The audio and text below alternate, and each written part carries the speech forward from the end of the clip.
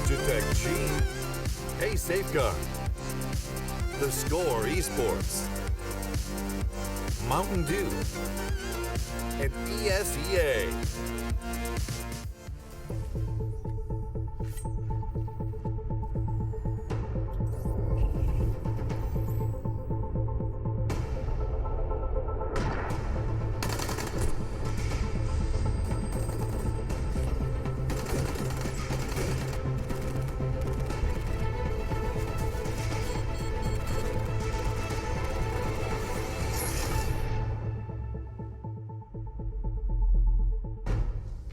Welcome everybody back to ESL Pro League. We made a little bit of change on the desk. Obviously, Machine not here. They threw me here because I can't talk anymore.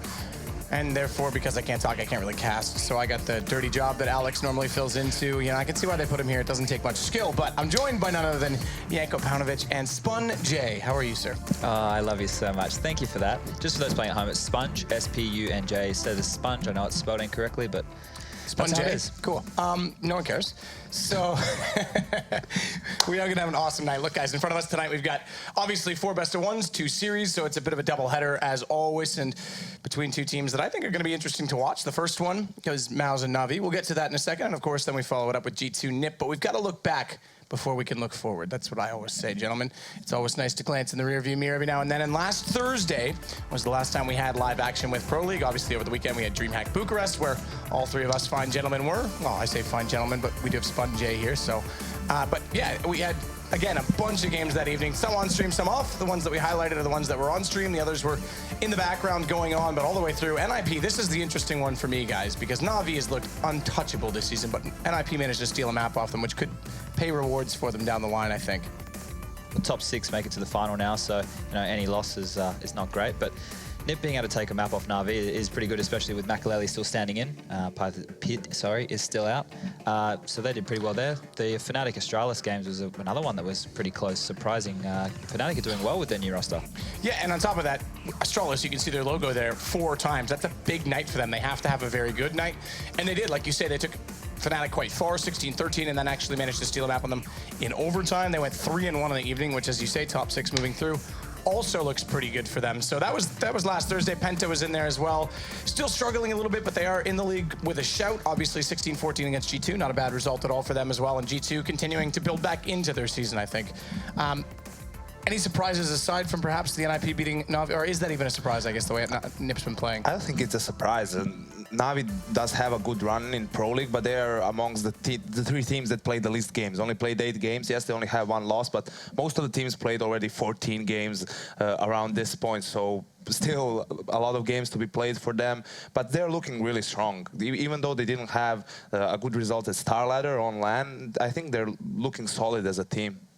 I think so. I think they've looked very, very good as a team as of late. But we're going to look at the table, in fact, in full, because as we say, it is the top 6 teams now. That was announced last Wednesday, if I'm not mistaken. So unlike previous seasons of Pro League, the players kind of got together with the Western Council, and they made it sort of a push to get 6 teams from each division in, 12 teams overall, which therefore puts a lot more emphasis, I guess, on the finals that come up in Sao Paulo this year. Right now, NIP leads the way at 11-5.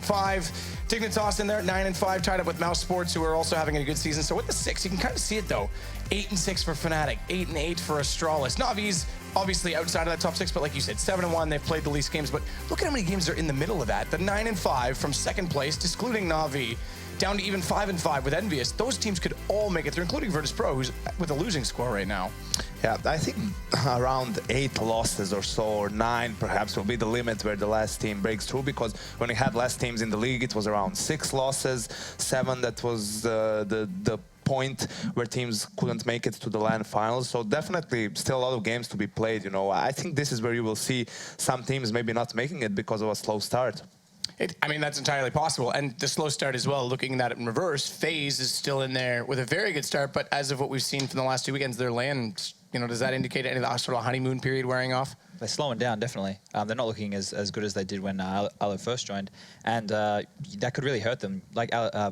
Like Yanko said, they're at 7 losses right now. So, you know, they can't really give away any more before the end of the season's over, or they're going to be really struggling. I think if you have a look down the bottom there, not even in the top 6, you've got Na'Vi, Envy, and VP. They're all teams that we would probably consider to make that top 6. So it's going to be super cutthroat. It always is, and North America is no different, although Cloud9's put the best foot forward very early on in this season. But we're going to shift the focus to today, sticking with Europe, obviously, as we said, Mouz, Na'Vi. So two teams we just mentioned in those leaderboards. Mouz having a pretty good season, and of course there's some other games going on tonight. We'll get to those in a second. Obviously, Penta playing Astral. It's important for Penta to get back into this, whether or not they'll make the lane up for debate, but they could be the spoilers team. G2 needs some wins. Like we said, NIP is the leader of our scoreboard, but you also said if 9 is the cutoff in terms of losses, Yanko, G2's 9-9, so they almost need to win these out. But just to focus, Mouz versus Na'Vi. So Na'Vi 7-1, good position. Mouz also a team that's sitting around that 9 mark, and last week looked better, but are we still seeing improvement with them? They boot camped here in Cologne last week, and I think that they're trying to, the main focus that was trying to bring in Tommy, Oscar, and get more communication in. What have you seen throughout their season that really struggles for them so far? I think more than anything else, they got a lot more firepower with Oscar on that top, but you know, the con of that is Chris J has been looking a little bit lost. Not necessarily that he's, you know, not fragging with the rifle, it's just that, you know, switching to a whole different position from being the primary operator of the team, obviously it will take some time for him to adjust to the role, and then you're also questioning, okay, that how much is he worth when he's not on the op. So definitely still we need time to see how this new Mouz Sports lineup will work. I think time is one of the big things here, but as well, on top of that, and I want to get your opinions on this too, Yanko, but I'll start with you, Sponge.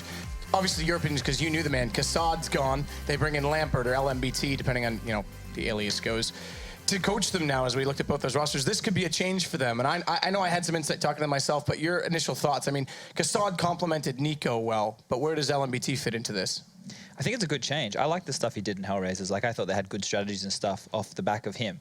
And I think that they were good at decision-making because of him, the Hellraiser squads. The thing that Hellraisers in the past with him as a coach lacked was probably the firepower that this team has. So if he can, you know, put in a similar system and use Nico and Oscar to their full potential, he's onto something. I do want to hear from you, because you know Kassad, obviously, and you knew Nico well from playing in the past. I don't think that the problem for Mouz Sports was Kassad, or that, you know, changing a coach will help, I mean, make that big of a difference. There were other things that he was, you know, removed, the reasons basically, and, you know, LMBT I'm not really sure, because he had 3 major qualifiers, I think, with Hellraisers, didn't manage to qualify for any of them, pretty much, if I believe so. And I think that because of how things went behind the scenes, they were kind of, you know, lost after they released Kassad, because their initial deal didn't went through. So Oscar obviously knew LMBT from Hellraiser, so they kind of picked him up because there was a void left over. Is this still something that needs to be, I mean, when I was on the desk last week and Machine was hosting, we kind of talked a little bit about defaults for Mouz Sports and Nico calling more at the start of the round to compliment himself, but the defaults were weak. Is this something that LMBT needs to improve, or is this something that the team needs to improve based on Nico's initial calling, or is Nico the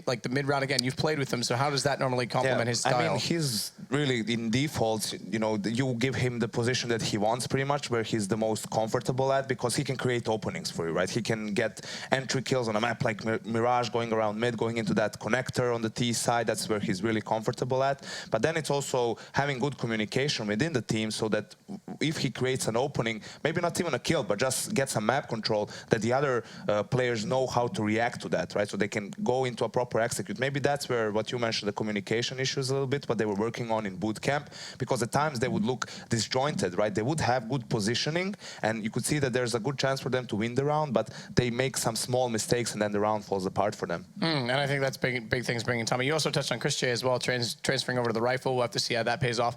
Switching focus a little bit before we do get into the maps. Na'Vi, great start in Pro League, 7-1. Only map they lost was to NIP, obviously, last week, as we said, but struggled on LAN 2 weeks ago in Kiev. They obviously crashed out in groups, their home event. But the big thing, simple, finally enough team, he announced on Twitter he's finally going to be the secondary opera in this team. It's really surprising to me that they announced that on Twitter. Well, he announced that on Twitter. But isn't that something that you kind of just want to, not keep it a secret, but, oh, hey, now Simple's AWPing. I was surprised he wasn't AWPing from the beginning. Like, I know they wanted to assimilate him into the team with the Zeus's role and stuff, and they look really good versus NIP last week. I know they lost the map, but their fundamentals look really good. And he's usually in a team where he gets to be the star and do whatever he wants. So now he's been tamed a little bit, and now, you know, let him off that leash, let it a little bit loose, let him go with the AWP, and he's going to be awesome with it.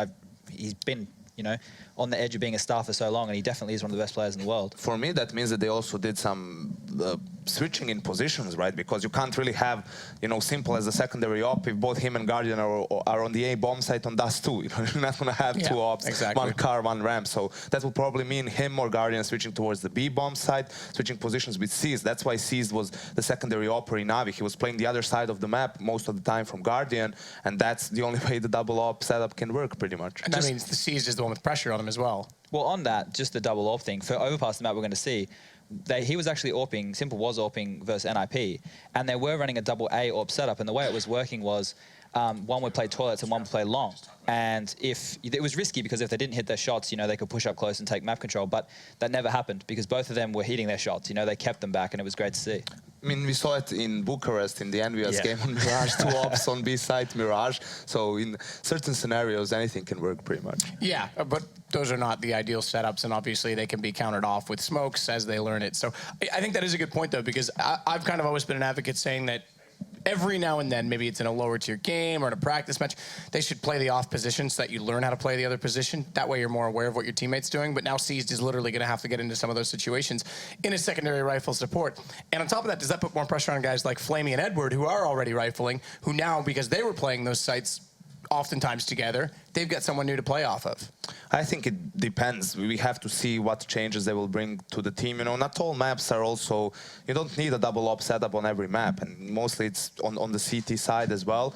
So I think there has to be position switching, and then it's a matter of practice, getting time in with the new duo on the bomb side, going through protocols, as Sponge likes to call it, against most common executes that the T's have, just getting used to each other pretty much. Interesting. Well, the maps tonight, we do have them out in front of us, Mouz and Navi. I don't know who picked which, but it's Overpass and Dust 2. So we actually will see Overpass in there immediately, one of the maps you just touched on with that double op setup.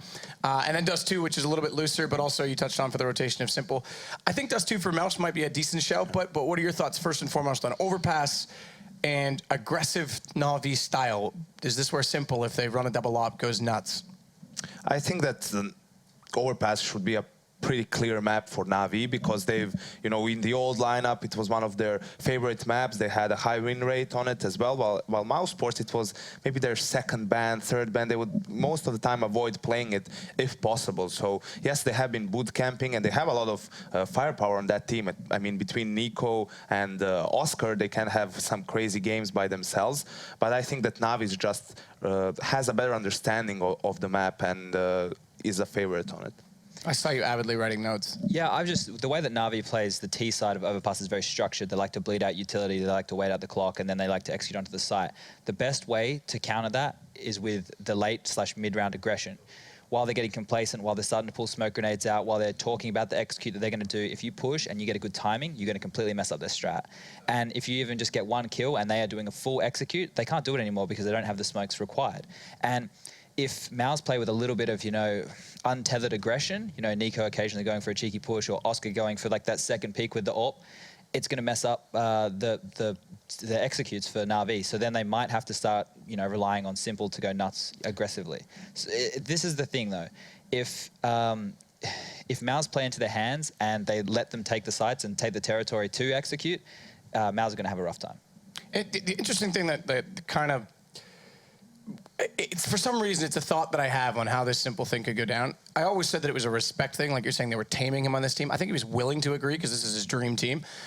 Because he's the secondary operator now, though, does that mean he might be too keen to buy it at times?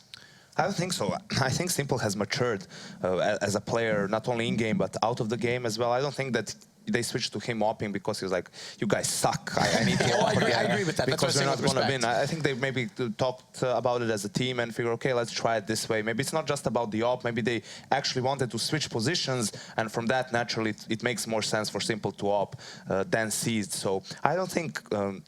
I think bigger problems for Mouz and Overpass are going to be on their T side because that's where you really need to have practice, right? It's hard to, you need to combat what Sponge mentioned with if they go for that double op setup on A, if you don't know how to fight it, you're just going to get ripped apart by Guardian and Simple. On the CT side, you can always rely on your individual skill, right? They know Overpass that much that they can go together toilets or go together long, and with that early aggression, that's something that Mouz will be comfortable with, I believe.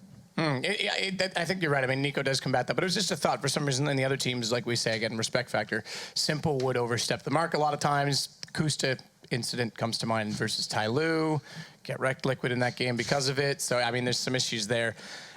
Overpass, like you say, lends itself well to Na'Vi. One thing I do want to talk about before we do get into predictions on the map, a little bit about the patch. We, as a new collective 5-man team, although you weren't here today, had some time to boot camp on the mechanics. You seem to actually enjoy them a little bit. I didn't mind it. You know, we didn't get a lot of games in and we didn't get to see how it works in a lot of situations. But obviously doing the double jump thing, I don't think that's something that's intended by the update. But I like, you know, how you kind of get punished a bit on your movement. I think that's a positive thing. You know, I think it makes people more accountable for their peaks. And if you can stop people from jiggle peaking, I am more than happy. You say so, Chad, but it's been, what, 5 days, 4 days? And there's been no statement. Maybe it is intended. Nothing. Maybe it is. Maybe boosting is unfair. What do we actually know, Chad? Well, should we just quickly tell everybody that the double jump thing is banned or has been? I don't know if the players agree. Gentleman's agreement. I think, yes. So I think to clarify, it's banned for instances.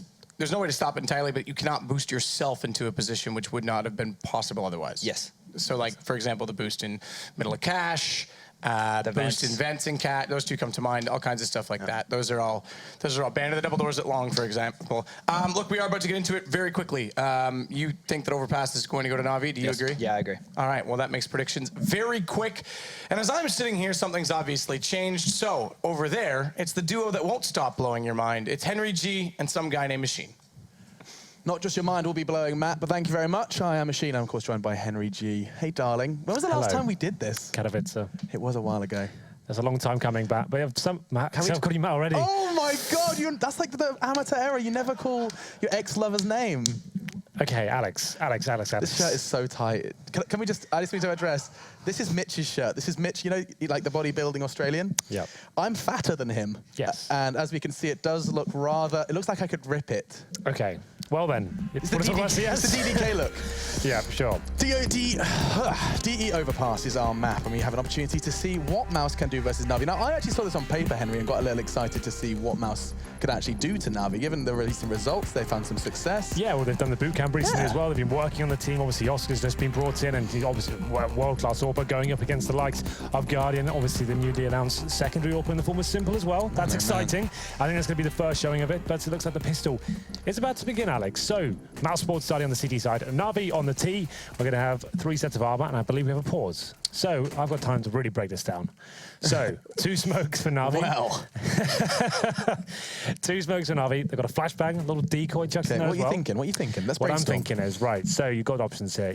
Most teams go towards B on the pistol round. So you obviously can smoke onto bomb side, smoke towards heaven, flash over and try and get that bomb down. Obviously, you're going to be able to get onto A side as well, but it's going to take a little bit more than that potentially to get that map control at the start. CTs might be aggressive towards middle. I would say a B execute quite fast would be a nice call at this point.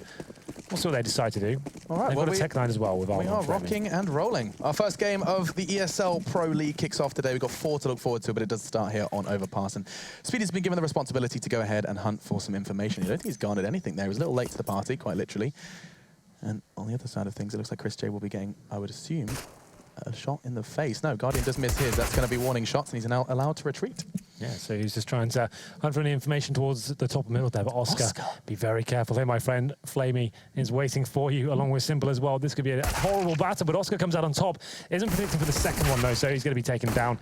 And it's going to be a 4-on-4. But Chris J looking to battle towards middle here. Mouse seemed to have a pretty good read on this. I mean, Oscar went for an audacious peak, yes, but the fact that he took one with him has made life relatively easy for the CT side so far. Chris J is allowed to retreat as well. Na'Vi are encroaching towards that toilet area, and it will be foregone for free. CT's still split 2-2, though. Nico, with this information, I'd assume they start rotating as soon as he gets it towards T-spawn. Chris J. He'll probably be the first port of call towards long and toilet. He realizes his cover probably is best. 45 seconds. Na'Vi have got so much to play with, and here come the smokes. They've got a second to invest, I assume, towards bank. Now here comes the play on towards the A bomb side. The smokes have been dropped, and it's going to be exchanges left, right, and centre. Edward opens things up, and it's going to be quite a fast retake here coming in from the CT. That's going to be challenging this one. The bomb's not going down yet, but Na'Vi taking control, getting the majority of the frags. And it's going to be 4 versus 1 now. Just Nico remaining. He was actually pushing all the way towards T-spawn, but has decided to fall back at this point, back in towards CD spawn, and not really much to work with there. Yeah, that will be the last. The Simple does take his head off. Excited to be seeing what Simple does do in this game. I'm really kind of... I don't know, the CT side has got something that I'm very, very excited for, because that is when the double AWPs do become a very viable option, and of course, they have made that clear both on the desk and on the social world. That is a move that Navi have been making, especially here in the online leagues, an opportunity for them to kind of test in a competitive environment. Full AKs and a Galil coming out from Navi. Yeah, five rifles in the hands of them. That's this is the stuff strange. you used to love, Henry. You were a fan of this. This is vanilla CS. This is what 1.6 and Source. This was the second round buy almost every time on the T side. But looking towards Mouse, they haven't really forced into this at all. Not a single body armor purchased, which is against the meta for sure, but quite a modest investment. Deagles and Flamey opens things up. Dennis does push towards connector for now, but we have got Simple waiting for him, so surely they'll be taken down there. There it is, seized from short. Now, so far so good for Navi. The only risk would have been, should they have lost just one of them to the Deagle. That's a big AK on the floor, and who knows where that spirals down to. But they have dealt with this very, very well. Just letting the CT's aggression get punished, and there's the last body hitting the deck. Now, Henry, the only question I'd ask you is, like, what if they just had one SMG alongside that? Is there not, the question, an argument to be made for the 600 in the pocket? There definitely is an argument to be made. It's obviously another player you can throw into situations first and actually make sure that goes down. Like you said, you're not giving too much away. But I actually do like the rifle approach as well. It means like plays into perfect Navi style, right? Playing it very slow, working the picks, waiting for the CTs to make the first mistake, which came into their hand as well. They didn't drop a single frag. And this is a good chance for them now against a fully eco CT side. You can actually just get money in the bank. You don't have to commit once again. It's going to be working the picks and sticking together. Yeah, you said there was kind of anti-meta seeing when Mousesports not investing into the Kevlar second round. They haven't done anything into the third as well. Is this just suggesting they want to kind of play the long game? It's normally one of those things when you go into the second half, you have a huge lead, you don't need to invest into it. But it obviously means you're going to get an AWP, you're going to have grenades, incendiaries, kits, instead of being limited. That can be a problem as the underdog team, especially as well. You're going 2-0 down, you lose the first gun round. And all of a sudden, the money starts to spiral out of control. You see Flamey going wild here. That's like I said, the round was redundant regardless, but it was pretty cool to see him get that many kills. Simple finishes things off, but 3-0 comes in, and you'll see Mousesports come in with a pretty decent buy here. Normally after these ones, after forcing the second, you're limited across the board. But they don't have to purchase any head armor. They know it's 5 rifles. They haven't seen a single SMG. They haven't got a kill. So that makes complete sense. You don't need the head armor, right? So it's going to be AWP in the hands of Oscar, of course. This is the battle we've been looking for. Guardian isn't going to bring the AWP out just yet. It's another interesting factor why he'd bring an AK in that second round. Surely you'd put him on the SMG to upgrade and farm cash, but still, no kits. This is a little bit of a problem. Let's have a little look how this does go down there. It looks like the first aggressive play is going to be made by Oscar. This is very audacious. What on earth? And he does take seized and no scope and completely unchallenged as well. No trade was available, and already Mousesports are going to have the numbers to flex. 5 and 4, Navi will be making their way towards middle for now. Looking for some long control as well. They have that man advantage. You think they didn't have to overcommit to this, but Simple, he's going in all guns blazing, and he's going to find the kill in return. So a 4 and 4, and you can see he's actually going to be CTs rotating in, but Simple just lighting them up on the A side, finally taken down. He was so far ahead of the rest of his team, but look at the damage he's done. He's put 2 bodies in the ground. Oscar has bought back, though, with a vengeance. Surely not another one. He will. He's on an absolute tear. 4 frags in the round from Oscar. 1 more to find, and Edwards cowering in a corner. He's got his hands over his eyes, and he's wondering where it all went wrong. Full nades, but Oscar is so hungry for this one. I think he may have seen the gun. It is the ace, Oscar. His first weapon round, and he does go ahead and knock all 5 to the ground. It's Navi to fall. Yeah, started off with that aggressive push towards short. That actually looked like it was going to be a bit of trouble for him. Lands the no-scope, and then actually everyone falls into his crosshair from that point as well. Rotates back towards A. Like I said, I thought Navi would slow things down there. I guess they're trying to get the frag in return. Simple did what he could towards middle. Found 2, but it was just a delay. That's Oscar coming in for that A side. Absolutely nailing every single shot. He's the only player on Mousesports to have a kill. We're into our 5th round here. He's got 6 kills. Yeah, you're absolutely right. 0, 0, 0, and 0. We'll see how long that does last. I'd like to think this round will be changing that. But there is the anti-AWP now. Guardian's grabbed it as well. Yeah, we have got Christian the Scout as well. At one point, probably known as one of the best scout players in Europe. So kind of cool to see him back onto it. He's obviously going to be the secondary AWPer as well. But he'll be holding towards long for now, and it's going to be Navi in a full default at this stage. Guardian has got the AWP, so this is where things get interesting and maybe a little bit more problematic for Oscar itself. So Guardian's objective here is just slowly taking Toilet's control, I assume. Just basically trying to find that angle, and wow, he's got it. Oscar bites the dust. We'll see if he can make any more progress here. Simple has been basically working underpass every single round. His role is just to clear that out, slowly but surely. And it doesn't look like Mousesports have been taking too much of an aggressive stance so far on the CT side. Isn't that kind of how we often describe it, Henry? We usually just say, aggressive CTs push for info. Not really seen too much of that from either round that they've had weapons in their hands. We'll see whether they can recover from this one. At the moment, it's going to be the 5 and 4. The terrorist going in together, and that's a scout dropped. He does nail the shot, but unfortunately for him, he needs the headshots to get those one-shot kills. Speeding out. Going to be wildly spraying, doesn't get much from him, I'm afraid. This round is going to be over. It's going to be Dennis and Nico remaining in a 5-on-2. 35 seconds. If Nico can do something absolutely massive here, that certainly helps kick things off. He can maybe deny the bomb for long enough to stop a plan, but you can see the terrorist actually rotating back towards B. You spot Nico on the A site. It's probably a good idea just to fall back from that situation, but still they do take him down. And Mouz Dennis, and with last player remaining, he's actually in towards Bank, I believe, right now. So bomb planted towards B, and it was a valiant attempt from Nico, but only managed to pick up one that time. Yeah, and I can appreciate you never write him out of a round, but it does seem like now it is most definitely an open and shut case. The problem is with this as well, that's actually a full reset for Mouz Sports. So Dennis probably looking to save this weapon, but you can see he's got Simple right in front of him. He's being very disciplined right now. He's only been hunting and takes him down to finish things off. So there it is, 4-1 in favor of Navi. First gun round was a clean sweep for Oscar, but he got shut down by Guardian. As soon as he picks up the AWP, he's like, you know what? I'm actually the world's best AWP. You're getting there, but you can't take a pop of the champ just yet. Yeah, and there's an angle you don't necessarily see Orbs taking too much. Once his teammates kind of guaranteed that the front of toilets and underpass was clear, he could just go for that on the stairs itself. Oscar was not ready for that one and caught him off guard. Look at this buy. This is the third round now we've seen Mouz Sports with no Kevlar, no hope. Yeah, right. And we've got Flamey reading the situation quite well. He's got the Mac 10. This is to reiterate the point I was making before. He can be more of the reconnaissance style player. He's thrown into the bomb sites first, trying to farm cash. Unarmored players just be mowed down by that Mac 10 as he goes towards connector, just closing out the close range angles there as Simple. He's in connector. Dennis was pushed off, and Nico, so good at that Desert Eagle. He's proven that time and time again. This time he takes down the AWPer as well, so that's a pretty special kill. Yeah, just walks into the crosshairs of one of the world's best AWPers and just shuts him down with a $700 investment. Not too shabby, but it looks like Simple's going to be lining them up and cleaning up as well alongside C's. The double S is just a little too much. Speedy and Chris J then just going to be hanging out with USPs, wondering how they can get this round over and done with. Well, that's a step in the right direction. Seized onto Speedy. Now, all on Mr. Chris J, and he can't do any more in economical damage. But they they did take Guardian down. That's, however, been retrieved by his mate Seized.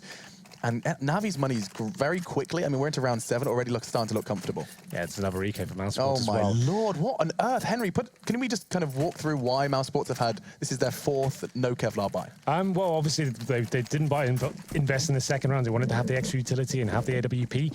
Losing that first gun round, well, you win the first gun round, then you lose the second one. It means you get a full reset. So that's after all the reinvestment. You're down to $0. You only get $1,400 in the next round, then $1,900. So it's always going to be a double eco in that situation. This one is rather special, though. Yeah, this is probably the worst case scenario you can really have for Mouz Sports, but still, it's still early days in this half. It's round number 7.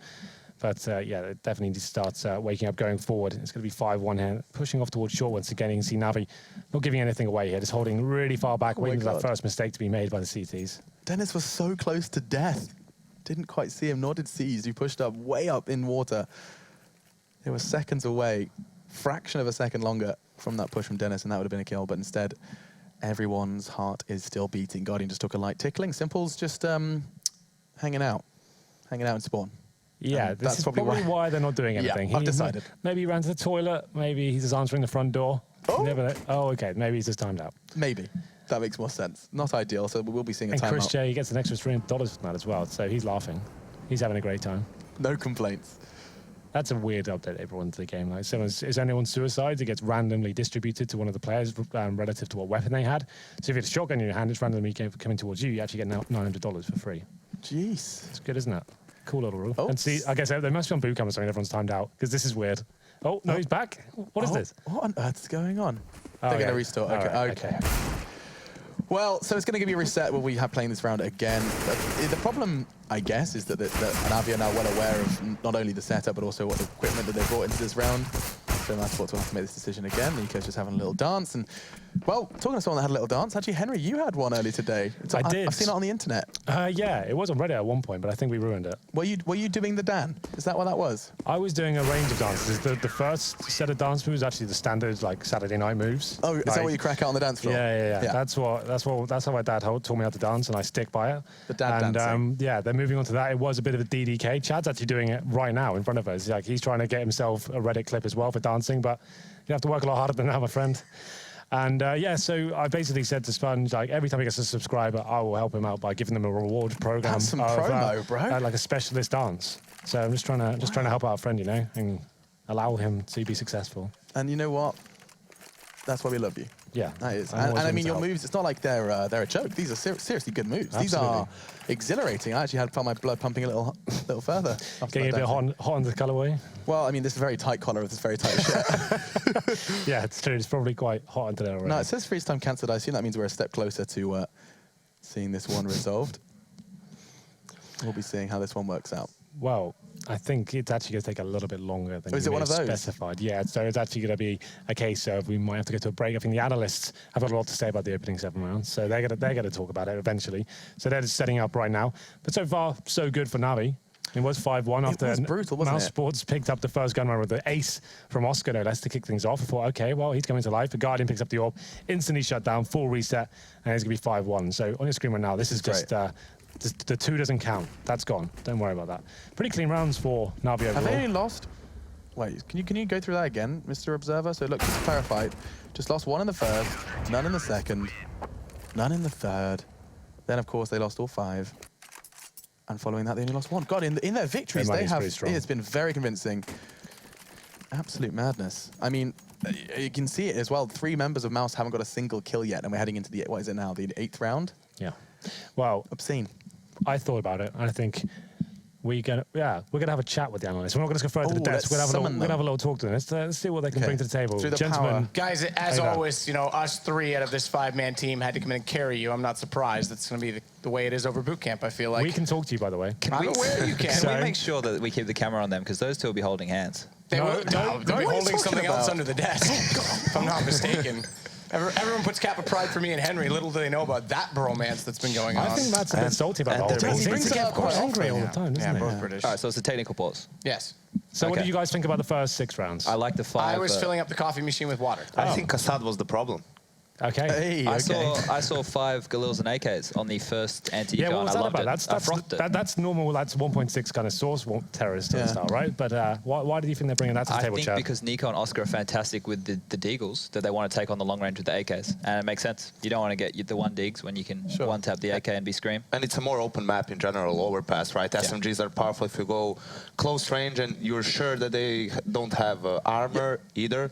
So them going like long A, AKs, Galitos, it's pretty difficult to lose the round like that. But Yeah, is makes there any sense. excuse for like not just buying 1 SMG? That's what I was asking Henry. Like, is there any excuse for To not just push chucking a for Mac 10? information? I can you know see they've what you're got none. saying. Do you know what I mean? Like, if the only thing you gain, or rather, the only thing you lose is, well, I guess if you come down to it and you have 1v1, you need a rifle. Other than that, you're pocketing 600 per kill. They obviously had a strategy. Yeah, it worked. I mean, They knew what they were doing. I'm glad we're paying Like, the I big know what you're bucks. saying, but no, Yeah, depth. I agree with Alex to an extent, because if you have all players with rifles, but you don't really have a lot of nades.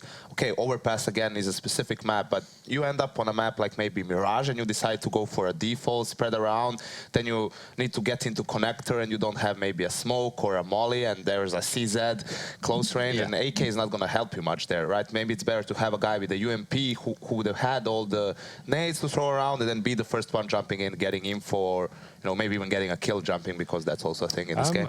I had a question. Yeah, sure. I suppose we can allow that. Chad, what would you call the color of that shirt? It looks Mine? it's quite a nice one. I think it's a light muffin. Is that what they call it? Yeah, I think so. That is beautiful. yeah, actually, you What can do you call that color of that disgraceful sweater you're wearing? Do you know what the problem is? Light This muffin, this of course. studio is normally ice cold. The aircon's on all the time. I've got such a sweat on. So Yeah, me too, actually. some guy didn't put the aircon on today, so I'm... Actually, Henry, I saw you put on that sweater and I turned it off. is that what you did? Nah, that doesn't I Can I surprise see me. how thick it is? It's really thick. It's a winter jumper. It's a real... doing this to yourself. I don't It's super itchy and hot at the moment. Dude, this is disgusting. Oh, Why? actually, guys, while we're on the topic, I think it's story time. Chad, can you tell us the story of how Navi got their name? Nobody believes me, but Yanko's supported me in this. So I think I've heard this story, so. So Navi, the Drop team, it. they became a team around the same time as the movie Avatar came out, and the blue people in that are called Navi, right? And then the way that it became Nadas Vincia was they had a public vote on HTV.org, and then some people voted it. But nobody believes me. The original origins is from the Avatar thing. They just grabbed it because they formed the team, and that was popular at the time. 2009, I believe. December. Yeah. It was end of 2009. What a beginning of movie it 2000. was. And then they were the best team in the world in 2010, winning pretty much everything and by storm. So Australian actor born as well. to win indeed. Australian actor is the lead man. I forget his Yeah, name. it was a pretty average movie, Guys, actually. the film was very good. It was a I technical remember a lot of demonstration. internet memes. Sorry, what were you with saying, that Henry? movie. Just saying it wasn't a very good film. It was I like... quite like the What idea, do you though. It was basically Pocahontas in 3D. It wasn't Pocahontas. Okay. What's wrong with Listen, here's the thing. Pocahontas? Here's the thing. It wasn't black and white, shot on 50 mil cinematic film with depressing Morrissey music on the whole time. All so those Henry classic didn't like films it. with all the Morrissey music. You know what? I've actually got a bunch of them in my apartment. But you know what? I do think, though, everyone would like run around on an avatar. I mean, it's not the greatest Yeah, film, come on. but I'd love would. an avatar. Man, screw the human race. If I can have sex by attaching my hair to someone else's and run around all day flying a dragon. Sexual, of Can course. we actually go in depth, right, about the new update? Can we actually have a discussion? I thought you were going to say something else. All 5 of us, yeah, right. All 5 of us have now played on it. Have you played No. it? Okay. 4 out of 5 of us have played on it. So you've already touched on it a little bit. Go ahead and I guess you can lead this one. Well, like, Chad. I want to know, did you guys all think that this thing's intended? Because Valve haven't hotfixed it yet. It can't be. Can Can we just talk about how ridiculous it is that we have to ask that question even? Yeah, well- that we don't know yet if this is actually an But what would be intended the thing or benefits not. of being able to jump up? You can jump. almost You can jump 25% more, right? You can jump into mid-window on Mirage on your own. That's Yeah, actually, I think yes. you were joking when No, you no, said that. you well, can. you don't. You can jump go. onto You the. can't Well, I go guess you could do that exactly anyway to from the side shore, but thing. like you mean you can No, go no, over from the stone ground. beneath. You come up underpass. And you can go into the CT vents on cash. Yeah. Yep. And you can The like long- You know Blue the boxes top, on- top of mid on Mirage by the little kind of by the tap. We call that tap, yeah. You can basically jump on top of tap and peek. this can't be real life. This can't be. Well, I mean, it's a video game, Henry, but it's I the mean, real like, video game. the concept of the update can't be real life. I think that, in serious note, aside from that, I think that has to be a mistake. I completely agree. But I think that although the intentions behind this fix are good, the crouching, the crouch spam, how it slows you down, I think it's a bit overkill. I think it's a bit too much because if you hit it even twice, you can't move But at there all. was a problem with the 100%, amount and I before, think something right? should have been done because B platform, for example, on Dust 2 was extremely overpowerful. But the way that they've done it, I think, is almost a little bit too far, in my opinion. Sure. I don't know if you guys agree. I'm opening that up. No, to I agree or agree. It disagree. seems really sluggish. Like you can't get away with, like you basically committed to the crouch, which, isn't fantastic, especially if you just want to take a quick peek. In 1.6, you could do a little bob over the box. In, Source, whatever. All right, mate. Chill out. I'm not BMing. I just don't think Source or whatever. Source is Start of about the running game. and gunning, and CSGO is the in-between of Source and 1.6, in my opinion. Yeah. But I think that to have the movement more restrictive in the sense of you can't be getting away with jumping around corners and not being punished for it, I think that's good. That's what I was feeling. If you were going to commit on the jump, once you hit the ground, you're stuck. You're not jumping, doing some silly movement, and then using the hitboxes to exploit your way back by crouching or whatever. You just committed now to that. So it's a jump out and fight. Is that what you were saying in the pug? Actually, this doesn't feel bad. You Yeah, were that's like, what I said. I didn't feel bad, and then Yeah. Henry You got didn't BM. like it. Henry got sad at me. I actually thought it was fine. I didn't mind anything else other than just that crouch spamming issue. I thought that was very, very hindering. Like I say, even if you peek twice and it's a mistake and you want to go back down, you're stuck down. Like, that's it. You can't go back up at all. Yeah, I You're think there's need to limited play for a more bit. games. And I played like 3 maps, and it just felt like it takes adjustment, right? Everything. It just feels like once you hit the ground after crouching, you're punished for a lot. And obviously it's fine. You just need to adjust to it. So my playstyle just needs to. Has kind of, anyone seen a pro with a constructive tweet about it? I've only seen people saying, any. "I'm on the moon." lol." Honestly, To be They fair, always I have think a tweets. lot of them this weekend, Alex would have been playing at DreamHack Bucharest as well, which rolled back the that's true, patch. that's So we true. haven't seen a lot of officials on it. In fact, I think tonight might be the first night we're going to see Pro League matches. Well, for sure Right, Pro is it- League, but Tier 1 matches How on many it. days has it been now? What, 3 or 4? 3 maybe? Saturday, It came out the Friday, day. didn't it? Friday night. So the thing is, like, you'd expect like maybe a blog post or even a tweet to say, Or just we're- a Reddit we're aware of the comment, pro- something. Yeah, Give me we're aware this something. might be a problem, just so that even tournament organisers can say, okay, do we need to be banning this rule? Do we need to be allowing it? Like, surely there's got to be a statement on it at least, right? I think you're right. We've got events coming up here. We've got like ESL New York in a Just couple of round the weeks. corner. Like, surely we've got to know before then. Come on. He's not wrong. He's not wrong, especially considering, like, you're right, Matt. Your point about the crouching is actually probably more. I know it's not as obvious when you kind of sit there and jumping on boxes, but it is still a very valid problem. Something worth complaining about. Yeah, it's just, I found it very annoying in a weird way, because if you want to, even for pistols or you're playing a headshot position, I agree you shouldn't, kind of like CZ block Can't back in spam the it. source days. Yeah, you shouldn't be able to spam it. But if you go for a 1 or 2 peak, it should be normal speed, straightforward animation. It shouldn't stop you and hold you down. That's almost trying to like answer a mistake or a problem by adding something rather than just fixing it. If that makes sense. No. Well, we're gonna play test it thoroughly tomorrow. That's I true. believe our strategist What do you is mean that didn't make actually- sense, Alex? How can I make it more clear for you? What time does practice start? I'm saying they're not addressing team the practice fix, does the fix and start. purpose. It depends whether you guys can actually be committed at all. I don't know, but I'm saying 11:30. 11:30. 11:30? Yeah, what time are we we're going playing for a our run? first game at 11:30. No, we're No, that's running. when I go for the Dust Do we 2 want to go for a Stratford. run here? Okay, sweet. Like come here We could run from our apartment to here. from Rudolfplatz? Yeah. Okay, I'll meet you there. Okay. We'll tee it do up. that. You can run from like long to cat. He raises a good point. I was going to bunny hop that, though. We could talk about other things that are broken with this game. Yes, please do. Oh, Chad's yes, got Chad. a This whole is a lot of subject that you very much This like. is something Chad's very good at, actually. Like, Yeah. like the pistols. What specifically do you not like about pistols? We had this discussion on the weekend, I think, about the P250 and the 5.7 Tech 9 all being one shots to the head, whereas the M4 is not. Oh God, we've been discussing this for 3 years, but yes, carry on. So can anybody give me any reasoning why that's a thing? Oh, Somebody be in the 4 I had category. someone give me a reason. What was it? I mean, I understand the fact that, maybe even the devs, they want the game to be different than previous iterations, right? You want people to be able to use more guns, but even with that, I think that the pistols need to be nerfed slightly.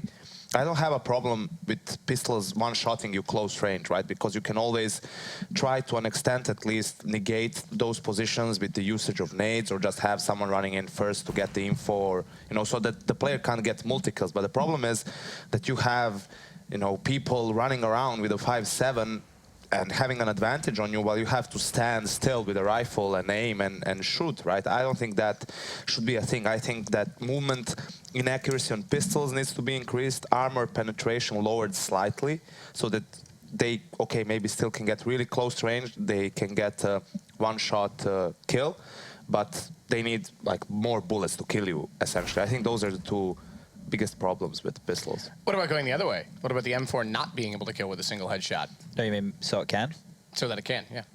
I feel like that. Then you've messed up the game. With the amount of recoil that it has compared to the AK, and you have the positioning advantage. Yeah. Okay, no, fair enough. I just thought maybe that was, if you can't have one, have both. What about gas grenades in Counter-Strike? No. And the bazooka. While we're And a at stun it, grenade. Let's get the OP stun grenade. Should we open it up to questions from Twitch? Or is that a bad idea? That's a really bad idea. think Twitter no, is a I think, better I think idea. I don't think what we do they're is- telling me to go to a break, but we have 5 people here. If we can't fill this, oh, they're game gonna be back in a minute time. with the game. I understand. Right, they're rejoining. Can we they are ask rejoining. Chad more questions? Yeah, ask Chad more questions. Alex, you had one already, I think. Did I? He's not gonna marry you. Chad. Yes. Now, I know we've been only hanging out for a little bit, and I don't want this to be too forward. I want to make sure that this doesn't, damage our relationship. But I was wondering if you could tell me exactly how you style your hair. With a product called Dust, and you put it in there, and you just Just 1 or 2? Oh, He set this up. number 2, yeah, nice. and you just scruff it about, and you look like you woke up. And that's the look you go for? Yeah, some people say I'm homeless. You are. Yep. And they would be right. Yeah. You just got a Sharpie on a box somewhere. people would be Sponge. I'm happy to look like I don't know what's going on in my life, because that's been the gist of it for 10 years now. So most people. yeah. You're moving to Germany with your girlfriend so she can take care of my dog. Yeah, that's the So plan. that we can take over the world of Counter-Strike together. Yeah. No, seriously. I don't know why they're laughing. Yeah, That's and- actually the plan. And we can all acknowledge that, Matt's dog is adorable. So Thank you, I mean, Alex. like, no, appreciate I that. could do That is some the banter. nicest thing you could say to me. I feel like, there's a lot of banter between us, but the only line I need to draw is that his dog is cute. We can't insult his dog.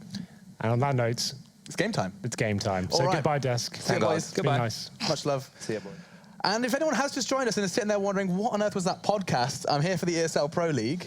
We can actually give it to you now. This is our first game of the day between Mouse Sports and Navi. The map is Overpass. And now, I believe it's been restored, right? So the rounds should reset. I mean, Navi had a very convincing lead. Their economy was boasting rather mad numbers. Mouse had once again fallen into a bit of a trap. It does say 0-0. They did get a bit more. Next round, it will sort itself out. Oh, okay, right. I think we're into our... This is round 8, and it does look like we are live. So let's go ahead and jump into the action, Henry. Are you sure we're live? I believe so, yes. Look at C's. Look Right. at Flamey, rather. Yeah. Okay. Okay, Dennis. Is it live? Dennis, what was that? Having a stroll towards Monster, and he's just had a Mac 10 shoved in him. 2 down already. I like that phrasing. Nico and Oscar are going to be waiting on the other side of the map. We have got Oscar in towards the connector. Challenging Simple. Surely going to be punished, but all of a sudden, Mouse Sports do find 2 frags here. It has gone down to a 3 versus 3. They've managed to salvage an AK, but as quickly as they picked it up, it has been dropped as well. Guardian with the AWP takes down Oscar. At this point, you feel like the round's going to fall apart for the CT. It was a decent attempt. Managed to get a couple of kills. It was a 3-on-3 for a very small amount of time, but just Speedy now. He's in towards heaven. Oh, get the 1 deke, and why not? Nails it. Spiddy's just handing out haircuts. Seized. Probably didn't need one. It's always a nice buzz cut for him, but Guardian and Edward are going to be converging towards that A site, so he's going to have to... Oh, excuse me, it looks like he's going to realise this a little quicker than I anticipated. It's 40 seconds, and they're going to shave a little bit off with the plant. It's Edward to punch in the digits, and I mean, it's not looking likely, but it's not looking impossible. Certainly not looking impossible. He's already got one pretty impressive 1D, but Guardian's looking towards him now. He actually got the headshot off as well. Oh, it was just Clipped through him the for wall. truck. Yep. Oh, my Lord, that could have been a 1v1. Well then, there it is. We do have, it's going to be, well, the score's back in. We're all fine again. Alex is actually going to be back into the game fully at this point. So 6-1 in favor of Na'Vi. There is money available for Mouz as well, and a double orb setup no less as well. Nico on the secondary orb. Can we just give a quick shout out to a new member of the agency? It looks like Chris J has gone and got his 00 status. He is a new agent, 007, dropping it. Down, down, down, down, down, down, down, down, down. Okay, double off is in play, and I'm going to start actually casting properly. Excuse me. Looks like he's got a nice babysitter now. Oscar's going to take the challenge. It's going to be... Oh, I love that. What was that from Guardian? Couldn't even see him. Oscar has no idea how he just lost the majority of his health, and Simple's taken his bodyguard down as well. Chris J concedes his 8th death for 0 kills. And I need to see that again from Guardian's perspective. I know it's not possible, but I will be having a look at that one. It looks like a kind of a filthy lineup, and Nico has taken the helm, grabs the orb, and levels the numbers. He definitely does. And Oscar has been taken down to 13 HP, but still equal situation for now. Guardian finds another pretty impressive shot there towards short. And Excuse me. Alex, you okay? That was a strange noise. It's a spicy play. I liked it. Well, 2 very low HP players here, Oscar and Nico, both on the AWPs as well. Still 1 minute remaining. Bomb and T-spawn for now. They have got smokes and Molotov. The CTs with 1 kit, no nades themselves. And Edward, what position is he? I can see him on the minimap. He's actually got in behind him a CT spawn. They've got no idea. Oscar core rotating. Oh, it'll be a 4-on-2. Yeah, that is going to be agonizing for them, as now it does look like the T-side have made their decision. They've set their sights. It was Edward who's got full control now. Another buzzword for you. And now just Nico and Spitty. They are likely going to be trying to hold on to this as best they can. Their money has been on dire straits now for the entirety of this game, and it's going to continue now as they do get hunted down. I would assume they get hunted down, right? Edward and the boys from Navi have got nothing to lose. Apart from Flamey's AK. There it is. Yeah, that's gone. But yeah, you're absolutely right. The money's swelling now for Navi. They know if they take these orbs off them, that's going to be possibly another eco coming in. It is going to be maximum loss bonus, I believe. We haven't got it on the screen right now. It's going to be close to, I think it's like 3rd stage maybe. As we go into Speedy, he's on the M4A1S. He's going to be holding in towards the B site. And Nico, they're both going to be there, just hanging out. Doesn't look like Navi are trying super hard. We have got Guardian coming in towards Monster Tunnel, though. He's coming very slowly. He's looking to see if anyone tries to exit. Nico will be challenging. Nico's probably going to get this kill. There it is. Headshot as well. Why not? Yeah, just in case he needed to do any more damage to him. Just put an it. extra bullet in the head. All right, so the score is 7-1. Navi are on a rather quick and rather painful roll at this point in time. Well, the thing is, this is Mousesports. They've tried the default setup, they've tried the double orb setup, and they're getting shut down pretty much everywhere at this stage. 7-1, and there's going to be another force buy here from Mousesports, saving 2 weapons over. It's not too detrimental, but Oscar on an auto shotgun, Yep. and Nico on the AWP. I'm sure you want to give that to Oscar, but we'll see how this works out for them. Nico's getting aggressive, of course, towards middle, looking towards the fountain area. First shot actually does not nail it. You thought that was going to land all day long, but Guardian gets 2 bites of the cherry and actually stays alive. And he's not going to be complaining, that's for certain. Now Flashbang does just keep Nico on his toes. He's not going to be going down just yet. It's Simple that's going to be holding this, and previously was Guardian. This is a challenge he should be able to take. And Simple just strafes out, and Nico, 3rd bullet's the charm, does find his first kill. Now, chances are he's not going to be allowed to relocate. What on earth is he doing? He's going to go ahead and take the fight. He actually hits up Guardian. And another Nico, surely not. Chris J's there to hold his hand, and now 3 bodies from the Navi side have been put in the ground, and he gets away as well. Maybe tickled a little, but the damage is done. Well then, Flamey, he seems to be doing a little bit more than a sickle as he takes his head off there. It's going to be 4 versus 2. Chris J on low HP as well, but Chris J has found his first kill. So Alex, he is no longer in part of the agency, it seems. Well, congratulations to Chris J. Just 10 points of health. He had to pay a rather heavy price for that kill, just to break that goose egg. And nice work from Spitty. Does hold the angle necessary to find Flamey. Second as well, as Seas loses his head. And, well, Mousesports lose their mind as they find their second. They needed that. Absolutely, but still not out of the woods just yet. Did we see the auto come in? Did he get a kill with that? Who? I don't think he did, no, because we saw Nico get them. Yeah, Nico did. Okay, look at that shot. This is confident from him. The fact he refaces after this, he has no idea what trying this corner, but boom. Doesn't even pull out his pistol. He knows he's tagged him. That was very, very crazy. I'll have a look at the money after reinvestment. So if they lose this round, it could potentially mean only probably a single eco, not going to be double like it was last time. Oscar's still on the auto shotgun, and they're going aggressive towards connector once again, but the Molotov will slow them down a bit more this time. So Mousesports do like to send 2 people here. This seems to be kind of something that does work a lot for them. Have that trading framework, also have someone that can hold party, hold your backside and keep you safe. Yeah, no one going to be that this time. It's actually 4 people towards long for Navi. AWP in the hands of Guardian as well. Just going for that hard map control. Obviously can execute from the position as well. You get toward long, get players in the bathrooms, and looking for that first pick now. Actually going pretty fast here. Edward actually jumping over the flower bed, and Guardian to be holding the APC, trying to get that first pick for his team. You'd assume this is quite easy to read for Mouz. They were quite late to be pushing through info. Now they've worked it out, and it should be like, actually could be arriving in the perfect time. Look at this. Na'Vi have hit the brakes somewhat. Edward's going to be the first kind of lamb potentially to the slaughter. It depends if Dennis hits its shots, but he's going to be strafing out. The Molotov's going to force Dennis out of position, I would assume. Looks like it may be just a little off. The second one, he does fix that mistake, and now it's going to be a grenade exchange. No actual bullets exchange. There it is. Edward finds one. Now looking for a second towards Optimus, but the smoke is obscuring Nico's vision. He can't quite break through. He's trying to find a way in. Everyone's trying to find a way in, but there's smokes and nades absolutely everywhere. Now the CTs are starting to hit everything they need to. Edward's got a scrap of health and no hope, as well as he's desperately trying to recover and get the hell out of dodge. Yeah, it was Na'Vi going all in there towards long, not showing any presence towards middle or even towards short at all. You're frowning, Henry. Not sure about that one. Well, no, it's just the fact that it was quite easy to read, like you said, from Mouse. They pushed towards Monster Tunnel, they pushed short, and actually you just said, okay, should we just rotate everyone towards A? The time's ticking away at this point. They haven't got anything on the map at all. They had players in connector, right, holding the rotation, so there's no reason to stay towards B. Na'Vi go all in, and you can see the rotations actually working out very nicely. Speedy, and she comes in the back and picks up 2 frags, and then Nico and Oscar, one of those AWPs, do finish things off. So 7-3 now for Mouse Sports. It's getting better. It was a pretty horrible start at the 5-1 points where the economy was aspiring out of control, but they're getting back into this and keeping decent numbers alive as well. 3 players surviving with double orbs in their hands as well. So they should be able to get to a stronger position at this point. We'll have a look at the Na'Vi money. I think they're absolutely fine. They've had a lot of successful rounds here. I mean, I don't want to be the guy that keeps bringing up score, and I know I was joking about Chris J going 007.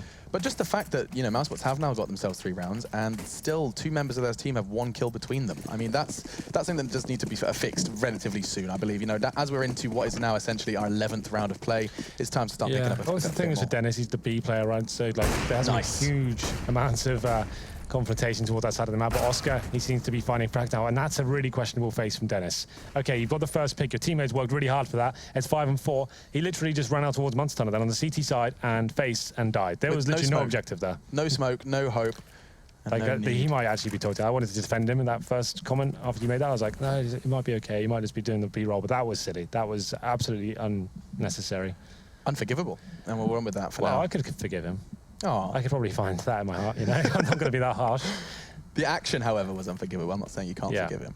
Okay. Now, though, does it look like the bomb is going to be heading, I would suggest, in the B direction? That means Nico's going to be a primary port of call, unless Guardian does find something towards long, which is not unlikely. There it is, Oscar.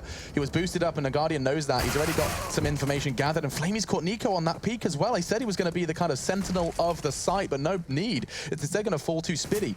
What can you do? It doesn't look like much. Instead, bullets whistle past the ear of Flamey's running out of them, and final bullet. He had nothing in the magazine after that one. Used for the USP, and he does do damage. Not enough, though, to put Seized down and out. And with 38 seconds left, Chris J has got to do something quite special. That's a start. No scope needed for the first. 2 to find. Could do this. And that's a second. Chris J, I'm starting to get excited. There's 1 to find. He's got so much nades to implement here. He can throw the smoke out. He's even got a flash if he needs it. He's trying to draw Guardian's fire. Does he know where the bomb is? Guardian reveals his location. This could be the 1v3. The dream is real. And Chris J from James Bond to an absolute star. 3 kills and brings home round number 4. Yeah, as soon as I'm setting up, it all comes down to that no-scope as well. Gives himself a decent position. He had the smoke. He had utility to work with. Nails the second shot in that smoke towards short. Forces the terrorist to actually push through. And he saw it working out perfectly. Very calm in that situation, like you said. A very slow game for Chris J. What a clutch to bring his team back into this as well. Looked at that would have been a horrible round for them to lose. Would have been a pretty harsh reset for them. But Chris J touches the bomb at this moment, and you can see Guardian. Chris J knows that he's won the round at that point when he fires that bullet. He knows he's taking the bait. Lovely stuff. That was gorgeous start. I mean, there was a huge amount of AWP frags there. Let's not forget that the first blood was drawn as well by Oscar and ended by Chris J. Orbs in hand for all of them. Now, though, 4 to 7. Now, Mouse Sports have finally, I mean, aside really from me, just because we need to have a real game to cast here, Henry. I was worried we could be in a bit of stomping territory. Things are starting to look okay. Well, yeah, Mouse Sports need to work out these mistakes. So Dennis, like I said, he's looking a bit tilted right now. His teammate get that first pick, and he just runs out towards Monster by himself out of flashbang. It just didn't make sense. And he's lucky that Chris J is managing to pull off that clutch. But still, we go into this heavy long mentality from Na'Vi once again. Simple this time, holding towards bathrooms. 4 players towards long, actually be encroaching on the bomb side. It's walking in, it seems. Maybe 1 flash to go over, and then they'll make their next move.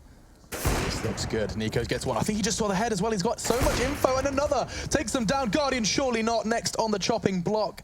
They're starting to consider the lineup. He has information. He's holding the perfect angle there, full white. And yes, the smoke will obscure his vision, but he looks so hungry for this one, Henry. Look at him. He even averts the flash. There's no need to go for the kills, but he just wants them right now. He wants to show off and send a message out to the terrorists. 45 seconds, it is 5-on-2, and it's a really weird approach from Na'Vi. Obviously, they're trying to go in undetected and have that surprise factor, but it's going to be more common than not that an Orb's waiting for you on the A side. But Guardian does find one in return. Oscar watching the flanks there with the Orb himself. He has been taken down, so there is something to work with here now for Na'Vi. Couldn't even see it from Oscar's perspective there. Guardian's been getting a fair few of those shots. And he gets another. Henry is kind of reiterating my thoughts as well. Mousesports, an unlosable round. 5 versus 2, just to clarify. 18 seconds there. The bomb surely will not be going down. Na'Vi would need a gift from the gods, and that's quite the opposite. Nico has taken C's down, and now they know exactly where Guardian is. He's got no time. This should just be an AWP save, and he's going to be retreating now towards long. And whether or not he'll be gifted this AWP is a different question. It does look like people are already dispatched on the hunt. Yeah, there are 2 players towards the bathroom at the moment. It's going to be Dennis and Nico. Hunting out Guardian is going to be absolutely fine, just holding towards long for now. But I think that's it. I think the money has been broken for Na'Vi. It's going to be 4 rounds in a row for Mousesports after that sensational Chris J clutch as well. That certainly contributed to the success, and it's going to be 7-5 overall scoreline. Saving an AWP. It's going to be in the hands of Guardian. There are some upgraded pistols around him as well. You have to say, though, Alex, that when you have someone like Guardian, it doesn't matter what you've got in terms of the rest of your teammates. Someone like him knows when they have to step up. He certainly can deliver. Yeah, so it makes sense to kind of give the game changer a chance on the camera. He's going to be going aggressive towards Monster, and actually, you know what? That Molotov is a little short. He could actually have a little angle towards Toxic there, should he choose to take it, but Smoke will give him a little bit enough of a middle finger for him to just back up and wait this one out. The T side are just waiting behind him. He is basically the linchpin in any sort of motion, and never mind, Nico already draws first blood. Nico's on an absolute mad one. So he's on 13 kills now. He seems to be finding multiple frags every single gun round, but he still wants more. That's been a characteristic for this entire first map. But Speedy in towards the barrel is going to be flashed in, decides to take a face as well. Doesn't have the cleanest of kills, but he certainly finishes off in the end. Guardian goes down, that's the AWP drop. Simple recovers it, and looks like he'll be holding towards T-spawn as well. And Dennis, he finally arrives here and finds 2 frags. Needed that just for a kind of personal confidence boost as well. Three frag round to get him back into the confidence zone. Yeah, he really did, just to get off that starting mark. So he got 3 kills in the round, and that's him off the 0. That goose egg was haunting him for so damn long here in the first half. In fact, he could have very well have entered the second with none had he not found that, but that's good. Everyone then from Mouz is starting to hit shots, and that's what they need to start going level things out. They have been on an absolute tear here. After that pause, after things were resolved, they've come in. This double up is working spectacularly from Nico or Oscar has found a first pick more often than not. Yeah, absolutely. Nico especially. This looks very confident. His weapon looks like he's taking matters into his own hands. It will be 7-6. Haven't got the lead or tied things up just yet, but making a very convincing case to do so. Nico, this time towards shore, he seems to be in a different position every single round. That's something that's very important for an AWP on this map, being dynamic and assertive and being able to hit those high-pressure shots at close-range angles is what it's all about. And double AWP set up for now. It's going to be Guardian on the other side. He's holding connector once again. It's been a pretty heavy point of contention for most of this map, but this time no CT presence at all. They're actually playing quite passive here, but still some aggression towards short as Dennis and Nico decide to go on the hunt. Doing it again. Now, I wonder if this is Nico just deciding to make this play on his own, because it could be rewarded. No, instead he's tagged up and he's getting pushed from behind. He anticipated this, and his bodyguard is now dead. It's all onto Nico, and there's no hope. Just a P250 versus Flamey's AK, and now Na'Vi have control. Just 2 remain for Mouz, and this should be their 8th on the board. Oscar and Chris J on either side of the map. No hope, really, in this round, unless, well, Oscar starts hitting more shots like that one. Seized was, however, safe behind cover, and the bomb now has gone down. Time going to be a factor here as well.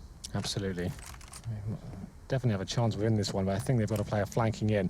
That's going to be simple from the connector steps as well, so he can be the one to finish these things off, as he can see the head of Chris J, takes him down, and that's round over. So Oscar probably wants to get out of it now. He's got 19 HP, does have a bullet whiz by his head there, and he's trying to get wall banged as well as he decides to fall back. He probably knows he's got a very small chance of surviving, but it actually doesn't look like there's many terrorists chasing him in the right direction at the moment. He's actually got to get quite far just because of that crazy bomb radius here on Overpass. All those levels can get a little confusing, but he's going to be nice and safe in long, and doesn't look like Na'Vi are going to be able to grab him anytime soon. So now it's just a battle for the 7th. Mousesports, they have no, I was going to say no absence for my name, it's quadruple check. Yeah, they're all absolutely fine and dandy. And so our final round will be a full buy versus full buy for Mousesports to try and keep things as level as possible.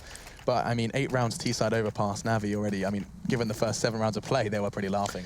Yeah, they've looked strong so far, but yet to... Triple? Okie dokie. Look Triple at that, upset. that's intimidating. Chris J's like, guys, I missed that roll. Can I come back? You look like you're having fun. Yeah, well, let's see what he can do with it. But yeah, you can't really argue with the results Mousesports have had since they've actually got these double orbs out, and Nico seems to be aggressive every single round. This time, Chris J pushing towards long of a chance to take down Flamey, and he takes that chance, and he capitalizes.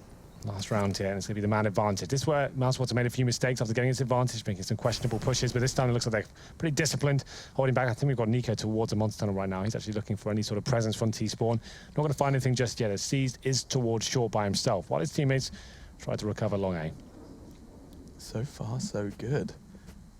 Chris J just going to be jumping for information. I don't know if did he gather information? Did he see them? I mean, I know the X-rays can sometimes be a little deceiving, but he chose to recede after seeing, I would assume seeing, 2 Ts in that long area. With 60 seconds left to play, Navi have to try and level the odds. They have to try and make this a 4v4 before they converge on a site. Before they make that decision, Henry.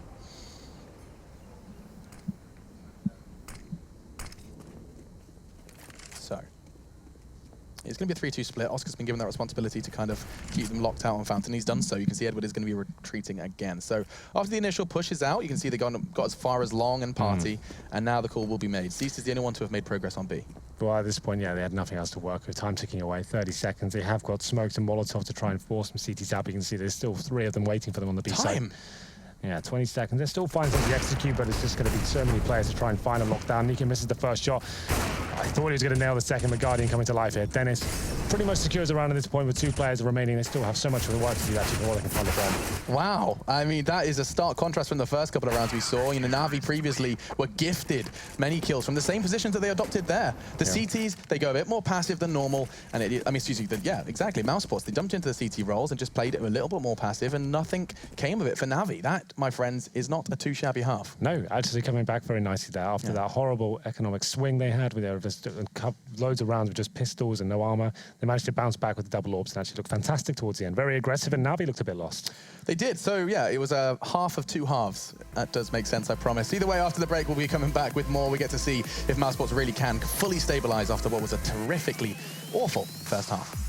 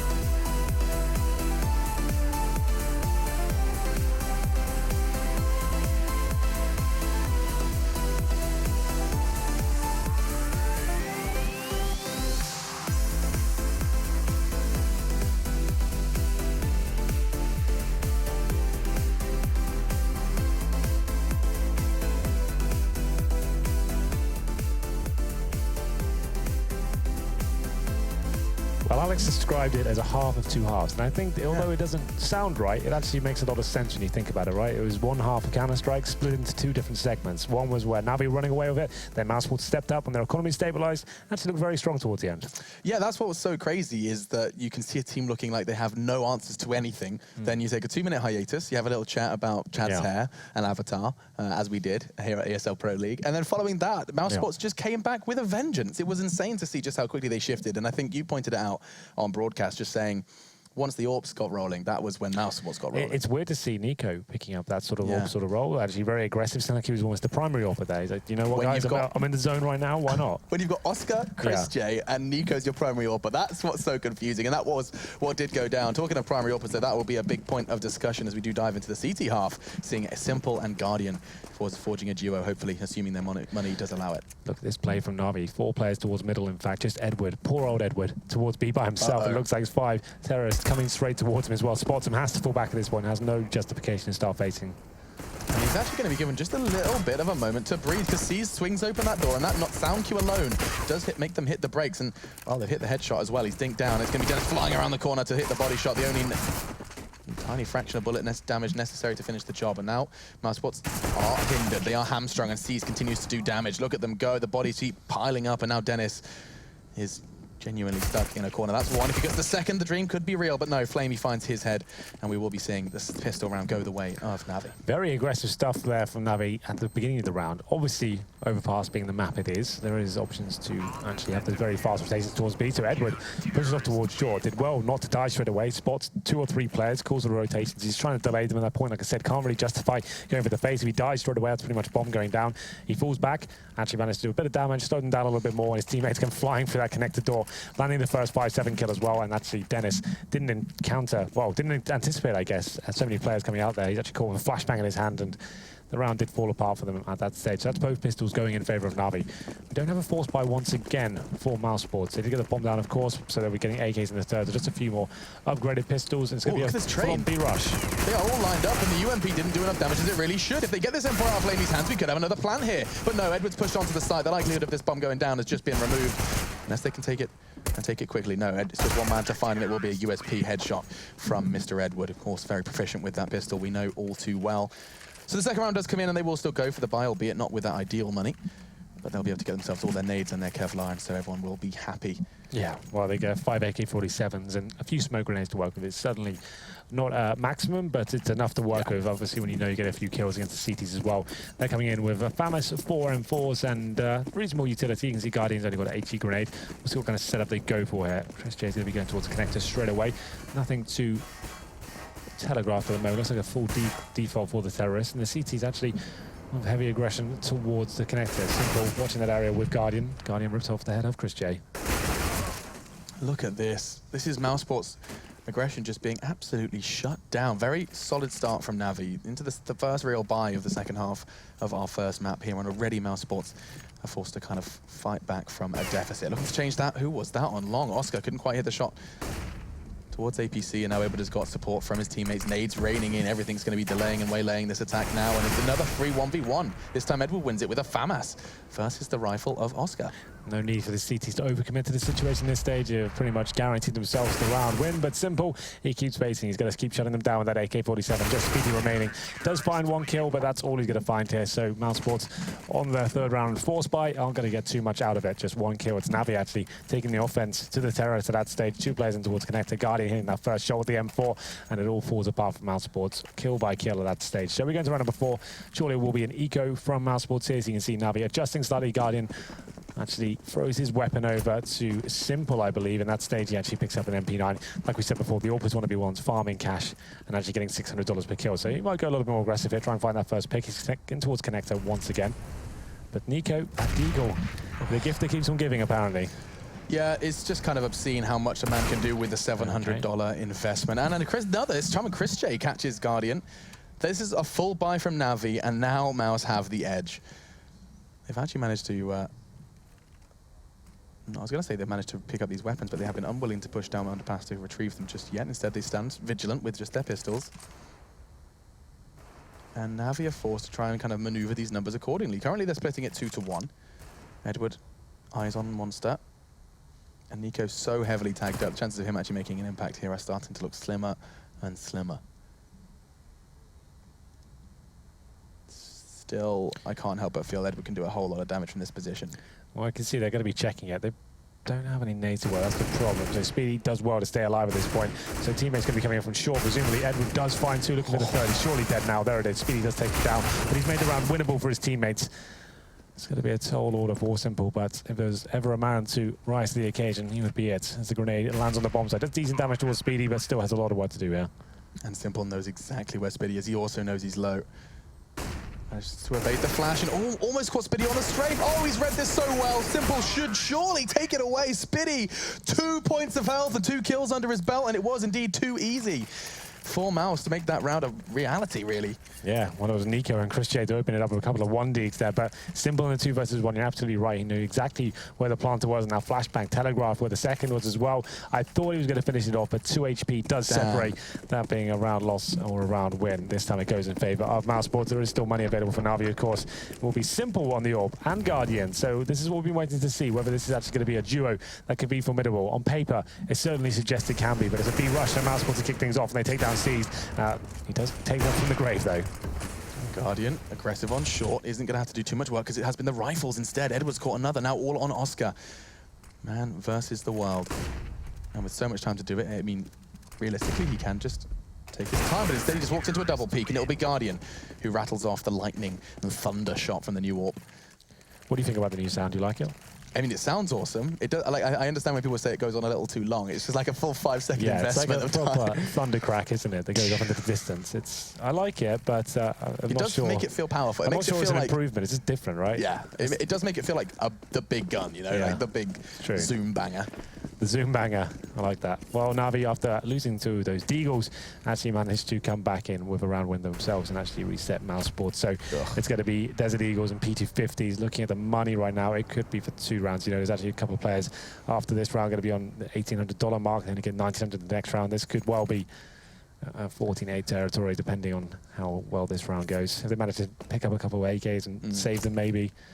Who knows, but it's a good start from Nico, as usual, with the Deagle. It's such a common sight.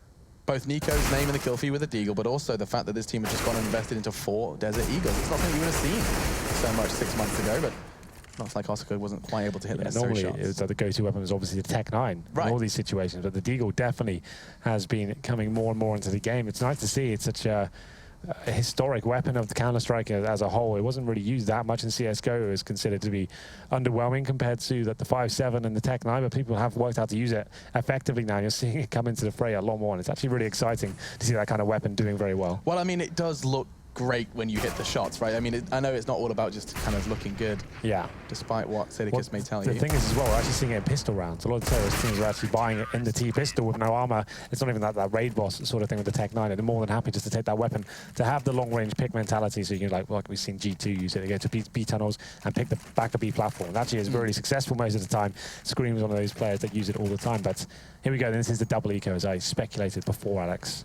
And there's the Tech 9s we were talking about. So they're going to go Kevlar. It's not going to be the eco we so requested. So this normally suggests that you're going to do more of a set piece. So you have the running gun kind of stance supported with the by Tech 9. utility. Yeah. Right, so you can use the smokes and push through them and like have the snowball effect that the Deagle doesn't really allow you to do that so much. But yeah, they have a couple of smokes to work with here. One towards the bathroom area. They're probably just going to push through that smoke, like I said, and try and keep things nice, close range with Simple.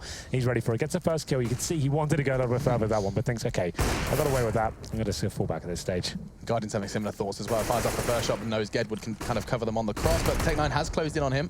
We know Tech 9 versus enough close AWP is a rather tough affair, but look at that. Flamey just walks on in and claims the site for himself. Guardian puts the final nail in at that round, as it will be a Deagle to the body of Oscar. And now we see Navi closing in on that magic number. 14 now to wait. Mouz Sports, they've had a few tests that they couldn't quite muster. The solid start from Navi did kind of give them that foot up in the first half, and it does seem like they found it again here in the second. It's very similar storyline to the first half, almost identical at this stage. It's Navi win the pistol, Mouz Sports come back and win one, fully reset, and then they're struggling from that point on. But it's not over just yet. They have got a full buy going into round number 8 here in the second half. So Oscar is glass cannon AWP. That is a little bit of a problem. We'll see whether he can overcome and actually find this first pick. Has been good for him. Guardian to win his train bar position towards middle.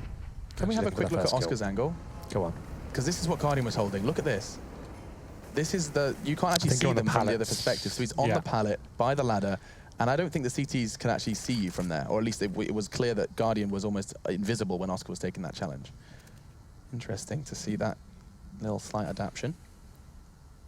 But the double ups are still in play for the CT side. We'll be seeing how much of an impact they can make, of course, in eyes with the T side now. But Guardian has been rather relatively passive. In fact, he's actually close to what we call Guardian spot, just for his proficiency in that particular angle. Spotted, but not shut down. Yeah, Oscar definitely with an opportunity to capitalize that. Oh, okay, and he certainly does on that one. It's Flamey jumping over the fence, looking for that, a little bit of info. We always say it's a bit risky these days. It's great if you don't die, but it's so vulnerable to a lot of situations there. We've seen a lot of players recently die in that position. Well then, Oscar finds the first pick, 45 seconds remaining. They have got most of their nades intact, 4 smokes and molotovs. You'd assume the wait for a CT reaction. There it is. Edward does get taken down by as well by Oscar. And I'd assume it may be a B play coming in this stage. You can't help but commend his patience there. He knew Edward was going to peek out at some point in time. Then they've still got 30 seconds to try and make a bomb site hit. Yeah, and they've got all the smokes, all the molotovs required, and there are 2 CTs waiting for them. This round's certainly not over yet, especially with Guardians waiting for them. Here they come, the nades rain in. Here come the bodies as well. Guardian just put one down. Can he find a second? You better believe he can. Not another. Surely! Guardian, stop it! Guardian shuts down 4, and the dream is real as he melts all 5. Mousesports are no more. Oh my God. That's got to be the sickest player in Pro League we've had this season. Oh my God. I still don't believe it. Oh, that was so sick, that shot especially. What the hell is going on? Well, that's one way to come back from a 5-on-3. We said there's always a chance they can do something with Guardians alive, and he just stamps his name onto round number 8 there. That was mind-blowing. That has got me catching my breath. Absolutely unreal. What an ace. Just don't quite believe it. Stop blowing my mind. That was your time. That was my moment. That was it. You could have said the same line again. We said we'd do the same line again, but I've managed to resist. Now Nico's crawling onto the side, and he's probably still wondering how on earth that just happened. A flabbergasting performance from Guardian. I think that's the moment you just started type GG. Yeah. Like, well, we tried our best. I don't think Mousesports are talking in TS right now. Yeah. Oh my God. I don't even know what to do anymore. I've been questioning my own life. I feel like we've been flashbanged IRL. Not too shouty. Well. That sounds quite fun. It's quite jazzy. Yeah, well, it's GG, unfortunately, Alex. We had a good run. Oh, my Lord. Molotoved and shut down by none other than the Dak. And now, you wait, watch this. This is actually going to be better than Guardians play. Here it is, the UMP 1v4. That's what I'm talking about. Nah, maybe I misread that. Maybe just a little bit. Either way, Navi have picked it up. Navi are your victors as the defuse will come in. And what a spectacular way to end it. What a little bookend to that round. Absolutely. That makes what was going to be a very close game. If Mousesports had picked up a round, they were straight back into it. The money would start to swell, and they got the first 2 picks. But Guardian, with probably the best play, like I said, we've had in Pro League so far this season, I would say. That's been one of the most exciting online rounds I've ever seen. Yeah, that's one that I'll be remembering for a while. One of the best rounds I think we've seen in the... In fact, that is the best play I've seen in the Pro League. We've casted all of them, Henry, to an extent, and that is definitely Guardian stamping his mark on Overpass. Man, oh man, okay. I'm sure you'll see a replay. I'm sure the desk will show you to and break it down. So talking to the desk, let's meet them. As myself and Matt did swap, let's hear how his croaky voice is doing. My croaky voice is pretty good, but my mind is definitely blown, as you would say, Alex. Looks like yours was with that hair and unbuttoned shirt. That was an insane play from Guardian. That was nuts. That was, I agree with him, the best play we've seen this year. What is with my hair? In Pro League Online. You missed it because you got up to get something. I went to get your headphones. I was doing you a favor. You missed it. Can we get a replay? Like it's already on Reddit in like 1,000 threads, I'm sure. Okay. We will get a replay, I'm sure, but that's a pretty impressive game. Navi, to start things off, we will start at the beginning before we get into the fun stuff. Okay, well, actually, here you go, Sponge. This is for you. Thank you. So first and foremost, the first 2 are very fast, but watch was it the 3rd or the 4th shot? Can we highlight it was a 5v3 situation here? Yeah, watch, no, okay, so it's the 4th shot. This one's impressive as well, but watch this. Can we highlight that Oscar missed? Like, Oscar missed Guardian while Guardian wasn't even aiming at him? I do that. You know what we call that spot, that pole in Australia? What do you call it? Dildo. I knew you were going to do that. The Danish teams call the statue inside a pit on Inferno dildo. So that ace could be called Guardian dancing around the dildo. Well played. Oh, it's got to be called something. That was nuts. But First couple rounds before the pause, they highlighted it as well. There was only one person killed from Na'Vi on each of the wins that Na'Vi picked up. 3 players started off 0 and 6. That has to be something of an issue, obviously, for Mouse Sports to try and get into this game. Yeah. Well, okay, so that doesn't really affect you, like the economy on the CT side, right? If you're not making the frags, it doesn't really matter. You're only 6 rounds down. So in terms of the way that the game plays out, not having any kills, you know, it's not so bad. You were going to have to eco those times anyway. You would have only had like 1, maybe 2 gun rounds in there. The thing that it gets is your confidence, right? Your confidence is the thing that takes a hit. And you start thinking at that point, I have to start playing for myself and get 1 kill. Because you don't want to be the guy who's like 0 and 10, you know, or the 007, all that kind of stuff. It really plays a mental toll on players, and when it's online CS as well, you know you're in your home environment and there's no excuse at that point. So to highlight that, on top of that, you said the 007. Chris J started 007, and the one round that, why is this happening? This is throwing me off. Chris People J, are just messing with you, man. Make it harder for you. Everything in my life is hard, let's be honest. Well, I'm not casting beside Henry tonight, so actually, I'm not casting beside Henry, so it's not super hard right now. But, look, 007 for Chris J has a tough start, gets the AWP, clutches a 1 versus 3 with the AWP, and yet we still don't see him in the secondary position on the role even anymore. They're giving it to Nico. They bring in Oscar. You and I talked about this a little bit. If you don't have a commitment to a role when you pick a player up, you're always compromising someone, and it still seems like Chris J is not up to speed on the rifles. Exactly, and I think it's a shame to an extent, right? Not having Chris on the op. I really feel that towards the end of the old Mouse Sports roster, that he was doing his job and a lot more for the team. I thought initially when the change was happening that Oscar will be the one with the rifle, but you know they're still young in their new roster, so maybe they will switch things up a little bit. And then also Nico opping instead of him. It's a bit because of the positions as well. Chris J was more towards the A-bomb side, and basically Nico does what he wants. Impressive how many flashes were thrown at him in that clip as well at the start. Like, yeah, and he's a really intelligent player. I mean, as you see here, drop the smoke. Being an opera is much more than just having raw aim with the rifle, right? You need to know the positioning, the angles, and everything. You saw that one round where, you know, Guardian gets the kill on Oscar because he wasn't really positioned that well. He didn't even see Guardian in his screen, right? It's how the angles work. It's a bit weird sometimes in CSGO, but I think that we were right about what we were talking about pre-game, that Mouz, yes, you could see in their CT side, they recovered eventually by being aggressive, getting picks early and everything, but once they switched to T side, that's where when the problems start, right? Even though they win the eco round, then immediately after that they go into a B rush. You said that, you know, they had all the utility and everything.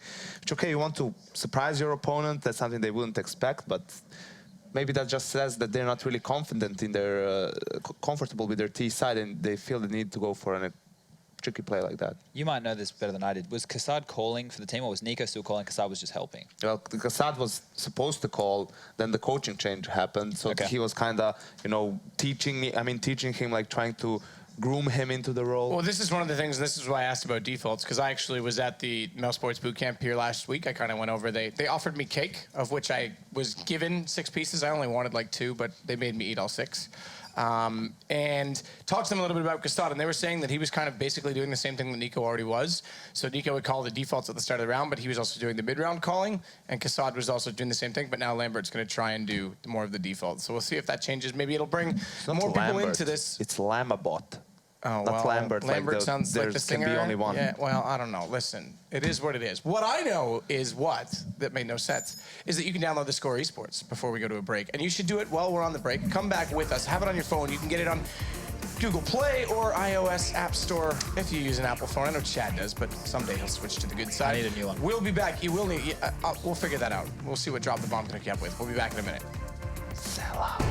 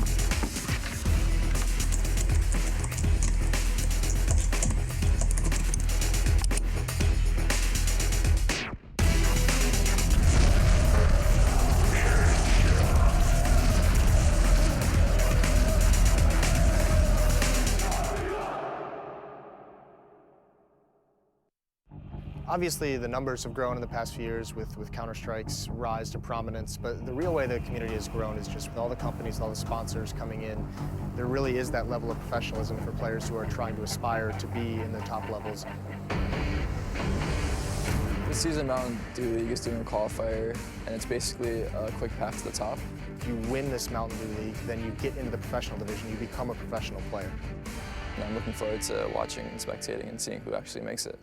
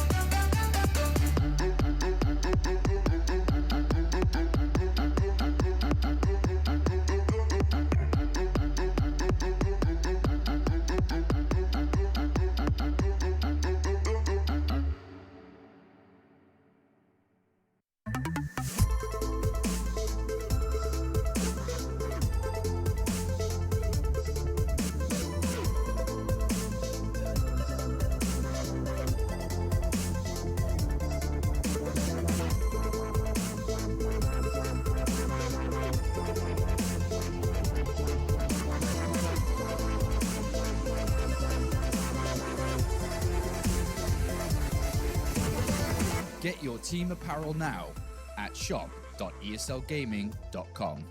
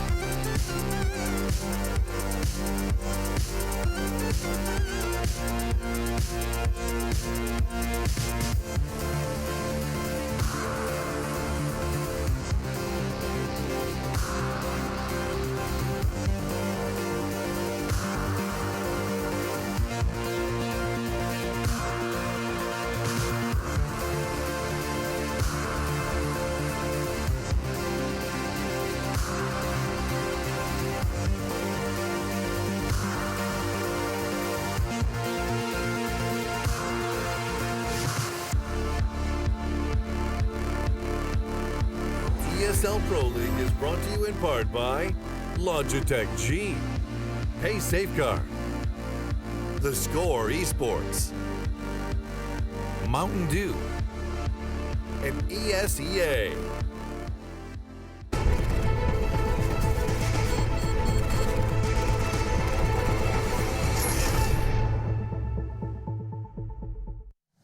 Welcome back, guys. Getting ready for map 2, Dust 2, same teams, second series of best of ones. I always have to mention it because some people, I'm sure, that don't watch Pro League are unaware of that fact. It's not a best of 3. These all count, and the first one went to Na'Vi convincingly. Guardian dancing around the dildo, as you've now named it, was the impressive play of, I'm sure, the night, the week, the year, to forever. Nah, I won't go that far. What do we think, guys, going into Dust 2? Is there any chance with this sort of role issue that we have, the economy not getting there, you know, like you said, T-side not really on par? I think this is where Mouz has a much better chance of winning, because it is probably their best map when it comes to playing Tier 1 teams. They've had some good results on it. The most notorious one, the infamous one, perhaps, the 16-2 thrashing of G2 at the major qualifiers in Cologne. Dennis having an amazing game back then. But I'm also interested to see Na'Vi now, with the Simple being the secondary op. Do they switch positions on the CT side? How is it going to look? Because on paper, it's scary as hell. Yeah, that's the thing. When they came into this team, everyone thought this was the second best double op setup in the world, maybe even the best against Fallen at Cold Zero. Obviously, was the one everyone was mentioning. Dust 2 does give some more freedom. But if we swap it over, how does that affect Guardian as well? Do we think we could see any changes in position from him to allow Simple maybe to get more aggressive if he's going to play doors to A rotate, perhaps? I think Guardian is more of the hold the line AWPer. Like, I know he can be a combat AWPer and get in, stuck in when he needs to. But he just saw on Overpass. like he did just then. But he is more of, traditionally, he likes to sit there and hold a line. He will get aggressive when he has to. But Simple, for me, is the definition of a combat AWPer. He wants to get stuck in there. You know, he's not afraid to take duels. He's not afraid to take those close battles. And that's really explosive, especially for a map like Dust 2, where, sure, you need to have really good discipline and fundamentals like they displayed on Overpass, but this map gives them a chance, you know, to be a little bit more fiery and to play around a bit more and have a little bit more aggression. And, you know, having someone like Simple pushing out CAD or picking mid as a CT and getting those free kills is really effective. Hopefully we get to see that. I'm excited to see it. I kind of agree. And in that sense, it is almost like Fallen, where he's a little more passive and then Cold grabs it when he wants to make a play or find an opening, spawn-based, etc. Dust 2, we know as well. Yes, okay, it is very open, but you still need smoke execution. It's not necessarily as puggy as it used to be with the A setup right now. The addition of that smoke at long. If Seized is going to rotate over, how do they set it up? To go with the standard? You want to see more catwalk approach from the CTs to get more aggressive, to get beyond those smokes? Maybe not. I mean, not necessarily. It all depends on the read and what Mouz goes for, and you know that way Na'Vi has a bit more freedom in doing it. I don't think even that necessarily you need to have a double op setup on Dust 2. I think that having an op on A is extremely important, but sometimes it can be abused. The fact that the T's know that you have 2 ops, right? Chase one away, or even if you know that he's on B on platform, you can get rid of him. Not all that hard to do it, pretty much, but. As I said, we don't know as of yet because they just made this change. So I'm pretty interested to see how they will actually approach it. I'm going to ask one or two more just because we are about to get into it. But the last one I want to talk about is the effectiveness of an AWP and the B platform if you do run the double AWP. The crouching method is gone. Now, not everyone plays there, but let's be honest, that was the place to be if you could be. I think the most powerful thing would be, you know, making some early noise or trying to get a pick on mid, and then you rotate to B, because then the T's maybe think that you're still holding mid aggressively. They want to go towards B, maybe go for a contact play. They think that the rifle is there, and then they just run into an op and you mow them down. Mm-hmm. But I just meant with the crouch mechanic, where you can't really get the same peeking advantage that you could before. I think that the problem with the op is you get a shot, and if they're rushing, they're still going to have enough time before you re-peek to throw the molly out. So I don't think it will change that much. Okay, Sponge, I know you've been quiet for a while. Do you have any different thoughts in terms of prediction for this map? Or do you still favor Na'Vi? I'm still going to go with Na'Vi. Mouz. Ooh, you beat him, what, 3-0? He smashed me. Yeah, at Bucharest, so maybe a chance for you to get back into this if they win finally. But that does mean handing it over to the other two gentlemen on our lovely 5-man pug squad that is going to take on some pro team for charity in about a month's time. Trust me, it's going to be epic. I'm talking about you, Machine and Henry G. Yeah, I need to get my well, I was about to say something rude. I was going to need to get my aim in order, is what I need to do after our first game. Yeah, I was a little shaky. I was. Well, I've actually changed. I've actually changed because I got so hot and sweaty, hot under the collar. I tried as well, but all I've got is this and a t-shirt. And just so everyone's aware, there's nothing underneath this. No, definitely not. This is all Henry. This is all Henry. I don't like. This is wool. You're sweating into wool. That's just not cool. Either way, Dust 2 is our next map, and as the desk has so beautifully highlighted, thank you very much, Matt, Yanko, and Chad. We did get a kind of a taste that Mousesports should be capable. Are we into this? We are already. I will shut the hell up, and so will Simple because he's just got a bullet to the head. We had this discussion in the previous map as well. Was the Deagle on the T-pistol? GT Duet and Mousesports are the ones that really started it all off with Nico buying this Deagle on the pistol round. He gets the first headshot. Simple trying to find something into our three tunnels. Guardian trying to react towards short as well. Does fire some speculative shots, but Edward does get one in return.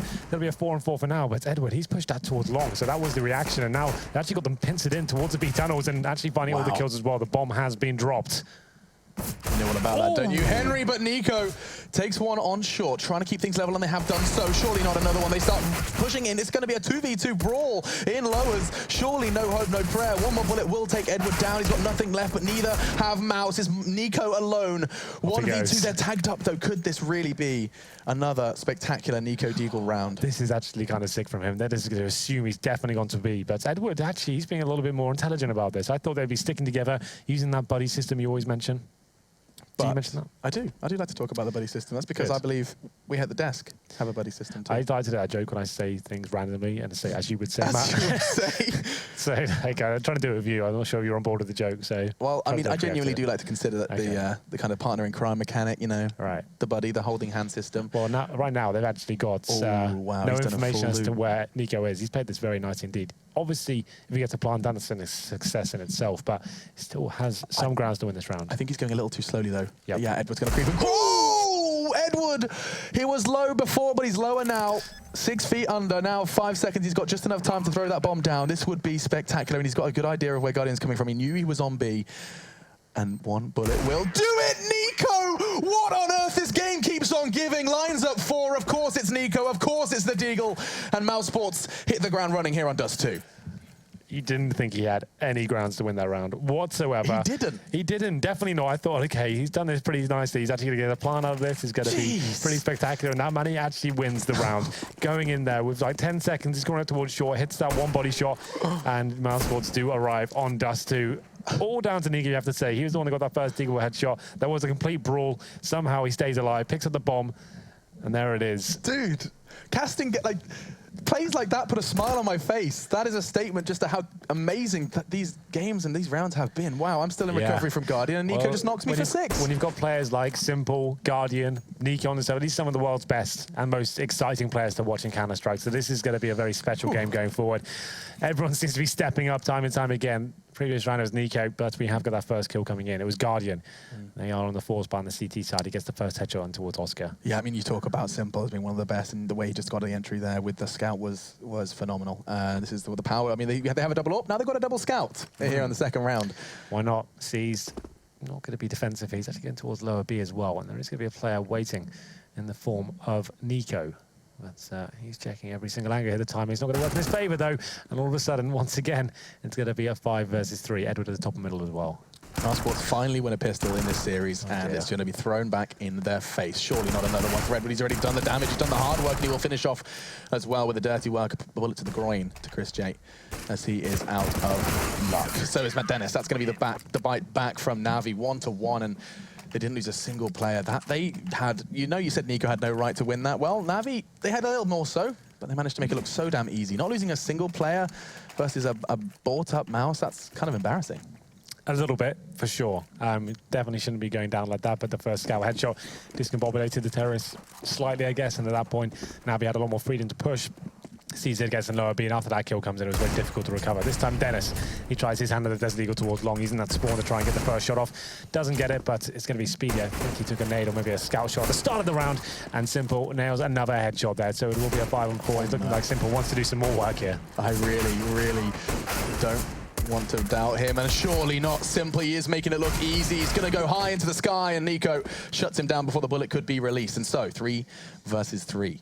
A chance to fight back here as the Eagle does wildly fire off towards CT spawn, but unable to land a shot this time. It's going to be 3 versus 2. I don't think the CTs have to commit to this stage.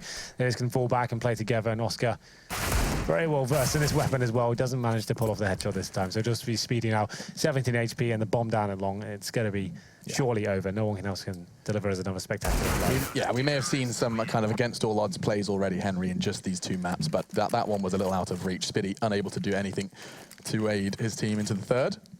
Indeed.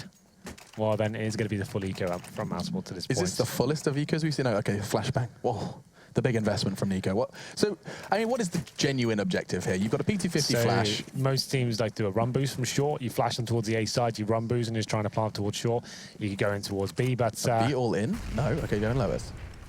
Simple's all in. I like the new scout sound. I'm a big fan.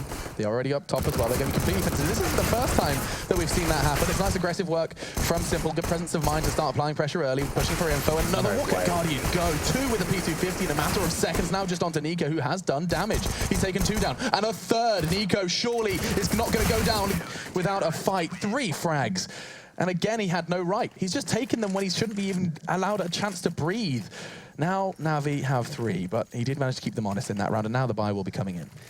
It certainly will be. Well, I can't believe every time I'm casting this, I'm like, no, it's fine, it's over, no, it's not, no, it's not. Every round seems to have some sort of potential for someone to kick off. It's going to be the double up setup for the first real gun round here from Navi.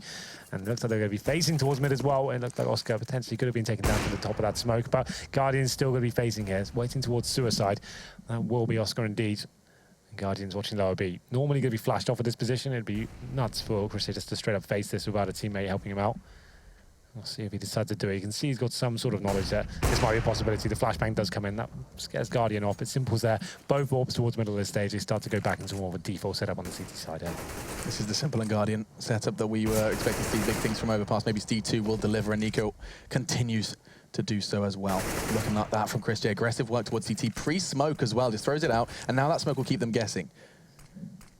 Now, where does the bomb choose to be going? It looks like it will fall to Flamey. The mantle falls to him, and it's going to be... Whoa, look at that. Bounces a Molotov off of his nose, and still stands vigilant on this site, looking to try and catch Nico, edging further and further through the smoke, but pressure's coming from middle as well. His back turned, and Mousesports have exploited every single paranoid weakness of that B defender, and this will be the save. This has been another seamless round. This time it's Mousesports to be wielding it.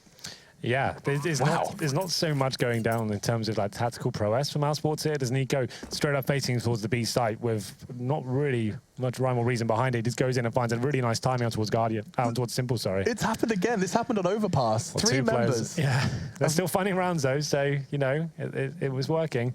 It all comes down from that amazing pistol from Nico. You have to say that was pretty stellar. And from this one, it's going to be another Nico showcase. To recap, right? We're in round 5 of Dust 2. We have seen him go 1v3 with the Deagle, no armor. Yeah. We have seen him get 3 kills when he had just a P250. Yeah. And he's just got 2 entries into B. This is just a few rounds. And people wonder, you know, why is he called the best player in the world? There's a lot of reasons. He's definitely, in terms of like mechanical aim and movements, and in terms of what he brings in terms of a skill level, I'd say he's definitely up there, the best in the world. From what he brings to a team and the tools that he's bringing to the table, I'm not sure you can give him that title. You'd have to think his team needs to be performing at a better level to say that Mousesports is the world's best player. They don't really get very deep in tournaments at all. That's a pretty difficult statement to make. But still, yeah, absolutely. In terms of, like, in terms of raw skill, sure.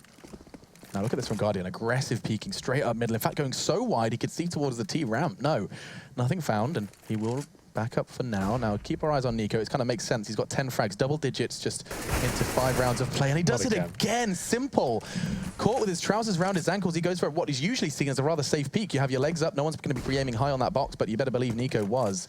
Well, this is Simple on the secondary all-pro as well, and so far he's struggling here on Dust 2, getting taken down twice in a row by the AK-47 of Nico. So another 5-on-4 situation, and the Terrorist not fully committing just yet. Dust 2 is one of those maps of the CTs. As soon as you lose that first player, you need to be reacting. It's similar to Cash in that fashion, and you can see they're trying to readjust himself now, reclaiming long. There's going to be smokes and a long take coming in from the Terrorists. And they're desperately trying to go ahead and try and contest this, but already they're getting hunted down. He's heavily tagged up, and he will be fragged up surely. Guardian does try and keep Edward safe, and he's done a fantastic job on both of these. Look at this duo. Edward and Guardian have managed to keep long safe, and that take will be laughed off. It'll just be Spitty who's given the responsibility of kind of finishing the job. His teammates started on Edward towards Pit, and Spitty anticipating the flank, but can't quite hit the shots. It sees to find him. And so just one. Look at this guy who's alive right now. Problem is he's only got 23 HP. And the bomb is down towards top and middle, and there's 3 CDs defending it. It'd be a pretty tall order to even suggest going for this round. It looks like he was saving the AWP, but still bunny hopping around, trying to make something happen here as he makes his way towards CD spawn. We hit the 22nd mark. You can see he is actively looking for kills. He's not just holding up and hiding. I guess at this point, he knows, well, if I take one down with me, that's going to be breaking the CT economy further. Every kill's going to count going forward. But it looks like he will almost certainly be saving the weapon. Just looking towards T-spawn, seeing if anyone does dare face him. I don't think there's many players that would have the confidence at this point, considering the form he's in. I mean, that's a genuine factor, isn't it? Like, when someone is hot, like Nico, you saw it happened on Overpass as well, where he just decided to become main AWPer because he was hitting the shots. And sure. It must just be that little extra factor. I mean, I'm not sure if Navi are exactly the worst case scenario. You know, these are teams that can handle the very best. But some teams, most definitely, when Nico's hot, you just start playing differently. You just can't quite kind of position yourselves accordingly because you start thinking, what if Nico comes here? What if he does that again? I don't think you can have that mentality. I think you've lost the game before you've already started. If you start going in, being scared and changing your game plan because of one player. But Nico, he's been given the AWP this time once again. Instead of Oscar, he did have a decent long spawn. I guess you can't really read too much into it. But there it is. Guardian, I thought, okay, a rare miss. There's normally shots he's sending home all day long. He's getting another chance, though. He's going to get boosted up. And Chris J, just a matter of time before he does choose to swing out. That, information gathered. Okay, he knows he's gone back up towards uppers. And the B hold has been readjusted from Navi. Nico, 2 rounds in a row, shut down Simple's AWP on B. And now this time, he chooses to take that box hold instead. But looks like the T's are setting their focus on A. Oscar's going to be the first across, and he does so completely uncontested. Now fires off a couple of shots, and so into Gandalf he goes. Whether or not they'll be passing is a different question.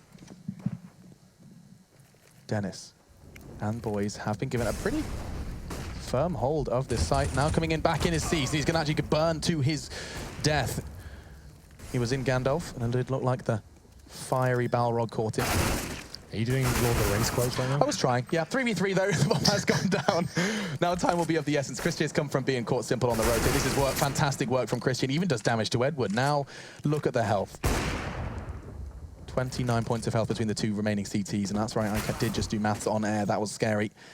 Oscar, however, catches Guardian, so it is all down to Mr. 7 HP. The AWP would make his life slightly more potentially winnable. Saved us all. Yeah, he's going to grab it and run. Okay, not interested in that one. Doesn't even want to have a quick look. He wants to go ahead and keep the long-term game afloat. And so we'll grab the AWP, try and preserve that for either Simple or Guardian. Back away until a better day.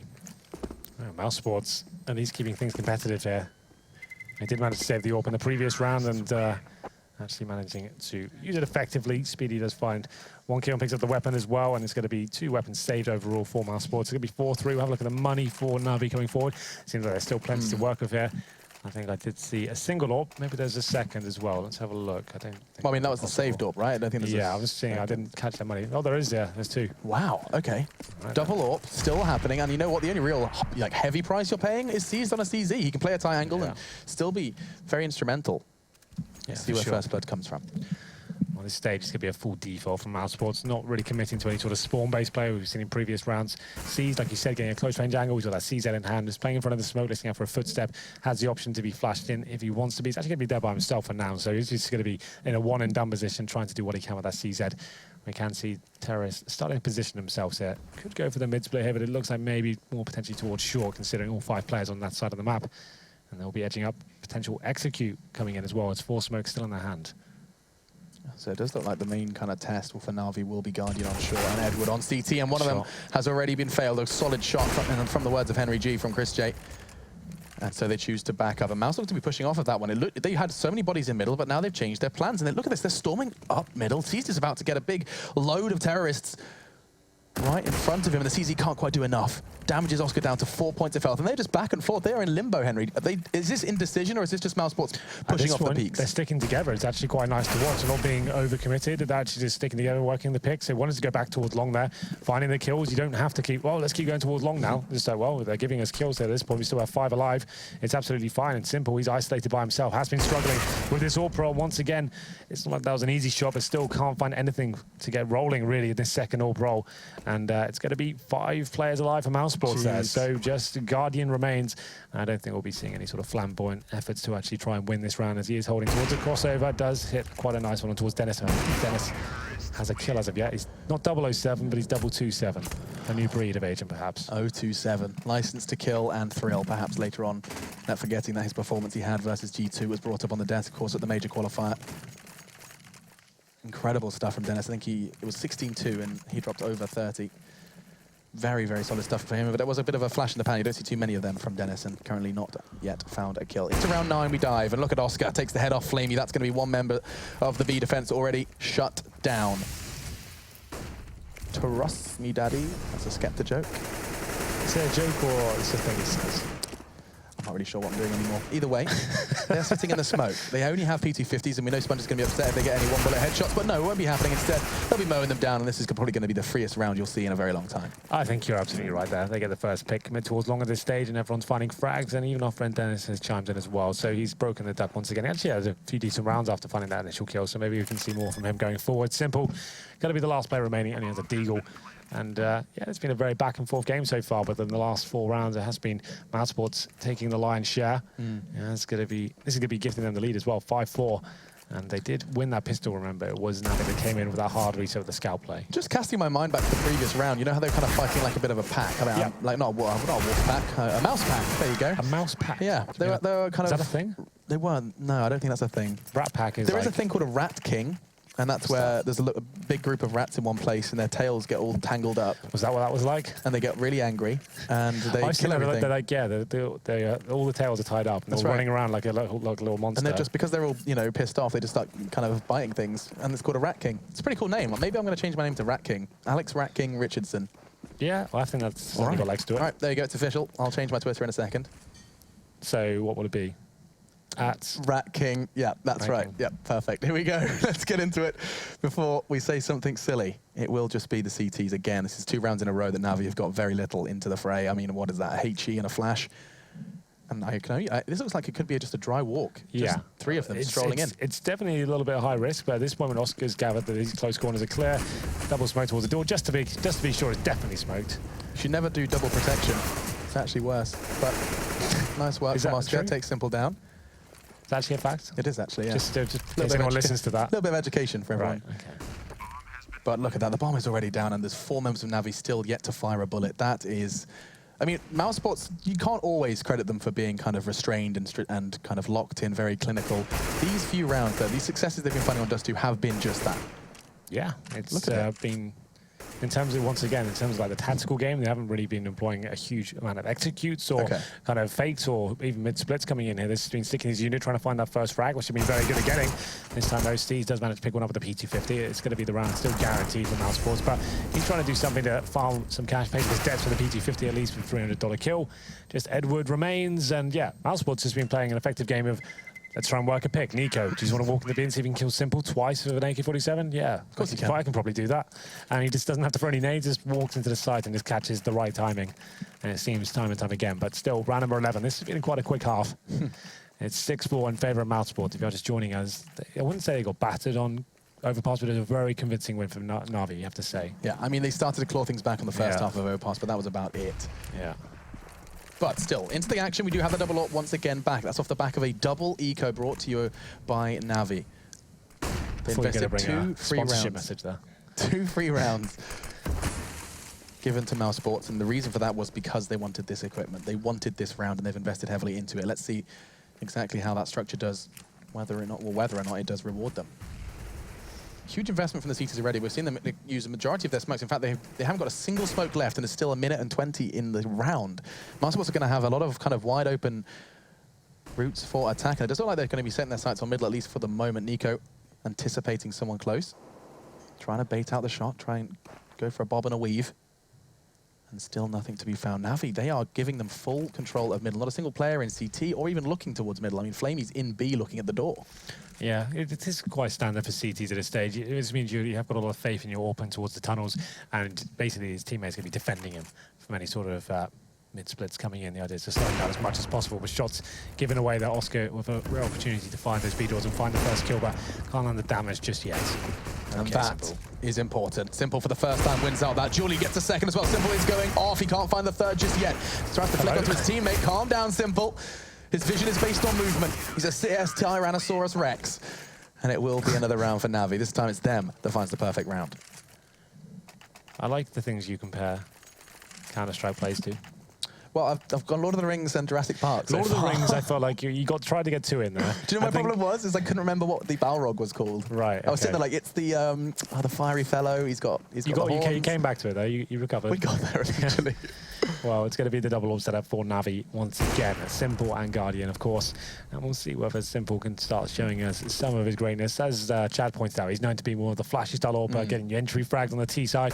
It'd be interesting to see how he fits into this sort of role of playing second fiddle, I guess, to Guardian in most rounds. Which you're right, there could be a bit of a kind of a problem, given that Seas was such a different style to Simple. And it may take a while for them to kind of get the right vibe amongst Guardian and Simple, maybe going for the same thing. Seas was very solid on the secondary role. It's not like he was called out for being weak at it. But now Seas is the in-game leader. Since the Valve coach changes have come in, he doesn't want to be taking too much onto his new plate. He's going to be going, okay, I'll be the in-game leader, I won't be the secondary AWP, I'll just concentrate on my rifling and calling at the same time. And we interviewed StarX recently, they said they're actually bringing that in ASAP. That was the last tournament in Kiev where they kind of thought, okay, well, we're actually allowed to use the coach's time. We'll use our last chance to do it while we're still getting Simple to line up. Going forward, it'll be Seas as the actual in-game leader. Oh, that Molly did a whole lot of damage to Dennis. 50 seconds there, and smoke will obscure Simple's vision, but instead of backing away, he chooses to go aggressive. Now, given a second chance, Nico could not find him through the smoke, and that will give Navi the advantage as they do to anticipate this Mousesports push. All 4 members now starting to surge on towards the A side. There are flashes, there are Molotovs, but still Simple finds a little bit of breathing room. He'll be seized. He does catch one, though. Oscar bites back. They need another hit. Speedy needs to hit his shot, and he does so. That's fantastic work, as they will have an opportunity to get that bomb down now. Simple and Edward have got a bit of a crossfire. One elevator, one closing in on long, and Dennis is just the last man standing. It really is no hope at this point in time. 20 seconds, and he'll be caught out with his hand over his eyes as we do find the 6th for Navi. Now, it's so kind of hot or cold with both of these sides. We haven't seen a full, 1 versus 1 down to the wire. It's been one team has a fantastic round, then the other. Yeah, you're right. Well, this time Mousesports tried to change their approach up slightly. I said they didn't bring money towards tactics or executes their play. This time I actually saw a proper default going into their execute there, but it wasn't as effective as I like to have thought they could have been. Normally when you do that sort of play, you're doing players jumping in that CT spawn, stifling the AWP on the A ramp. Guardian looked pretty comfortable there. Didn't really get tested too much. And it's going to be round number 13 coming in. You're absolutely right. No one's really running away with this game. It's very back and forth for sure. And the money's starting to dwindle now for Mousesports. You can see Galil in the hands of Speedy. They have got the AWP from Oscar there with his glass cannon. This is a full investment towards Speedy. Even Speedy's on his way here, Henry. This is, do you see this regularly? 5 men? Yeah, it's a contact play, right? It's not a B rush, but you're just trying to hope the timing's work in your favor. This time, they certainly don't, at least for the start of the round. It's Simple starting to come to life now on this secondary AWP. He hits 3 shots, and Flamey chimes in as well. Simple, he wanted to finish that one off, I feel like, but still a solid hold from the CT defense. Yeah, to answer your question, a contact play in towards B, it's certainly rare and something that, unless you're a very solid team with great aimers, and that's something Mousesports certainly have, walking through the smoke just as it starts to dissipate, one flash comes in, you're just working the timings there. You're hoping for the explosion factor to be working in your favor. And if you do get that first frag, that's all it takes. That's a snowball effect I normally discuss. It just needs that 1 kill. It's a bit of a Hail Mary play, but certainly can pay off. It's certainly not a bad idea, That's the point I'm trying to get to. But this is the money being completely broken out for Mousesports. A scouts and some pistols to work with. Nico's got body armor. Yeah, this is quite fun, because basically it's Mouse playing to their strengths. Chris can scout, grab it, 1800. Nico, a bit of a master of the Deagle. Kevlar, that's going to be a nice investment as well. What about Oscar? What does he get? Oscar gets to go ahead and grab himself a P250 and make himself useful. Playing to his strengths. All right, well, what's Dennis spinning up to either? Still, some of their stars given their star weapons. True. Nico's on 17 kills, by the way. The next person closest to him in his team is 8. That's madness, and the CTs are having no problem so far dispatching of 2 of those aforementioned stars. It's Oscar and Nico to fallen stars. And there goes a third. It's going to be Seas who's right lining them up and knocking them down. It's Edward as well, just filling up that kill feed. Navi beats Mouse. Another, this time 8 for Navi. And you're right, let's just kind of bring that scoreboard back up just to kind of breathe in the discrepancy in Mousesports. You don't see this often. In these T1 teams, it's rare you have such a front runner and such a low scorer. Look at this. I mean, Spiddy. Hang on, oh no, I just tried to do maths again. Well, I'm glad I did. What are you going to do? I was going to add 3 up, so hang on, 7 plus 3 is 10 plus 1, so that's 11. Yep. So 3 members of Mouse are still vastly under-fragging Mr. Nico. Well, they're still winning rounds though, but that's just Nico just holding holding strong and finding those opening frags and walking into situations by himself. Chris Chase having a relatively decent game in terms of the kills I've been seeing him get on screen in terms of their impact. It will be that fast play once again. We've been seeing that quite a defensive setup from the CT so far. Simple caught out position this time though, and he does get one down with the deagle, but that's all he'll get as Chris J, as I mentioned, has been pretty effective here. An equal exchange for now though, as Oscar does find the kill on towards Flamey. Okay, now it's a question of locking the door. They've got double Molotov, and that certainly is a pretty efficient lock. Guardian very reluctant to start closing in that gap. Now the smoke will rain out though, and that will give them an opportunity to kind of dig their heels in. Oscar's responsibility will be tunnels. Dennis towards window. Navi, they have to try and break through, but there's Molotovs, there's smokes. This is such a tough site to retake when utility is present on the T side, and now here we go. The flashes are coming in, and on Navi, it's going to be C's first. And he actually managed to do damage despite being tagged up and now fragged up. It's all onto one man, and Spitty hasn't got a second to consider his options, as it's going to be Guardian who just storms in and takes two. The thing is about this Guardian guy as well. I don't know if you've heard about him.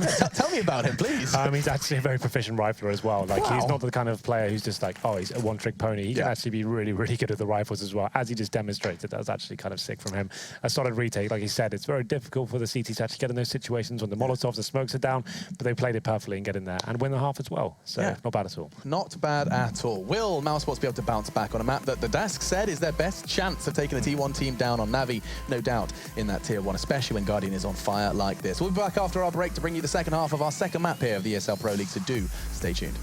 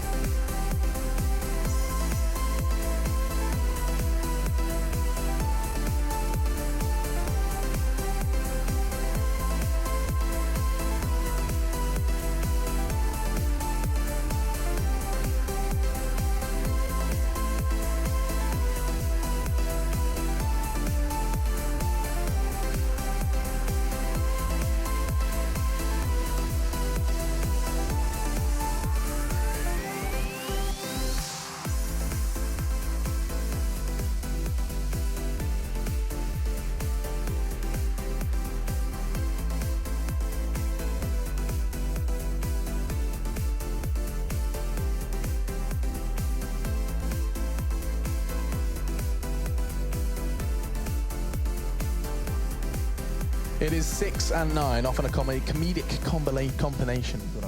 That was solid. I had something. I had something. We're going, try again. Right, 3, 2, 1, go. The score is 6 and 9, often seen as a comedy compilation. However, this time it has nothing but a laughing matter for Navi. They are just walking through this D2. I don't know what I was trying to do there. I just saw it as the countdown went to 0. I was like, oh, I can try and make a funny joke, but I'm not a dank memer. I am simply a man that makes funny noises with his mouth for video games. Henry, how's life?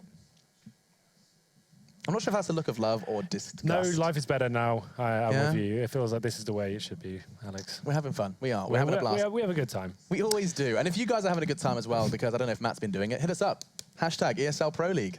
Yeah. What kind of things should they be asking? Will you help me? Will you join me with this, like, Thank you. Oh, right. Why does yours look better than mine? Oh, you can actually make it look kind of gangster. I've got like rings going on as well, so that's kind of like... Okay, hashtag ESL nice. Pro League. Hit us up. Did you see that Guardian play? Did you get as moderately aroused as I did? Absolutely incredible stuff. He really from him. did. It was kind of weird. Yeah, I'm sorry.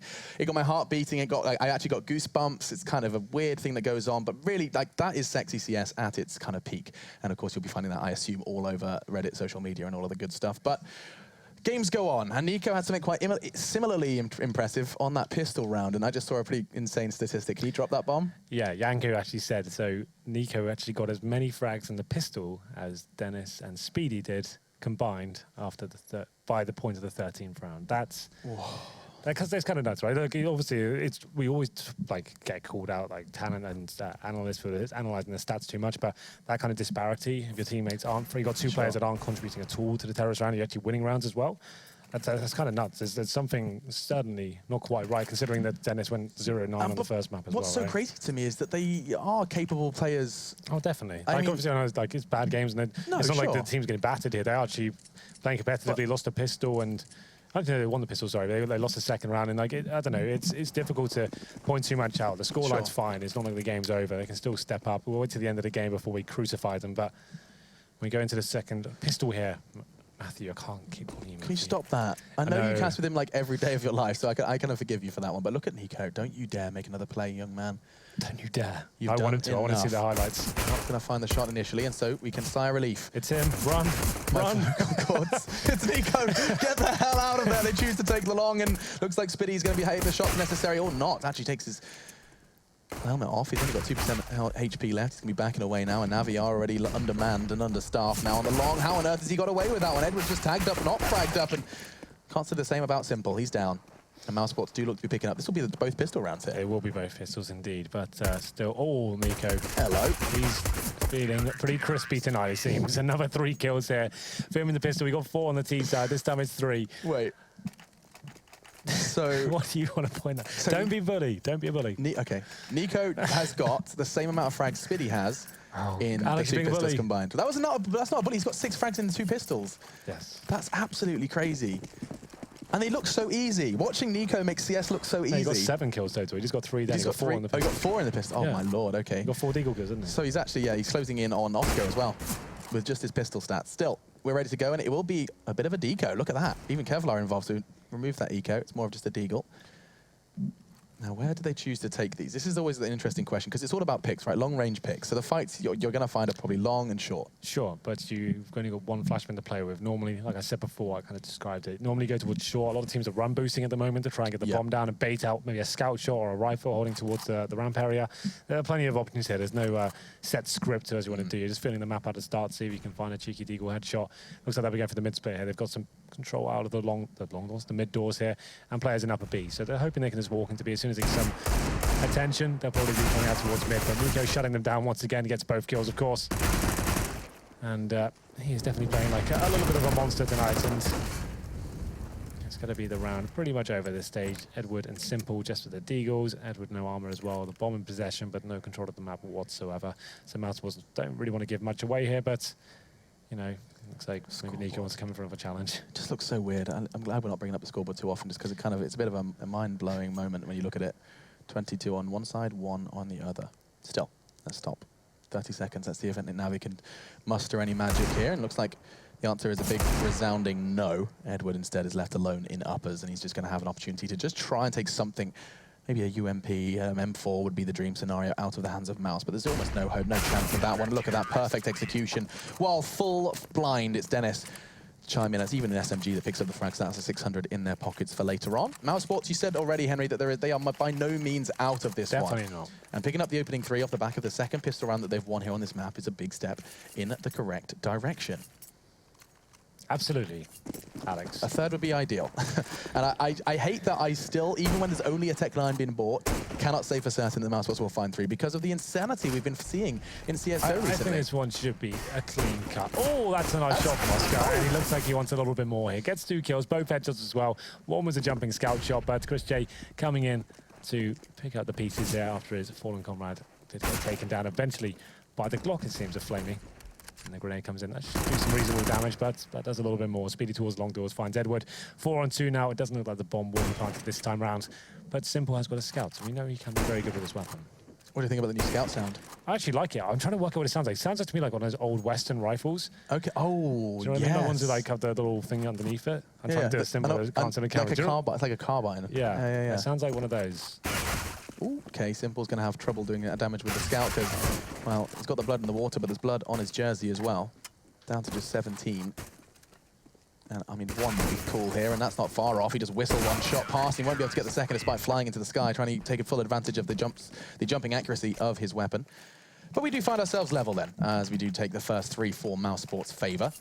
And now the buy does begin. And now the question is, do they get greedy with those WMPs? I think they are going to be doing so. At this point, it's certainly still a very viable weapon, right? We've seen it come into the SMG game more and more, and it's actually quite a viable gun in terms of like using it in a close-range situation as well. It has the highest armor penetration in any of the SMG, so close-range scenarios, and actually can play with it properly in terms of the crossfires and setups. It's definitely worth considering taking into the gun rounds, and it means if you do win this round, we call it the bonus round when I'm casting with Matt, right? Or he likes to say the Jaden round. I'm not sure if you've heard about that. Oh, I'm absolutely aware. Yeah. Hey, his dog's cute. Absolutely aware. His dog is cute, but I'm not going to start calling it his dog's name, no. But we call it the bonus round normally. It's Let's like do you win that. this, you get yourself in a fantastic position in terms of the economy, which we know historically can be incredibly hard to control on the CT side. So it's a little bit of a high-risk maneuver, but it's certainly one that can pay off. Yeah, it looks like it could very well be paying dividends, but Nico down. That is the head of the snake removed.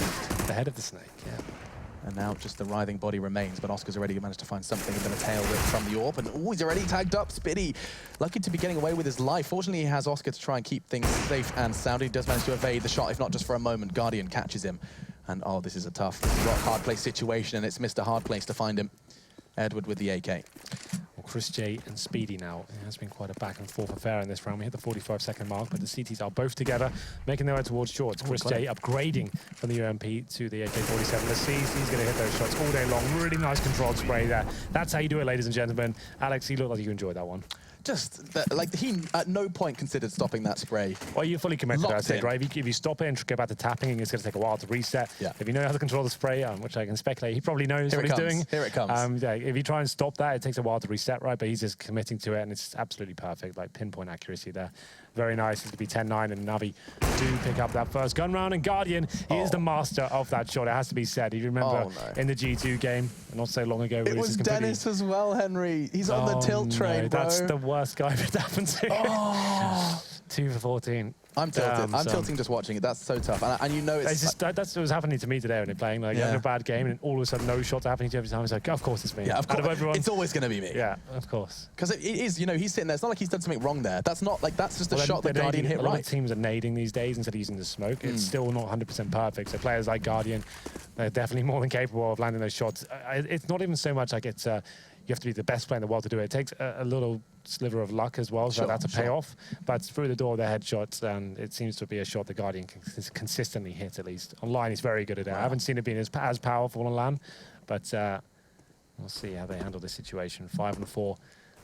And at this point, like I said, Dust 2 is a very reactive map. You need to be doing something about these situations, and Chris J takes matters into his own hands and finds a kill on Guardian as well. Nico, sees, I have to say, that's a questionable play by himself, but...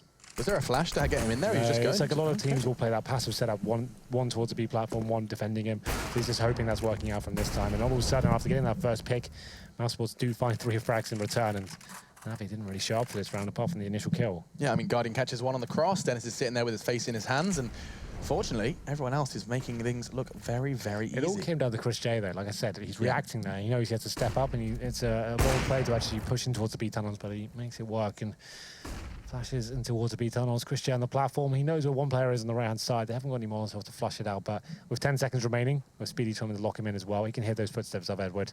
Shouldn't be able to get his kill. It's actually a really difficult shot there. As soon as he knows you're there, he just can time it unless you're... And your whole body is exposed. Yeah, right? So unless you actually can work out exactly where he's going to come from, and you have a Famas especially, it's not going to work out. No real fault to Speedy. In fact, credit where it's due. He actually hit the headshot with the Famas. Had that been an AK, that could very well have gone his way.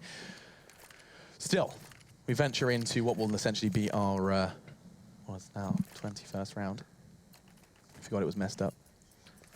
Oh, it's not messed up this time. This is ESCA client, right? So this is a reset. God, I see it. It's been so long since I've casted. Katowice with Mr. Henry G was the last time. It's actually Flamey. Must have had the spawn. We'll be passing that up, I assume, back to his compadre. Yes, indeed. It does get back into the palms of Guardian after the initial shot was a bit of a miss. Okay, so this is our standard setup. You are going to be seeing that kind of 3-2 split.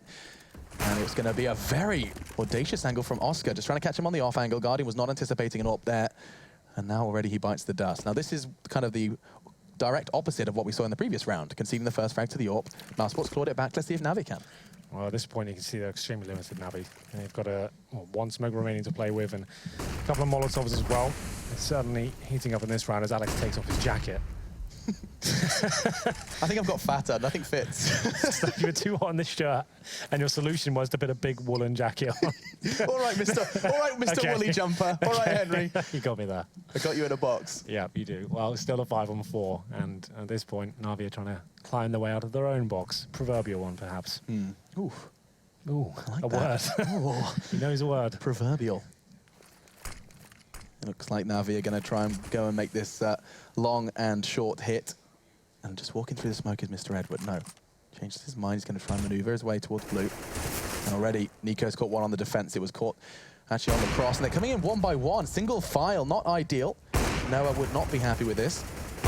Now it looks like it's going to be just a matter of time. Mousesports melt the Navi defense, or rather assault, excuse me, one after another. Oscar took 2 in the round, and they are starting to all heat up just a little bit more. One man, however, is not, and we will kind of forget about Dennis at this point in time, as Navi have. Not making too much. I think of an he'll be impact wanting here. to forget about this game, but to be fair, Mousesports are still I mean, winning. that's what's Alex, exactly right? that, and that's credit And it's to not like he's missing loads of shots on the CD half. He just hasn't had that much action towards that B side. It's Orba stepping up tremendously, and that was another chance for Oscar. I thought he was going to nail that kill. It is a full eco, so I'm getting a little bit too excited here. But it was, I just thought it hit. That's why I got excited, and I didn't see the kill come up. Funny stuff. Oscar's actually being pressured, and ooh, lucky to get away with his life. 98% of it taken away from him, though. And now Nico, what can you do? There's no armor, he should be able to melt them all. He can't seem to hit the shot, now he does. Simple's brain is no more, and now neither is seized. It looks like it's just going to be all too easy. He only goes and drops another 4. They do just seem to just gravitate towards Nico. Yeah, well, he's hit the 30 bomb here. He's hit 30 again. Oh my God, we're only 22 rounds in.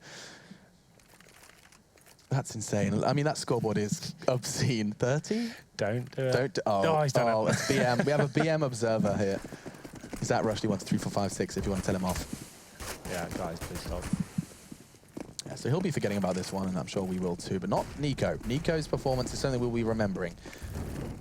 As this is quicker from Navi. Wow, they've got a bit of a spring in their step. Henry starting already to double smoke. Little bit of miscommunication as they do put a double smoke towards CT. That shows the communication is not as crispy as it could be. And maybe Chris J can be the crispy one. No, misses the shot. Whistles past the shoulder of Flame. He goes for a no-scope. He's running out of options here. And a third. This time Navi have control. The speed has been rewarded as they have control of the site, but Nico looks to try and change that. He's considering walking straight in. There's pressure from behind it. How does he hit that? Guardian goes down. He was crouching backwards, spraying wildly, and still finds the head. Yeah, this is kind of nuts from Nico at this point. Everything he's doing is just not missing a beat at all. Everyone's just completely locked down by him in every scenario. It's Nico to finish things off. Of course he does. Another glorious round there from Nico. Every single time it looks like he's out of it. There's no chance he's going to win this one for his teammates. He absolutely does. He's been speculated to be the one-man army before. This game, with 33 frags, you have to say he is doing the majority of the work in most of these rounds. He is a bulldozer. He is just rolling over Navi. Every opportunity he gets, you give him an inch and he will take 1,000 miles. Fantastic work from Nico again. It feels like we may very well be beating the dead horse, but it really is a performance that it is a reminder of just what this man is capable of. Yeah, absolutely. This is a very sick couple of maps for him, but it's going to be another eco here for Navi. Mousesports coming closer and closer to Yanka's prediction, and then picking up Dust 2. And so far, I can't really argue the results. You can see Navi certainly don't look like the well-oiled machine on Dust 2 we're used to seeing, but it's going to be Oscar spotting a player. Would you like to see a well-oiled machine? Oh, I see what you did there. Oh, God, don't moving swiftly on. Like that. Navi again, no Kevlar. And, well, I was going to say no hope, but if you're missing shots, there you go, Oscar. Makes up for it with the P250. That's not the first time we've seen that. Kind of possible now for Navi. 4-on-3, and the bomb has been planted into a difficult position. Seas are trying to lock them in and slow them down for as long as possible. Doesn't manage to find the kill, but Edward certainly should. There it is, and it's going to be 3 versus 2. Oscar and Chris J on the clutch. Still have the advantage in terms of the firepower. Now it goes down to the 2-on-2. Flamey to step up. Oh, back turn, Oscar, adapt. Wow, what was that? Reaction times of a dead sloth. Now, going for the defuse, and it does look like Christian's going to go in and try and draw fire, but there is the trade available, and Edward will get the much needed both AWP and round. And so Navi can catch their breath, if not just for a moment. There's plenty of money for Mousesports, so let's not go talking about any ecos anytime soon for the Mousesports side. I no longer can call them the German side. No, we've only 2 Germans. Yeah, 2 Germans, a Dutchman. What else have we got in there? Slovakian. Still. 3-2 split. This is when things have, wow, hit quite the standstill. Navi, they've been mixing up the pace. I mean, you've used that fast take towards middle was probably one of the few kind of bright lights we saw on their T side. They just got straight through, felt very aggressive, very kind of, admittedly, a little disjointed. We saw the double smoke and stuff, but it was more successful than most, and that was only shut down because Nico went off. Yeah, well, I think we might have a real game in our hands. That Mousesports anti-eco round, that was a chance for them to get really, really close to taking the second map. I would speculate now it might fall apart considering it's a double up setup. Nico, he is certainly the talisman for this team so far, looking to find the first frag after taking some damage from the initial Molotov. He has got some backup from his AWP as well, but the nades do finish him off. A chance for Navi now to capitalize. They know they've taken down the head honcho, and Speedy is trying to fall back into this position and get some ground for his teammates, but they do find a couple of frags here. Dennis, the man who's been missing so far, and Dust 2 does manage to find one back. And just in the nick of time as well, just as Mousesports look to be falling to Henry G's prophecy, something is found, and that's Dennis with a frag in middle. Now Edward caught off, but no, he's not. Wow! Half evades the flash and swings back into the head of Spiddy. Now you can see the shoes, but what was that, Chris J? That looked on him. That was ready to go. Could have interacted. Prime and loaded. I think he interacted with just a bit of stone on the lip. That looked like a full hit. Well then, Chris J, don't really think he has much to work with here. His teammates certainly running very low on residual cash. And can we just bring up the money for now, please? So, Chris J, he needs to save his weapon. They're only going to get 1,400 to the next round, so Dennis won't have a weapon. Speedy will, Nico will, Oscar won't be in a great situation. He might go for a scout, but Chris J has to save this weapon for them to have a chance going forward. I think he's just going to hit the no-scope. You can just feel it, can't you? There's no way he's checking that corner. I can feel it brewing. Oh, no, I'm playing all face. That's it. Get wrecked. Okay, Edward. All right. You only needed 1 bullet to take that AWP out of the hands of Chris J. And I mean, Ed, it's been so beautifully highlighted by Henry that that was an opportunity for them to actually have a degree of a buy. Now it's a different question altogether. They could bring 2 AWPs out, right? And then have 3 players, or maybe a FAMAS and then shotguns. It could be a possibility. It looks like they're going for the more conservative route, Alex. They're going to allow themselves to have a partial buy here with Desert Eagles. And I think that's the correct decision. There's no point in putting yourself in that situation where you broke your seat to your economy and you're constantly having to force buy for the last few rounds because they're getting too close to match point. They've done it on the T side. We talked about, you know, this double up on CT, and on Dust 2, they're pulling it out and it's working. A lot of teams are doing this at the moment, especially when you're slowing things down and you've got the CTs on the ropes a little bit in terms of the money. It's certainly a way to open the map out, and when you've got players like Simple and Guardian, why not? If you're able to pick up a secondary AWP and see what happens with it.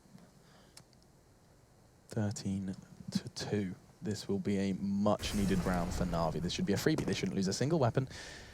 And I don't think many people are expecting them to do otherwise. The only kind of maybe slight influencing factor would have been Nico, Wilnat, Deagle, maybe even Chris J or Oscar could do something, and there they are. Both of them. Dennis even finds the header, Flamey. Now through middle, another. Oh my lord, I said this should be a guarantee, but now it's a 2v2, and they've got rifles. That was a chance. Oscar loses it. But here comes Chris J. Looking for that final kill. The dream could very well be starting to become a reality for this round. It didn't look possible. It didn't, and it shouldn't have happened, but he's still hunting for it. He feels like this is his opportunity, and does seize the opportunity to keep things level. That will be 13-13, but my God, could that have been any closer? Well then, speaking of closer, it's 13-13. All things tied up here, and we do have money available for Mousesports as well. There's decent damage to the money of Na'Vi. So these next couple of rounds, very important indeed in terms of where the money's going to be swinging towards. Whoever picks up a round and loses a round could be massive. And we go into another 12 here of the second half. This is what it's often referred to as crunch time, Henry. I believe some people have said that before. And now they have an opportunity to just kind of show us what they're made of. What are they made of, my man? Well, we're about to find out. Simple. A player that's certainly capable of lighting up the scoreboard. Hasn't been the craziest of maps for him in terms of what we've come to expect, in terms of the role he was playing in Liquid at the majors, but still, a player you can never count out. Certainly don't plan to either. Molotov to clear corners. They are not taking any risks here. Instead, now we do methodically work their way towards that A site. It'll be Spiddy and Oscar, the first to receive them. Oscar is actually taking a rather kind of peculiar peek here. Instead of locking himself up on cars and holding the angle for the cross, he's actually choosing to face the wall and being able to evade those predictable flashbangs. Smoke will come out. That usually indicates perhaps a drop towards CT, and that's the second smoke. Now, this is something we've been seeing teams do more and more to enable that from C's. Nico receives, though.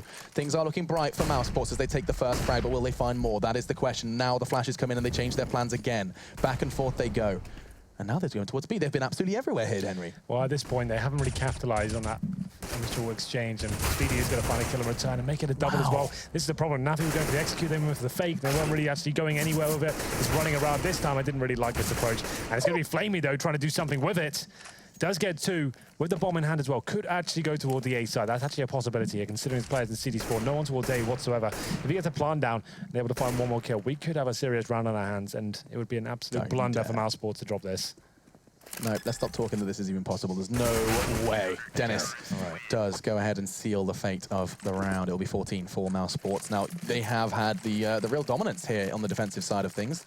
It's 6-4 here in the second half and 14-13 overall. And that's going to be a pause. Now, I'm going to speculate that that's going to be tactical. I would say that's more than a fair assumption. So we'll have a look at the money. It's only Simple has invested so far. So he's got the AK head armor. Oh, 2 of his teammates, Seized and Flamey. They can't really buy. They've got 2K each. And Guardian certainly can't get the Orbeez on 3,400. Edward could drop one over. This is going to be a difficult round for them. Obviously, Mousesports 1 away from match point here. And after the battering they got on Overpass, I feel like this would be amazing to actually bounce back and win Dust 2. I have to say, though, Nico with 35 kills, you have to say he was pretty influential in this potential victory coming in. And Oscar's had a decent game as well. And I think Chris J has actually been quite influential in terms of his opening picks. He hasn't been AWPing, remember. Yeah. He's been going around with the AK on the T side and actually doing a very good job in terms of refrags and finding positional control for his teammates. Well, what's so crazy is that we'd often look at the scoreboard and see Oscar's 21 as being, a breakout performance. Like, good stuff from Oscar. He's had a great Dust 2. And it just looks so kind of shrunk in comparison when you do see Mr. 35 there. He could actually be closing in on 40 should he have a good round or 2. Yeah. But these are all ifs and buts. And Na'Vi, I mean, what do you do with Simple's AK now? This is kind of an awkward scenario. Well, do you think you call this an accident? No, they always certainly have to buy here, unfortunately. Not playing for OT. Yeah, I think so. The fact he's committed to it, I think they've got a player on $5,000. I think he potentially... So the idea, what can you do here? So you drop maybe a Galil, and you go on yourself, so you have 2 Galils and head armor at that point, and then he's got the AK already. Guardian can do the same with a Galil. Maybe he goes for like a scout. That could work out, and then you have Flamey probably on towards a shotgun. I'd say that's mainly maybe what they do. A lot of, you can just go for the Deagles and Tech 9s if you want to. You want to have the utility on your side instead of the firepower. That's why you take a pause right now, right? Like, I can only speculate the options. I can't really tell you what they're going to do. Of course not. It depends how they're discussing it right now, what they think is going to be the best way to possibly win the map, not necessarily this round. So they could actually decide, okay, well, Simple's got a gun. Let's just get some pistols around him and try and use the greater money to take this to overtime. There's so many different options and variables that go into these sort of decisions. That's why sometimes you need to take that pause and just discuss it between yourselves. But I've given you a couple of different Well, I like that. I mean, basically, it's nice to have Henry break that down. I know he probably sits there and just goes, well, this is irrelevant because we don't actually know what they're going to do. But just to have a little kind of taste of what Na'Vi are actually discussing at this point in time. Now, this is, let's not forget, their score currently is 9-1 in the Pro League. 9 wins, 1 loss. They already, some would regard them as comfortable should they maintain this form, but it's all about that seeding. You come in first or second at the top of the league, you are in a dream scenario for the Pro League finals over in Brazil. And we're into it. It's going to be the 3 AKs and 2 Tech 9s for the T side. Ready to receive them is the double AWP. Oscar and Chris J are wielding this time. Nico has decided he's cooled off a little bit and he's going to be picking the rifle as we usually would expect. This reads a little bit more familiarly. I'm sure that's a word. But this is going to be just a 4-man gathering in upper tunnels. Well then, all roads lead here for Na'Vi. If they were to drop this round, then a pinnacle point of the game, it could mean GG at this stage, but here we go then. The play is going to be default for now, but 3 players towards lower. Sees looking like he's going to potentially flash them in. He hasn't got any grenades, so that's not going to be a possibility. He's going to have to walk out, hope for the best here. The problem is, look who it is. It's Nico, and that's actually going to allow him to look over that smoke. Oh, and this is going to get painful. No, nice flashbang does keep him at bay. It's just not just for a moment. He's tagged them up, but he can't seem to find them, and they can't seem to find him. It gives two backs turn, though, and Dennis is going to completely profit from that. He's going to take two, and now that's one very dead member of Na'Vi. Sees down, and Mousesports are so close to closing this one out and taking the win. Well, there it is. Na'Vi's approach there was getting the 3 AKs, a few smokes to play with the tech downs as well. They went for that B split, but they didn't really account for Nico being there, did they? And they did a smoke towards City Spawn. He's in such a perfect position there. Dennis, he gets a few frags gifted to him, like Nico, I think, dinged both of those players. Dennis did a good job to get the player in upper B, but then comes out the tunnels. The back of his teammate can't really take too much away from that. He did do very well to react and come back and find 3 kills. But 15-13, and this is the point I was making before. This is why they had to take that time out. They knew if they lose that round, it's pretty much GG. They don't have enough loss bonus to buy anything with this. And Nico, though, he opens things up with the AK spray, takes down Seeds and damage as well to the second player as well. That's Edward. Surely this is it now. Can Mousesports finish this off? It looks like it's almost said and done. The bodies continue to drop. It's Oscar who finds 2 in quick succession. Good God, man. Dennis finds the last one rather appropriately, and that will be it. Wow. Mousesports take it in the second. It's going to go 1-1, a split series between Na'Vi and Mousesports. And I mean, much needed second loss for Na'Vi. Someone has found an answer to I forgot to put my jacket back on, didn't I, Henry? Yes, I did. You did. You're going to look silly now. I'm going to look silly. Yeah. He's wearing a t-shirt, guys. How unprofessional is that? I'm an animal. I am. It's here, though. It's not like I didn't come prepared. Look, there's a jacket. There is. Wow. I got hot and sweaty after that one. That was... It really was like that. Nico performance is the biggest takeaway from Dusty. Like you can't really argue. We kind of discussed him like being the world's best player, right? And like whether he's got the best skill. Yeah. So when he has those kind of performances against like it's not even tier 2 teams. This is like one of the best teams in the world right now, Na'Vi, and he's completely lighting them up every single round. Very influential on the T side, is finding multiple frags every single time. And I'm sure the desk can talk about that for a long time. Yeah, so let's go ahead and give it to those guys to dissect our first game of the night. Mousesports and Na'Vi is done and dusted, and final one was on Dust 2. What have you got to say, Matt? I don't have to say much, Alex, do I? When one person drops 35 kills, though, in the games that close, typically speaking, someone's not doing something. Did you tweet all of those?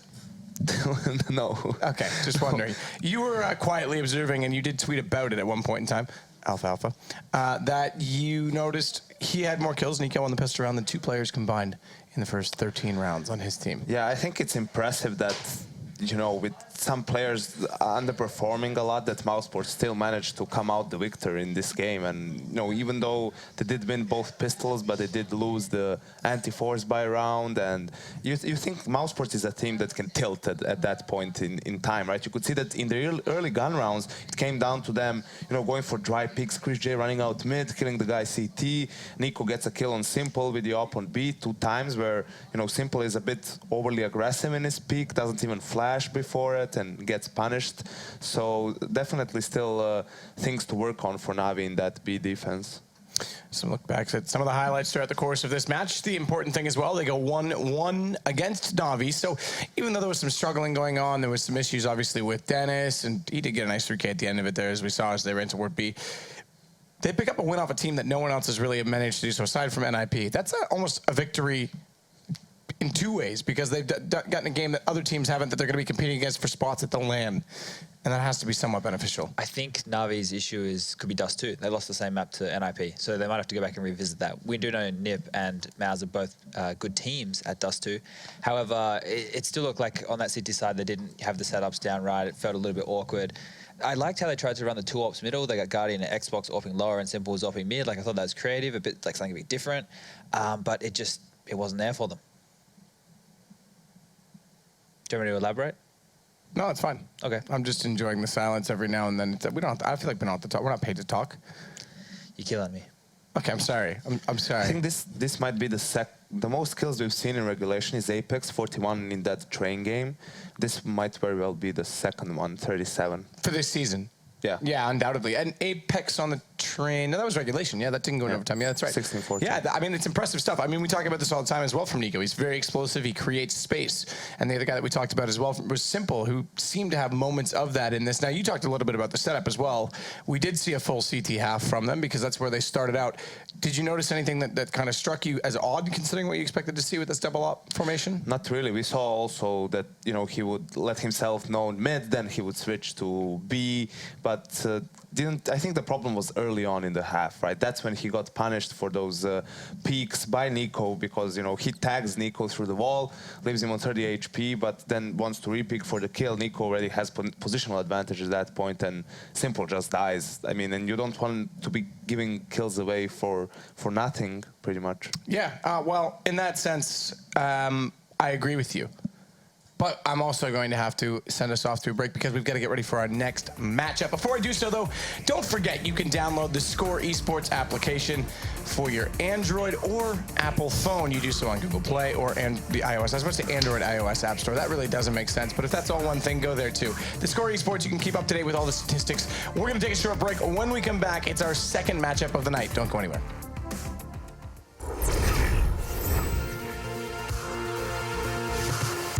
Nico finds the pick. I think that's in towards Palace, if I'm not mistaken. Nicely done. And Dennis with forward position doesn't pay off, though. Kenny's ready for that one.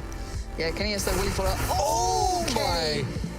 Mom, get the camera. That was nuts. Nico's just gone and got absolutely destroyed by that. Scrap, but Ari ends up winning it. Crucial with an up-close shot. Shuts down Azur. He knew already that Yam was sitting out here when he spotted him closer to the beginning of the round, but again, doesn't actually take him down. Oh, that knife! Walks down up to the ladder, and he What am I watching? back up from hell and kills Yam as well. They've been chomping at the bit to try and get these advantages, but Sticko may have other plans. He's got 2 AWPs to play into here. The bomb is down. Device and Karrigan are split across this site. They have a crossfire. Hello, that's a Molotov.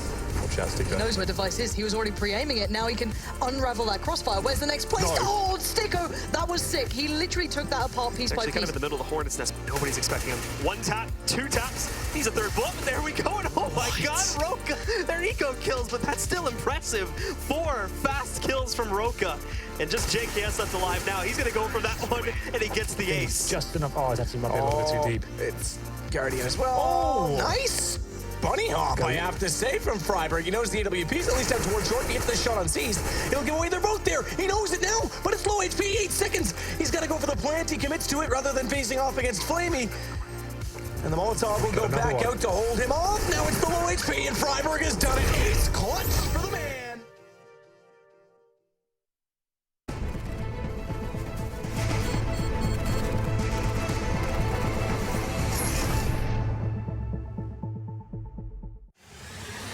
He's going to get the 1 kill in that bomb. Coming onto the side. FNX has to stay up. Oh, he gets the triple FNX. Oh my God, what a way to win that round. They don't have a smoke, so this over still. Oh, love that.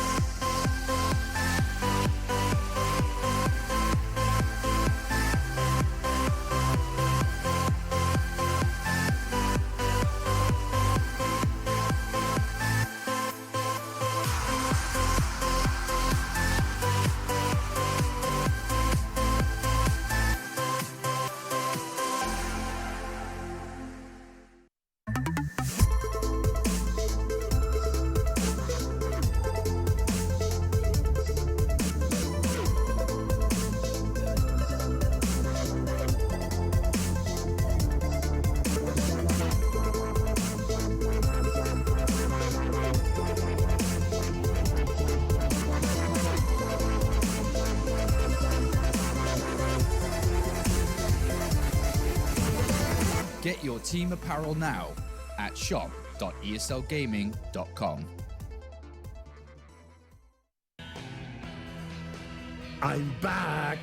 Now that Kinguin has partnered with ESL Pro League, you have even more of a reason to buy the skins you need. No one has a bigger selection of CSGO products. Buy CSGO cases from your favorite players and events, including the ESL Pro League case. Buy and sell skins on skins.kinguin.net. Check it now!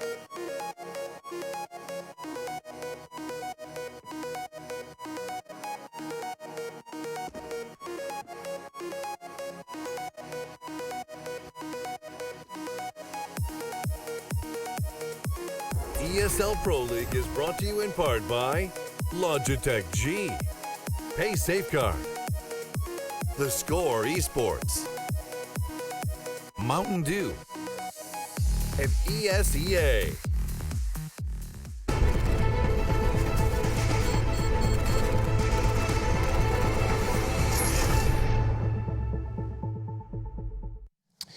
Welcome back to the best looking desk you've had all year. I have to say my hair looks terrifically awful right now, but we've got Sponge to make up for it and YNK joining us again. This is the headline match of the night for me. This is one that I absolutely want to watch. It's a rematch of the finals in Kiev 2 weeks ago, or a week, I guess it's still only a week, it seems like forever ago. G2 and NIP, and NIP obviously winning that final, but we've got a weird set of maps here. You guys were digging deep into this for the statistics. We started on Mirage. When was the last time G2 played Mirage? We had it up a second ago. No, these teams have played before Mirage. It's obviously not traditionally a G2 map. However, it's something that they, it looks like they're trying to bring into their map pool. If you look at their history, they've had some weird results on it where they've managed to beat SK when they were known as Luminosity before in big matches. So it's something that they can play under pressure, and if they can bring it into their map pool and they have all the tools they need to be able to play that map, it's just something they've avoided. That would have been Pro League Finals, I think, in the best of 5 that it came out was the last time, I think, between them and Luminosity. Was it ECS? They played at ECS. ECS, okay. Well. Yeah, okay, ECS. But that was, those are roughly, 3 weeks apart? So yeah, back around that time. Regardless, I mean, it's an interesting map pool as well, because then we go to Overpass for the second one if needed. Well, I was going to say if needed. What am I saying? This best of ones.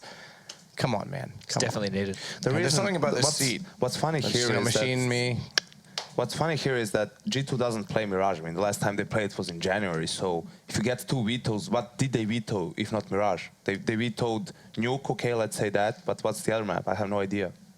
Cash, maybe. I don't know why they would veto. Maybe you're scared of NIP, but why would you play a map that you never played? So this is where you were asking this week, and you have the answer to this apparently. The veto system for ESL Pro League and the format. I got it. I know you what do it know is. how it is. Okay, so explain this for everyone, because there was some nights we played 2 maps twice, Let me bring and it up. it's done a long way in advance. No, first it was supposed to be like that. You have a home team and a away team, right? So one team vetoes 2 maps, the other team picks 3 maps, and obviously that's done blindly. So you don't know what maps the team A vetoed. Okay. So it's not done blindly. I was talking to Cartman today. So the way it's done is, so say that I was the home team. I suggest 3 maps. You're the away team. You then veto 2 of those 3 maps, and whatever the remaining map is, we play. So it switches, so the first one is actually there's an advantage for the home team still. So they get to limit the pool, and then the other team gets to ban away the 2 maps, and they play the remainder. So at first you pick, then the other team gets to veto 2 of the 3 maps you picked. So it's almost like you're playing the third. Play the same map twice. Well, I think that's been knocked out because, anyway, it doesn't matter. I just wanted to put that in clarity for this reason, why are we on Mirage, right? So going to Mirage, obviously G2, we don't know them as execution. It's a very execution-heavy map. We know them as aimers, the way they've been playing lately. Not to discredit any, theory and whatnot that they've been throwing into the game, but that seems to be when they perform their best, when everyone's on. NIP, meanwhile, have Michael still in the lineup. He's a little bit more aggressive with the AWP. This is going to be kind of a home territory for him in a lot of ways. But if you go back, NIP never played it with him. They played it when they brought in Alu and not to his coach. Did they? They didn't really. This was the map they didn't. They didn't start playing it until Alu showed up. I don't know, I think he's comfortable on Overpass, at least from what we saw him playing with NIP. Even that game, actually, they play a Starlighter went into overtime. NIP only managed to win through overtime, and it was pretty exciting to watch. So, seeing as how the first map is Mirage, again, have no idea what to expect from G2 because we didn't see them play it. NIP historically didn't play the map as well. When they added the threat, that's when they introduced it to the pool. I remember in Katowice, they actually managed to beat Luminosity on it, although it wasn't really I remember the match not having importance in terms of, teams already qualified, Luminosity qualified for playoffs, NIP already dropped out, so we haven't seen even NIP play it that much. We were saying that G2, they don't want to get around that, 9 to 11 loss. If you're in that kind of amount of matches lost, you're almost done for. So maybe this is like a play where nobody knows how we play Mirage. We can look at how NIP play Mirage, and we can prepare, and we can counter-strat, and they can't counter-strat us. They need to try new things now to get these wins, and maybe this is their strategy going into this one.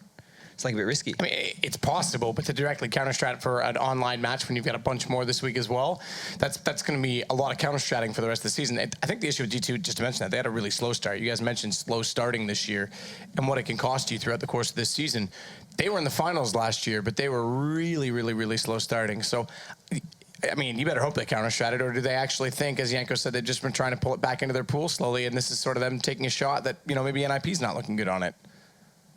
I think, you know, you need to take these risks. It's probably a good idea that they're bringing it back into their map pool. It's something which, you know, Mirage is a map that was in fashion, probably 8 to 10 months ago. It was like hugely played, and now it's starting to fade away out of the scene. So now, if they're bringing it back, you know, they can use it in the veto phase to their advantage. And, you know, they have had good results on it, really. Even though they haven't been hugely tactical on it, they have shown they can play it in high-pressure situations. Right. Well, with that said, we've talked a lot about the theory as to why Mirage is going to show up. Now we get to go see it. Do we want to do predictions? I know you don't really like them. G2. Yeah, I'll go with G2 as well. So both going G2, even though they're the ones that are not often seen on this map. We switch things up, probably for the better, over toward the casting desk. We've got you a duo that's normally together. It's going to be Mitch and Pansy. Thank you very much, gentlemen. Yes, heading into a match here, Lauren, which is, I guess, essentially a rematch of the Starladder finals in Kiev between these two. Yep. Both these guys are kind of Dust 2 and Cash specialists, so going over to Mirage seems like a very strange thing to be doing here. Yeah, I'm actually really excited to see this. You know, when G2, some of G2, shall I say, many a moon ago, you know, some of the Very Games boys used to always face each other NIP on this sort of map, and it was always Very Games winning it back so long ago. I mean, the original Mirage version. So this is many, many years ago, but it was a really interesting game between them. But these two teams kind of faded away from it, having, you know, being in their map pool as prolifically. G2 most predominantly out of these two. However, I want to see what they've come up with, because you don't walk into this blind, do you? You don't go, do you know what? Well, let's throw a curveball that we can't catch either. So I'm really interested, and let's see what both teams bring, because this looks like a nice piece being set up here. Because already Exist is going to be what looks like selling a bit of a kipper, but it could set up to be a play-through connector here, possibly. But that doesn't look like the case. But Shox is already going hunting towards those B apartments. Yeah, it's going to be taken down pretty quickly. We've seen this happen from a few teams earlier. You try and get the information. The same happened to Happy, actually, on the other night. Now Smith's now having to hold on from short. He's going to be pressured pretty heavily. The maximum of utility already thrown at A has drawn a few G2 players away, but nicely shut down here by Smiths and RPK. And now Ninjas, they have to commit.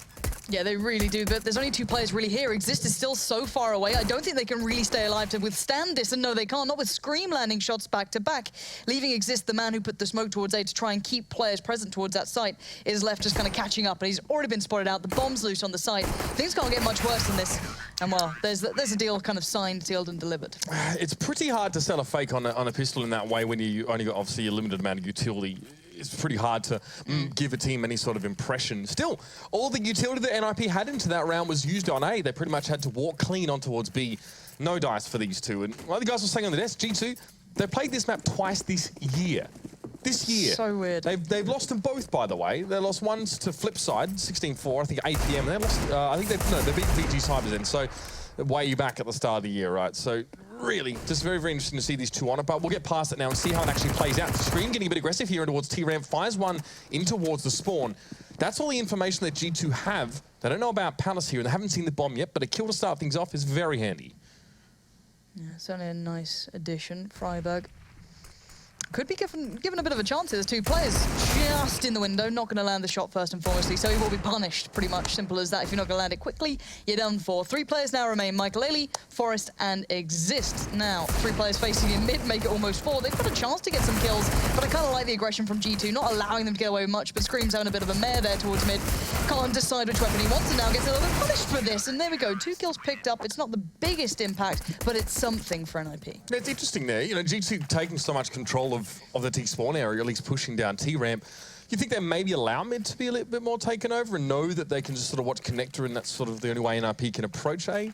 But you know what? I like seeing G2 being active on their CT sides, because this is something that people have been looking at quite recently, going, where have these guys been on their CTs? It's been almost a meme. You know?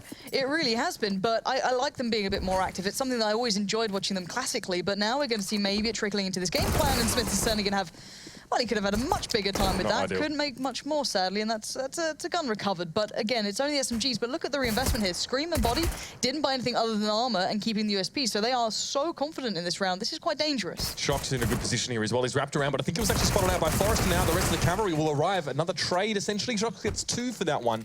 But this is an IP without any armor here, and G2 having lost a couple players. Not a big investment, like you said. Forrest almost getting caught out in the open, and he does eventually get pushed by RPK around the corner. So the first 3 rounds blow by without any real incident here, and G2 do find themselves with that fairly customary 3-round lead. Now we buy into AKs for NIP.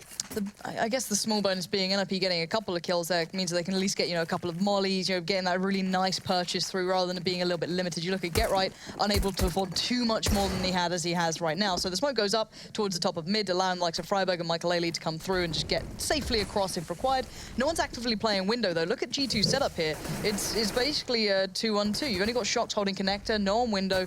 Smith's very passive on short, and Scream's got the AWP. Now, I think that may be spawn-based because he's up in Palace here, but that's a very unique sort of beginning. And GetRight, known for this kind of lurking intuition, and he crouches under, maybe predicting what could be waiting his way, and maybe inspects his gun a little too long there. Shox not going to let him get away with it, and we're back down to a 4v4. Potentially a huge opening there for NIP. You couldn't afford an AWP coming into this round. However, they have control of mid. Smith's the only one sort of peering in their direction via short, and he's already been spotted out, essentially. It's the Bulldog of Michael Ailey to force him back to where he came from.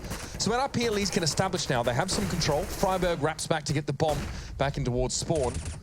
And now NIP have to make a decision. Is it connector, is it short, or is it even underpass towards B? They have some time to make this decision. It might even be the latter of those 3. Freiburg's make his way through App. Smith gets challenged out there, eventually traded through by Exist, who's going to push in with the rest of NIP, and now they will converge upon B. Yeah, so far from ideal here for RPK. That UMP is not great at this sort of range. It does work, but nowhere near to the comparison of the AK in the hands of Forrest, for example. Now, the B site's theirs. It's not completely safe, but it's safe enough to probably get a bomb plant here. Freiburg going to plant up for short, currently where Forrest is waiting. Body could challenge that, but it's Shox right now closest to the action. It's exceedingly good coverage, actually, for NIP over this one, but Shox comes in. No one's watching the door except from the side. Freiburg at least secures himself the trade, and that will leave Body on his own now, having to challenge from a very long angle up against AKs. Not ideal, but he has one himself at the very least. He's pressuring on towards Freiburg, but Forrest comes out, and it is going to be Body. You can't see the wood for the trees because he's in a copse of them. And Forrest can challenge him out there fairly comfortably. NIP, though, could have run away with that one. We saw what GetRight managed to do early in the round to defy the aim master of Scream with the AWP, but we had to see it ground down a little bit further to the 2v1. Yeah, and G2's money's on a real rocky position here. You look at it, you've still got UMPs coming through for the likes of Body. So GetRight delaying the smoke a little now as well. So NIP maybe going for a slightly later hit towards mid, maybe just seeing if there's any aggression coming first and foremostly. G2 certainly known to like to try and get up and close and personal. Not going to be here this time, but 3 players playing towards it. So a 1-3-1 from NIP, maybe expecting pretty much this aggression throughout the map. So you've got one watching for that A push, you've got Forrest kind of lurking over by B almost, and you're going to see the smoke going towards window. You could see one towards connector, the deep side if possible. That's that one coming through. So they can play up towards short if they fancy it. I'm not sure if that smoke's perfect. Yes, it is. There it is. It bounces straight in. So now basically that's allowing the likes of Exist to get further up. Body, though, has kind of overthrown this a little bit. This gives NIP mid-control, but where can they work from this from there? Because Body and Scream have really good control over A. And Smith could have had his kind of king share in the frags then, but he can't make much more of it. Freiburg finds Body, and these frags are happening so sporadically throughout this map. NIP still don't have the site under control, but again, they have mid. So again, G2 push for information in towards T-Ramp. They actually get onto GetRight, who was purposely waiting there, if I'm not mistaken. I think he was watching Palace, expecting someone to go, fast through there, considering what we saw from Scream in the prior round. He was caught out there, but NIP still managed to forge something out of the fires of the chaos. They get the kill in towards the ladder room. They trade out comfortably elsewhere on the map. And now again, they have the same decision to face themselves with. Do we go towards B? Do we just play this out again? It looks like that's going to be the order of the day. Shox will be able to rotate fairly quickly, but not quickly enough. RPK is put in the ground exceedingly quickly, and a flash in towards Kitchen will let Shox know that his presence has been noted. And Scream is just trying to get somewhere where he can make a difference. But at this point, they're pretty much tucked in. And look at these after plant positions. So we've got Exist and Forest kind of facing towards short, kind of Exist being a little bit more careful than others, and Freiburg watching towards Palace. Shox could just bound in theory, but Forest will eventually catch him. He could only get a 1-for-1 trade unless he pulls off something nuts. And Scream knows he's in a predicament, but he does find Exist. This opens up the avenue, and there it is. Shox finds Forest, and it leads it all towards Freiburg. But a stunning bit of control there towards Scream will mean they keep the round in check. And this is the the Freiburg we're seeing more and more often. Not only opening rounds, but closing them too. It's really interesting, that position, actually. Freiburg, or at least an NRP player, was in it last round in the post-plant scenario, and that was the first player to die. I think it was Body, perhaps, inside Kitchen, who just peeked towards the right as he walked down and found him. This time, NRP set up in very similar fashion and managed to take it away. Ordinarily, that's great for the Ts. Normally, CTs, if it's a 2v3, the most you can hope for is a trade coming into that, but they got it very close, and it had to be Freiburg, to be fair, just to get some nice spray down. But now Body, a little bit aggressive. No, goes towards Mike. Really nicely done. He's cut down by Freiburg there, who's in a position to respond from Tetris. And Shox has to be careful. This is a great spot to surprise from Palace. And there he goes, on towards that kill. Going to be Forest to fall by the wayside. Eventually traded through, though. It's just 2 players left. A little bit manic there, let's be honest, from NIP. Getting a bit hairy in this one because Exist is on 3 HP. Freiburg's pretty low, but they have dealt with the threat accordingly. And there's the final man down. Scream going to be picked up by Get Right. And I like the idea from G2 kind of stacking out Connector a little bit, getting players up in Palace, just taking a chance, taking a risk. You might as well have only got those pistols, so try and make something happen from it. But now we see something very, very cool. Michael Ailey bringing that AWP in. He's had a very quiet start to this game, but this is what he's been looking towards. This is the player I want to see make the big difference. He can be such an impact player on this sort of map. So again, it just seems to add even more fuel to the fire that is NIP here. And for G2, this is one of maybe 3 strikes that really puts him in a position of economic peril now. So you haven't lost those last 3. Get very, very little from the pistol force, which is acceptable. Now, they do have to be careful. It's tough to play CT side from behind. It's incredibly frustrating economically. There's no ways for you to eke out any extra currency from doing things out and about, like planting bombs. Now, I like G2 trying to put more players a little bit more dedicated close towards mid, so you've got kind of Smiths watching the underpass push towards Connector a little bit, the smoke goes towards window there, maybe allowing a bit more freedom between Freiburg and Michael Ailey. Scream as well watching it, and Shox was kind of dabbling with the idea of playing towards Connector. Not going to be the case. So basically it comes down to players like Get Right to play off the intuition, kind of feel when he can make the play through Palace, really kind of expose the pressure that G2 will feel, and Forest now looking through Connector, the smoke's still there, so he's just clearing out. Again, NIP getting mid-control for free, basically with 1 player here after they do put down those initial smokes. They're all coming back around towards A. Shox can unravel this, but it has to be big. It has to be one of those Shox-style plays, and it can be nullified almost instantly. Yeah, so this time NIP almost give the impression they're going to control mid and maybe work towards B, but again, this doesn't happen. Shox has to be ready. The late smoke coming in as well gives him a little bit more peace of mind, but Forest gets 1 inside Connector, just the 1 for now, but that might be the starter's gun, and it is. Shox is going to leap into the fray, jumping into the fog, as it were, but finds no one. He ends up on the wrong side of it there. I thought he was in Narnia for a second, but Exist quickly makes him realise that this was more than just a bad nightmare, and now Scream has to back away. Flashed down the stairs. Body and CT blocked off by smoke. And they don't have kits either on G2. They have to be very active in this. That 20 seconds, they're about to trickle down. This has to be quite important for G2 to maybe get another kill, look for an opportunity here, because they can't really play retake too comfortably. No utility now. Things starting to look good for NIP, but the time is running out, and the crossfires are still very strong here. RPK finding his position. Michael Ailey unable to make a bit of impact. Means that this is all being cleaned up by RPK. Coming over from B, and it's Scream to close out the round. G2 finally stabilized. And I thought that was all going wrong then. As soon as Shox went in towards ramp and got picked up, you know, Exist dealt with him. I thought that was done and dusted, but actually they recover really well. NIP didn't have the smokes left. They didn't have that punch in the end to get towards the site. They got caught in the crossfire, and hell, G2's aim is certainly not in question here. I think the vast majority of the utility for NIP was actually expended on just cordoning off mid and giving the impression that they were going to try and make a short play or get aggressive over on that part of the map. So then they rotate back towards T-ramp with no utility, hoping that it's just going to be a bit of a skint site in terms of personnel.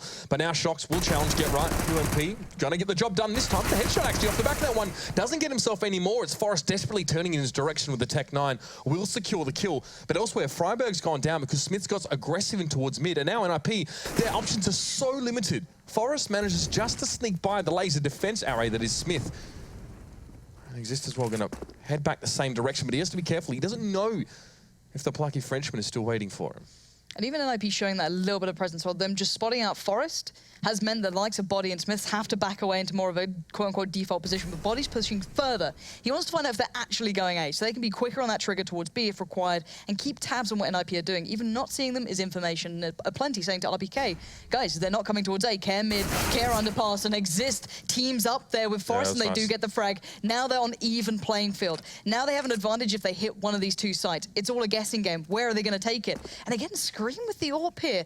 Curiously enough, picking this one up, deciding he wants to be holding down B with this. Still has utility too, so time is a factor, and they're going to run out of it here, NIP. 34 seconds left. Exist goes in towards mid there. NIP slant the odds in their favour just to try and get back into this round, and they have done so. Scream there, not spotting the player over on short now. He's going to look up towards apartments, and it's going to be Exist lobs a nade in his general direction. It lands in his back pocket, and Scream is going to have to wait on that one to the next round. Bomb goes down, and Body, the man flanking all the way through A, found plenty of information or lack thereof, but that was the same thing in this case. Has to do a heck of a lot, and I don't think he's going to attempt it. Salvage the AK, and slowly back away. Try not to attract too much attention. That will be the plan here. Absconding very rapidly away from the fight.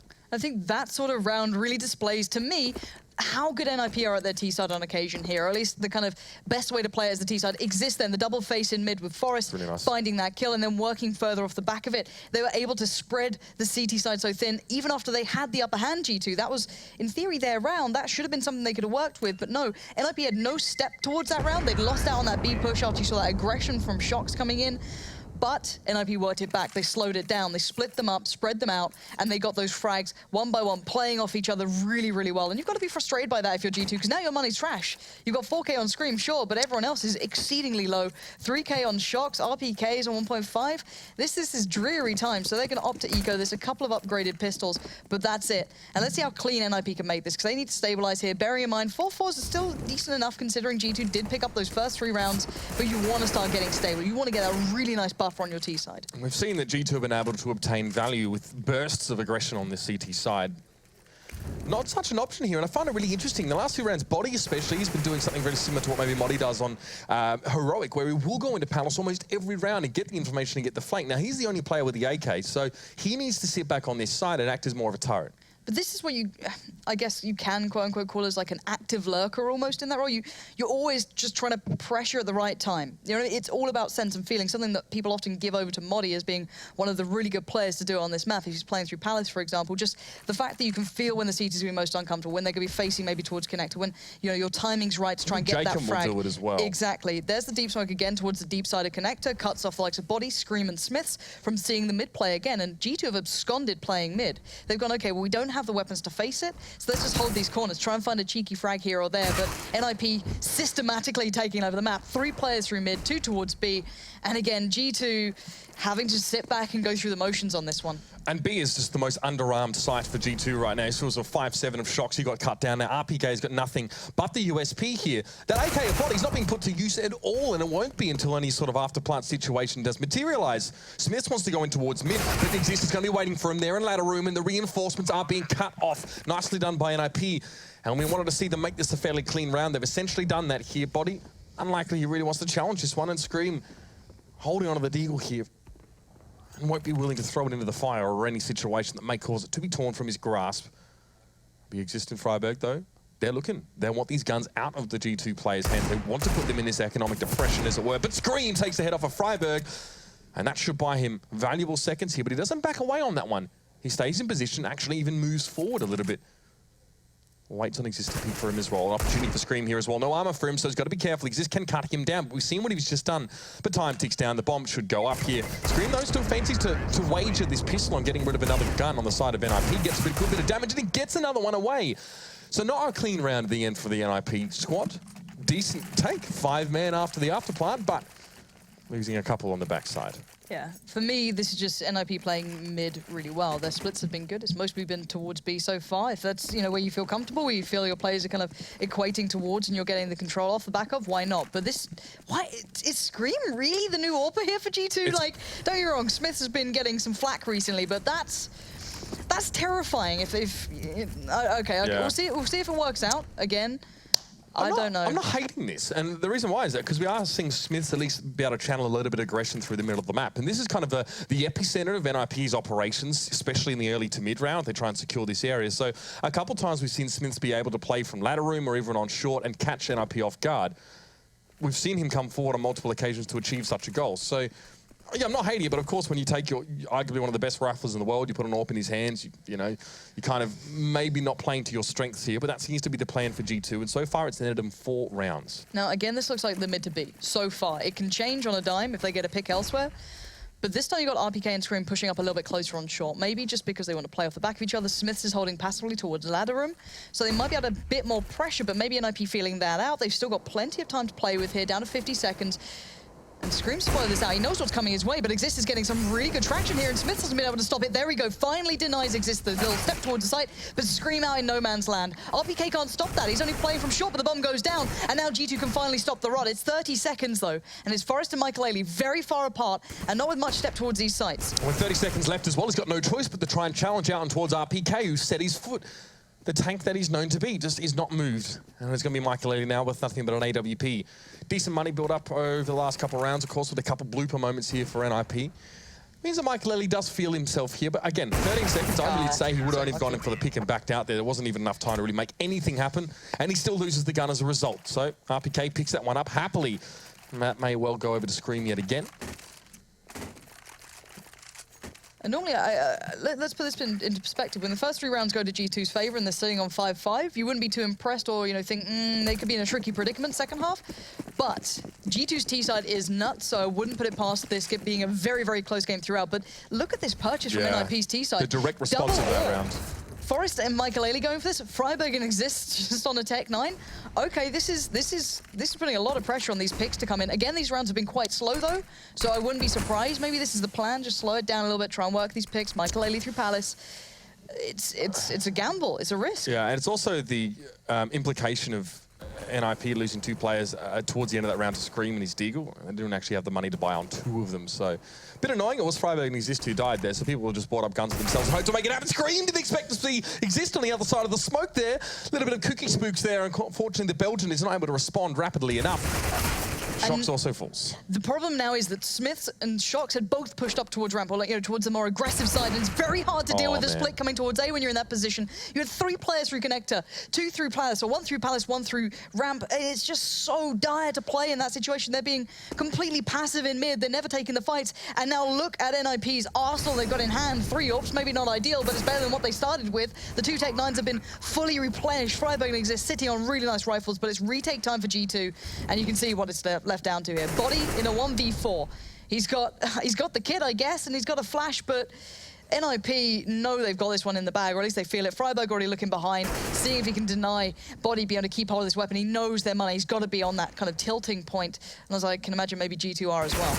Well, he exactly is in this round. NIP, they managed to get back that round. And yes, G2, not great economically speaking there. A gun out of Body's hands means it's not great territory. Now with Shox having a little bit built up, that's fine. But this is, well, dire straits, to say the very least.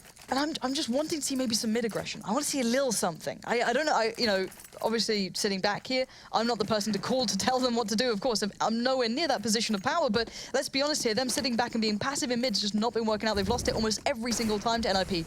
Gun round or not, it doesn't seem to matter. So Shox has gone full glass cannon, everyone else has upgraded. And it's back and forth kind of rounds here. It's not too clean cut at the moment, but at this point, NIP's money is getting better and better. Yeah, this pistol force is, I mean, classic G2, to be honest with you, but not great. I mean, with Shox falling on it. That was the AWP, by the way. Now it's been completely taken out of the mix until a G2 Esports player is brave enough to go and find it, but there might not be anywhere left, or anyone left, to go and try and hunt it down. It's going to be Forrest now to get his pick. This double op still coming into play for NIP. They're more than happy to pick off challenging G2 players who want to make use of these pistols in close quarter scenarios. Another challenger stepping up to the plate, perhaps, yes, but he's going to win out this time. Trust Scream to get it done. He takes down Forrest, and now Get Right does fall to Body.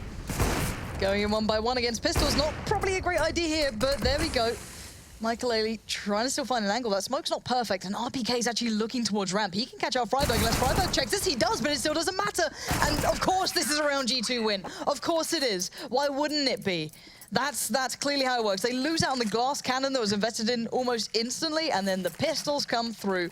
My word, CSGO, sometimes. Yeah, and not even that. It's that G2 wagered essentially the rest of their half on that round, money-wise. We're looking at double eco territory there for the CT side. But, well, Lauren, they managed to bring it back, and they get themselves 2 AWPs for their troubles now. It's NIP who are on the wrong end of the seesaw, the one that's plummeting downward at a rate of knots. They've got 2 Tech 9s to work with. They definitely did show off a nice execution, though, in a previous round when they only had these, but they had a double AWP to work with here. Now it's rifles and the 2 Tech Knights. All right, so Smith's a secondary AWPer now. As you do, yeah. And Shock's going aggressive mid-late. That Molly's still burning, and he can't really check underpass here, but he heard a couple of shots from mid, so they know that NIP, again, are doing this sort of mid-control play, but they have players present. They have those players pulled up at short, which worked out before, but Smith doesn't land the shot that he needs to, has to go back in. He's only got a pixel to land it on, but this isn't ideal. RPK is still there with him, so he doesn't get rushed down. He's still safe from that. And NIP are now trapped in mid. Forest taking a lot of damage too. I think that was from the molly itself. So now for NIP not in a brilliant position. They're out of utility.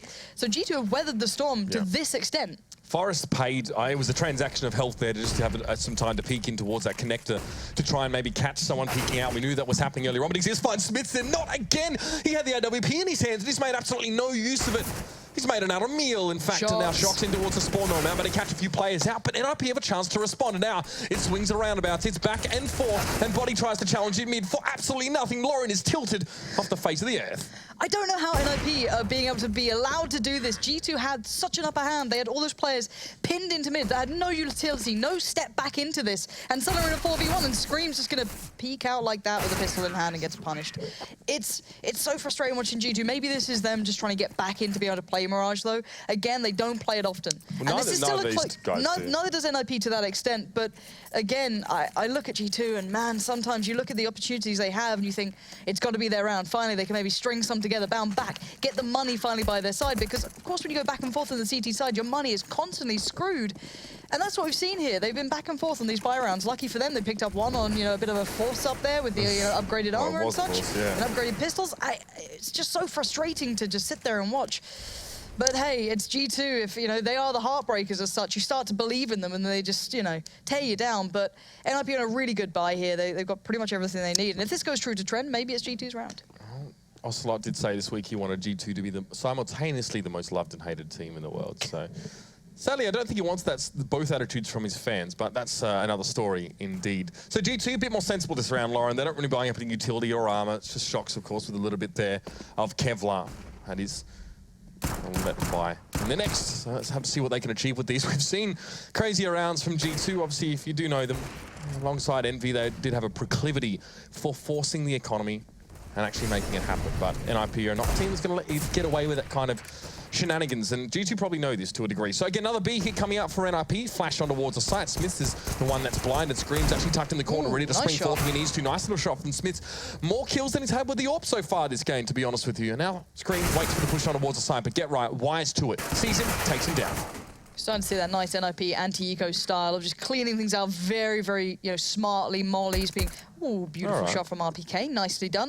Michael Ealy was low, and Forrest is watching this, but he misses the shot and opens up a chance for RPK to put. What is going on? How?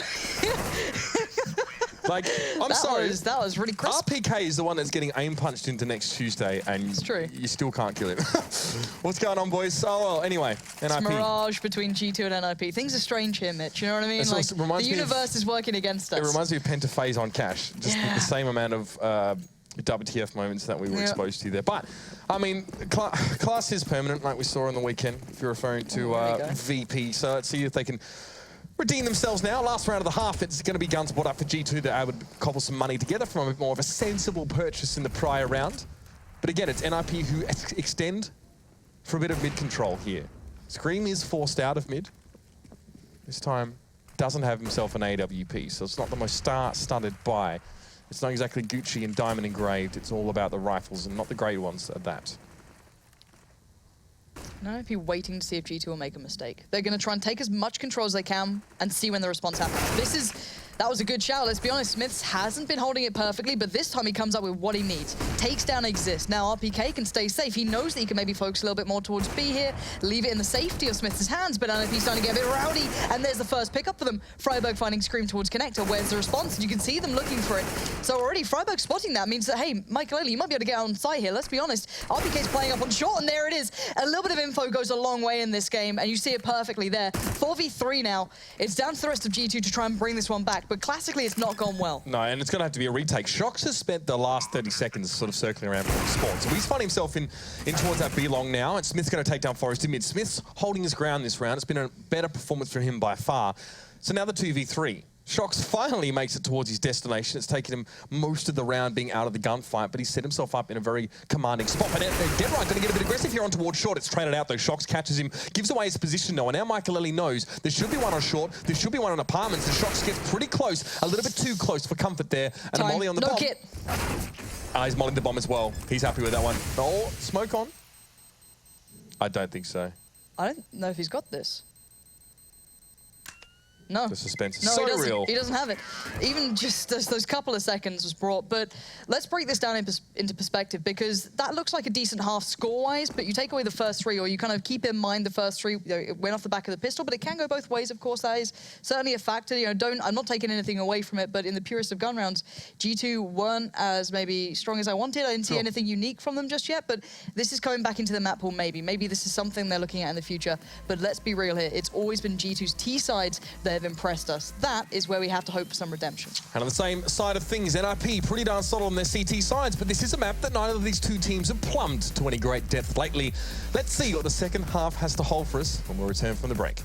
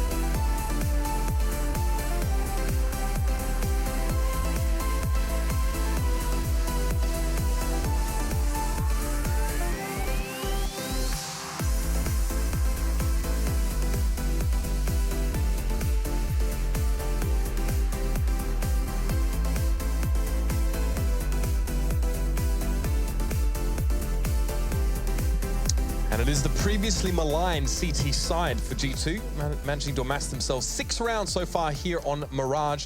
But the T side definitely is a brighter prospect for them, but their opponent, of course, not going to be giving away too many free rounds. There were a couple of weird ones in the first half, Lauren. Yeah, I think weird ones as a summary is certainly a nice way to put it. We had Scream being the new primary AWPer, Smith's the next big rifler. Yeah, things were a little bit strange in this, but it's Mirage. You know, you don't know what to expect between these two teams. Maybe hope for a bit of normality going into Overpass, which is the next map, of course, but we have another half to play out.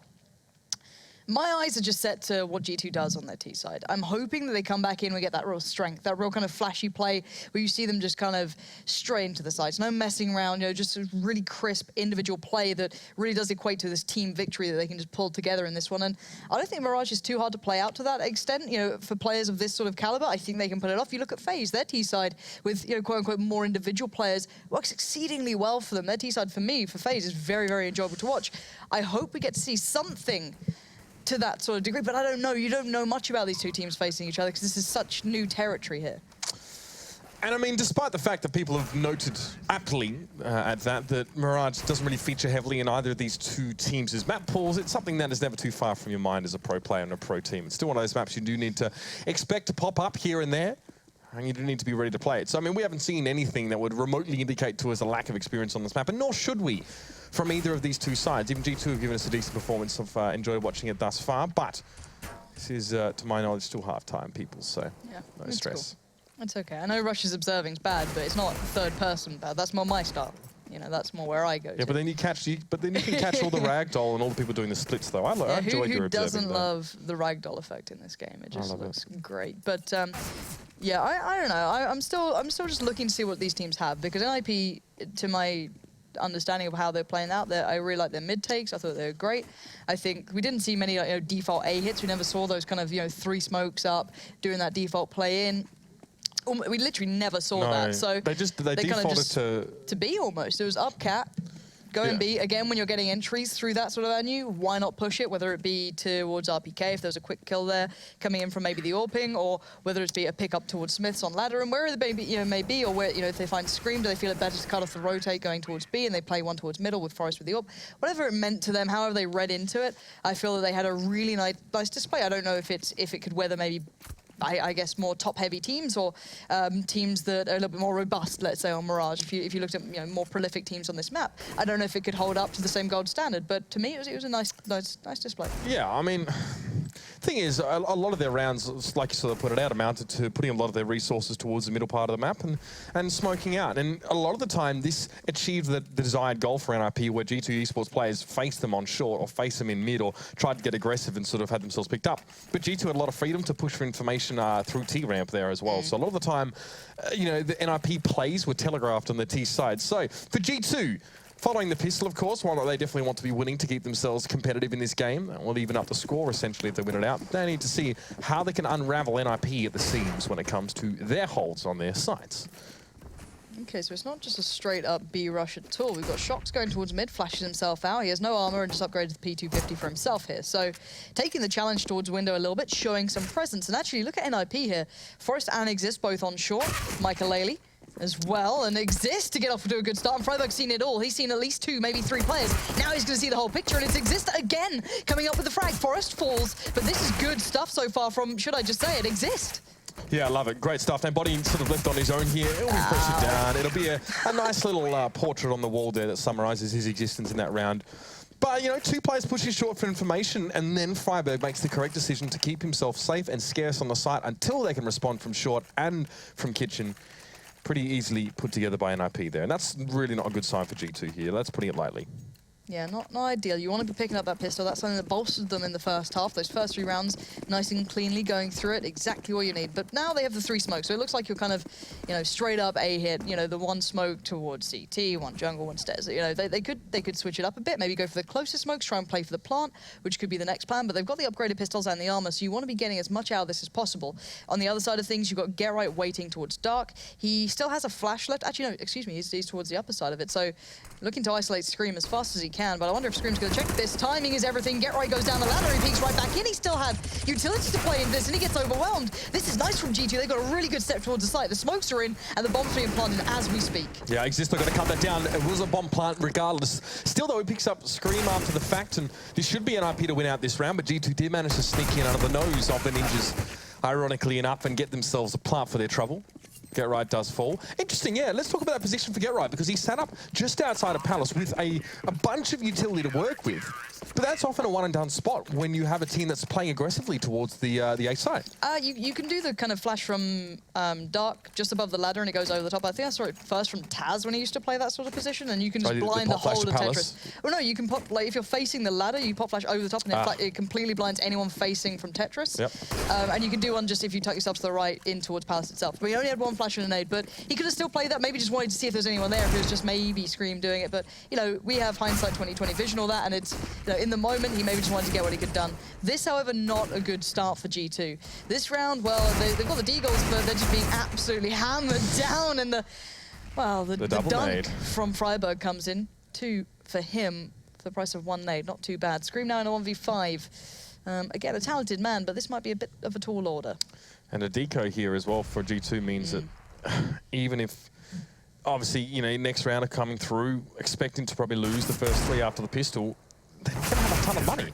That's still a decent investment to make, that 700, where generally speaking, you maybe shouldn't be spending anything after losing the force following the pistol round. So the buy here is okay.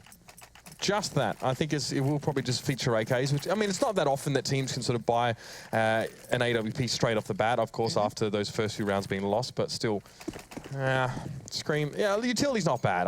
It's not bad. It's enough to work with here. But G2, if they get held off in the first part of the round and have to make like a late round play or a late round execute, they won't really have the tools to do it convincingly, in my opinion. I tend to agree, but we'll find out. Now, GetRight playing quite close towards ramp.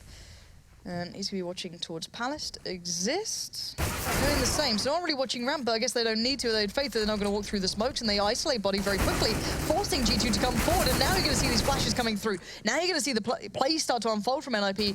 And even though they're low, they're holding onto this, but it's down between Shox and Scream, the Danger Men, the two S's that can combine to become something great. And you're seeing it right now. It's Shox at the helm again. 3 for him, 2 left alive. GetRight is desperately low. 6 HP in the bomb. Well, it's not too far away, but can he find Freiburg? He's only got a UMP and doesn't even need the UMP. Gets the Deagle out and does the damage anyway. So somehow they withstand that round. That looks so close though, but the money's so nice now for NIP.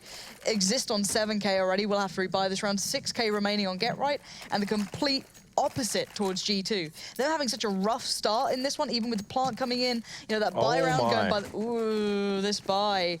Not pretty. Shock's going straight on the rifle, so he fancies it. He's got 100 though after that. Yeah, he's fancying his luck on this one, 13-6, and he's going for it. Well, Michael Ellie would have been the one facing him in mid-window there, and you may be Shox, and you may be one of the most ridiculously explosive plays in the world, but Michael Ellie has been the X factor for NIP in recent times. That's not really a challenge you want to take with your most important gun. So, Deagle spot up, armor and helmet for everyone on the side of G2, so we're going to go ahead and call this a force, and this is not going to be great in their next round now. I'm probably hoping for a bomb plant at this stage, but that almost seems to be an afterthought here for G2. Have left it back in towards spawn. Now just want to get a bit of a contact play rolling on towards A. They have control. I mean, this is going really well. Somehow, Smiths and Body getting those shots in with the Deagles, now combining nicely with Shox on that AK, leaves NIP with 2 players left. Now, the bomb's still down by ramp, so it gives it a little bit of time, but you don't really expect this position from Scream, and Freiburg won't expect it either, so he gets picked up very easily. That's the gun recovered now. Body's the only one left with the Deagle, and he might be able to even find something for himself on his travels, but it's going to be the long play. He's going to go around towards B. Michael Ailey finds Scream towards Connector. Okay, we're in a 1v2 now. Body's going to plant B, that's safe. Shox is watching the rotate. He's there purely to catch Michael Ailey out, but Michael Ailey's got to be considered. This may be an option, but would you check that box straight away? Would that be where he peaks? We're going to find out. It's all down to how Michael Ailey goes for this one, if he does. Surely he check it. I don't know if he's going to check that right side. And he does actually check it, but he can't land the shot. And now the problem is that the company's arrived. Body is now there, but it's Shox to close it down. And they recover North. They get the AK. And off the back of what was a very, very desolate round purchase-wise, they actually pull it off. Oh, more 360s than a Call of Duty montage there for Michael Ailey after he realized he missed the first shot. But I mean, that's kind of the quintessential 1v2 you play into as a CT. You know there's got to be someone watching to rotate. So fairly astute from Michael Ailey, but unfortunately sometimes the idea doesn't hold up to the execution. And okay, NIP have had a few costly rounds here. So they've had to buy quite low and a chance for G2 to actually quickly build a little bit back up. But possibly, excuse me, their last chance to really do this with any kind of alacrity. Following this round, if they lose it out harshly, they're in big trouble. And Scream, a beacon in mid. Well, they're not attracting too much attention, as you would hope. Smith is with him there, interestingly enough, who has the AWP on this T site. Yeah, so smoke towards window, face towards Ladderum. They're going to try and take mid, and I like this. You've got G2 playing towards A here. Shox is playing from Palace. Now he has to play off that feel, that intuition. Now that they don't have mid, do I want to start peeking from Palace, or do I want to start playing from that? We'll find out. Exist is going to put himself maybe down late by kind of jungle, peek into it a little bit more passively, help maybe Forest out here, who's quite isolated. He's very much alone in this position, and that's where Exist is going to go help. Now, Michael Ailey spots out the gun there and towards Connector. I'm almost certain of it, and he certainly knows where they are now. GetRight finding Scream is big hit. Shox, though, gets the feeling, knows the time is right, but in the meantime, Forest finds 2 towards mid, and we're left with just Shox again. In a 1v3 situation, Michael Elliott's still quite healthy, and he knows he's just going to keep his head down for now. Forrest spotted the bomb out in Connector. He knows that has to be the next port of call for Shox.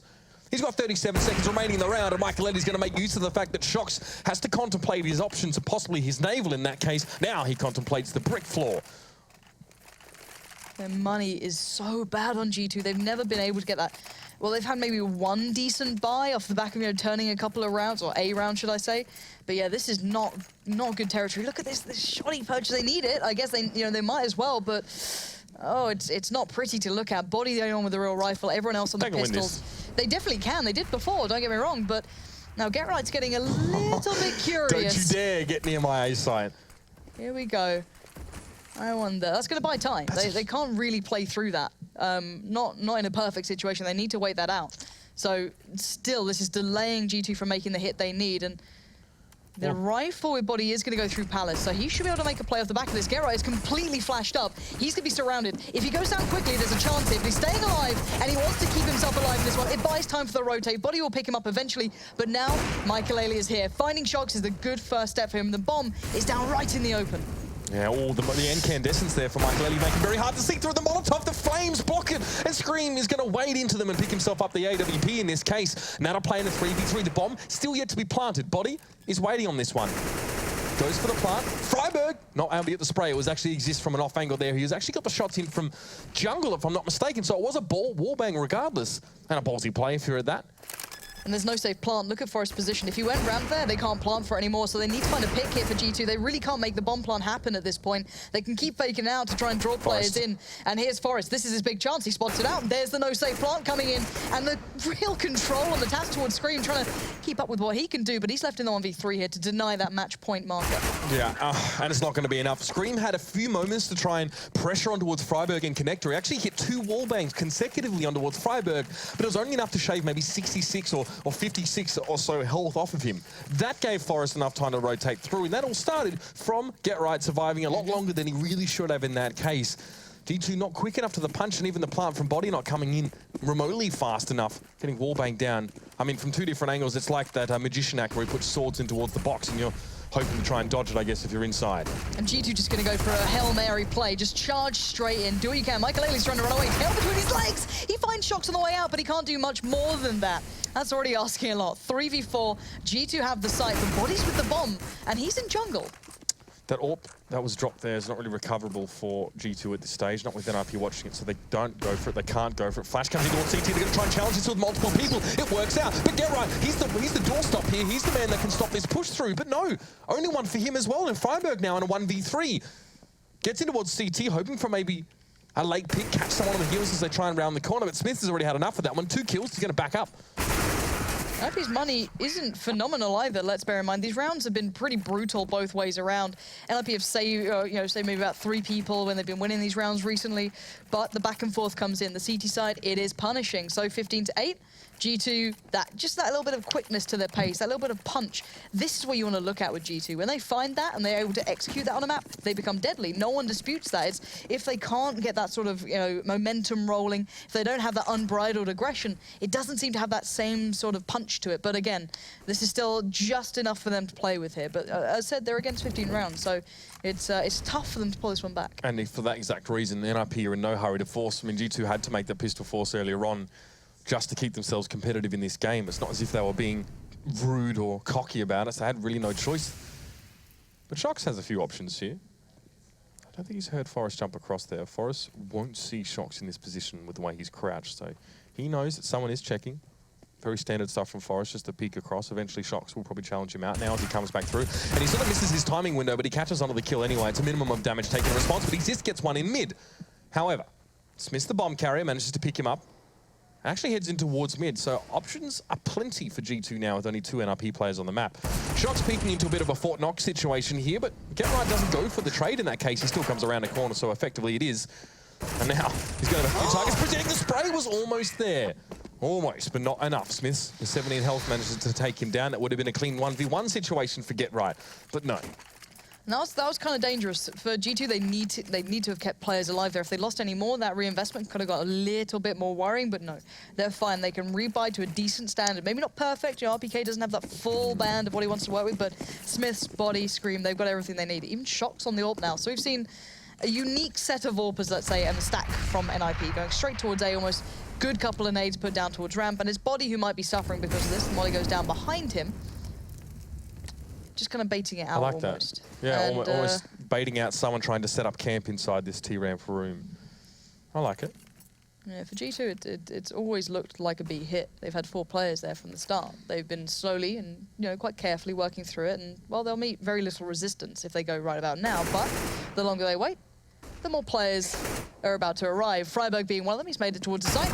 And the King of Banana up to some, well, monkey business, let's say here. He's doing good damage. He's found RPK as well. That's two. God. This is getting worrying. Get Right, Exist and Forest are on the flank around the back as well, and they're dancing the time here, but they can't land the shots cleanly. Scream's eyes are trained towards that. Body keeps it together. And now Exist and Forest, well, they're not in the best spots to stop this from happening. To go out on that note for G2 would have been absolutely unconscionable. But at least now they put themselves in a man advantage. He's just hoping to just get creeping up and get some kills. And Bodic falls in mid there, just heading straight up. It's going to allow Forest at least to take that AK away from this one now, backing up. I mean, if you're NIP, why not try and go for this? You've probably got some money built in to at least secure a buy for the next round. I don't think Shox saw... Actually, I don't think Forest saw Shox in that case there, but still he opts to go. I'm going to push around, but Scream will be there to greet him with a salvo to the dome. 15-10. I almost hope that Forest did show then, and that he did get spotted by the AWP, and then just chose to quickly try and challenge short out. Just, you know what I mean? Like, I'm here by window, don't worry about it, and try and get a little bit cheeky on that, because I know they could buy next round anyway, so I kind of like the idea behind it. But double AWP now for the T side, so Smiths and Shox running that. Scream not going to be the primary AWPer anymore, and Michael Ailey has the opportunity to now pick it up with armor and everything he needs, and NIP on a good buy. So this is the big round, this is the big one that we want to be seeing, and Smiths not going to get that lucky first chance, and Michael Ailey, again, the same, not going to be gifted that opening that they're desperate for. Body taking some damage early in the round. And Freiburg, hearing gunfire across the rest of the map, decides to loosenade here. It's not going to catch Shox, he's standing too far back, but the obligatory smoke does follow. So Shox decides, do I push through this or do I back off? Probably the latter here. But the rest of G2, once that smoke does dissipate, will be executing on B by the looks now with 4 players. And NIP have used a lot of their smokes very early in this. Again, they're down to a flash here for Freiburg. You've got a molly with Exist, but only Michael Ailey really has the stopping power at the moment. He's got the AWP, so not really in a position to be doing anything with it. And it's pretty much just Freiburg alone at B here. He's got 4 players possibly coming his way that have molly still, that have flashes. This could be very tricky for him to hold, but let's see how well he fares here. If he can slow it down by some time, do some damage, that'd be perfect. And now he does turn the flash, and I don't know if they're going to check for this. Surely they will. Oh, okay, Scream's spotted out. They're going to hear it now. 1-for-1 trade, but he sees maybe the plan unfolding from G2. Forest is quick on the trigger though. Gets around there fast, but only to be met by RPK. And now 4v3. Make it 4v2. G2 are holding down the B side, but Gerai has other plans. Finding one, sprays in towards RPK, but the tank is having none of it, and it's down to Exist. Yeah, Molotov let loose towards Truck, but he catches a shot as he comes across there. That was Smith who caught him. There's 2 AWPs, so now Exist has to play into these. Get spotted, get hit once, and you are done, obviously. He gets himself out the window now, off towards the side. Shox, none the wiser. Doesn't actually know if he's crept forward yet. This is going to force Smith to check the angle. And Exist might be closer than he expects, and he is. He can do this. 9 HP on Shox. Mitch, this is very, very possible. One shot, but Shox going to peek out. It's Exist that gets the dart. He's going to win the game on the back of that one. Why not go for it when you're so far ahead? And nicely kept together for Exist there. Puts his team over the line, and NIP come out on top here on Mirage. Well, let's be honest, this was a bit of a surprising map to be seeing between these two anyway. NIP seemed far more well-versed on their T side, at least to my eyes, than what we saw from G2, who individually had some brilliant moments in that one. We saw some curious things with the AWPing, who's deciding to pick that one up on the long run there. Maybe trying new things out, I don't know. Maybe just something they're doing for this map, I'm not sure. But again, G2, their T side seemed a little bit here, there, and everywhere for me. Yeah, it was a bit messy. It's funny, it's kind of the opposite of their problem, but perhaps it's been screened to pick up the AWP as a bit of a band-aid to some of the CT side woes that have been experienced so far on G2, but that's just our thoughts. Let's pass it over to the desk for theirs. Well, thankfully, I don't do much thinking, but I do have 2 people beside me who do. Guys, we said G2 don't really play Mirage very much. I think that showed. 9-6 in the first half wasn't bad, but it's coming off CT. It's Mirage. T-side lacked a lot of execution. Scream was AWPing, Matt. I know, I did notice that. Okay, he bought the AWP 5 times. Yeah, and didn't get a Smith's single the kill. rifler, as you tweeted. I thought it was... I don't quite get that, right? So if you have a guy who's the dedicated AWPer in the team, and you have a guy who's known for his fantastic aim, just because you want an AWP at A, you don't change the player who's using the AWP. You change the role. You change the... Well, you move Smith to A. Yeah, the location. Sorry, that's what like, why do that? It doesn't make any sense. And the other thing, like, which I was really surprised about was NIP, their T side was just go through middle. Just funnel through middle, not really worrying too much about smokes and flashes. Like, they're doing the very basic ones. They didn't do any exciting executes. G2 actually had more strategies, like full executes, but just looked completely lost in, like, after plant situations. But I think that's where you see that G2 never doesn't play the map at all. And they actually didn't even play it twice in January. It was G2, but that was the old lineup. That was when FaZe was still in G2, right? So this lineup of G2 didn't play it. And I think the problem is that Mirage evolved as a map on the T side. You don't see any of the teams that are good at Mirage nowadays go for those smoke executes towards the A bomb side, precisely because it rarely works. It's really hard to pull it off. It's not hard planting the bomb. The hard part is defending from the retake, right? Because you have to push the bomb side, it's pretty open and so on. So I think that's one of the tells that G2 was having issues. Yes, they did start a slight comeback towards the end of that game, but the timing from Xist here was absolutely insane, and he manages to clutch the 1v2. Yeah, well, and I think it's kind of interesting you touched on the post-plant scenario as something that shows they didn't play the map very much, because it's one thing to go into it with a set idea. It's another thing to have the sort of experience on the map to play off of that. And NIP, I think it was a matter of coasting over the finish line. I'm curious as well if Smiths is looking to try, after making that post on Vacuum about, you know, I get a lot of hate, but it's because I'm playing more of a support role AWP. Do you think maybe he wants to try and get off the op a bit? Maybe it's his call to say, hey, maybe I just want to get some more rifle play, and maybe if I adapt in that way, we can try something new? There's someone in that team who can pick the AWP up, and that's Shox, right? If you don't want a dedicated AWPer, that's fine. Just have strategies where you don't have a dedicated AWPer. Sure, there's certain maps where it's good to have an AWPer, so Dust 2, but Smith is good on Dust 2, right? So he can pick it up there. If you have other maps like Mirage, you don't necessarily have to play an AWP on that CT side. You can do mid-control setups with 3 rifles where you can take all the territory by using basic utility, and you don't even need an AWP to cover you. It's almost detrimental to have an AWP mid, because you just get smoked out every round, right?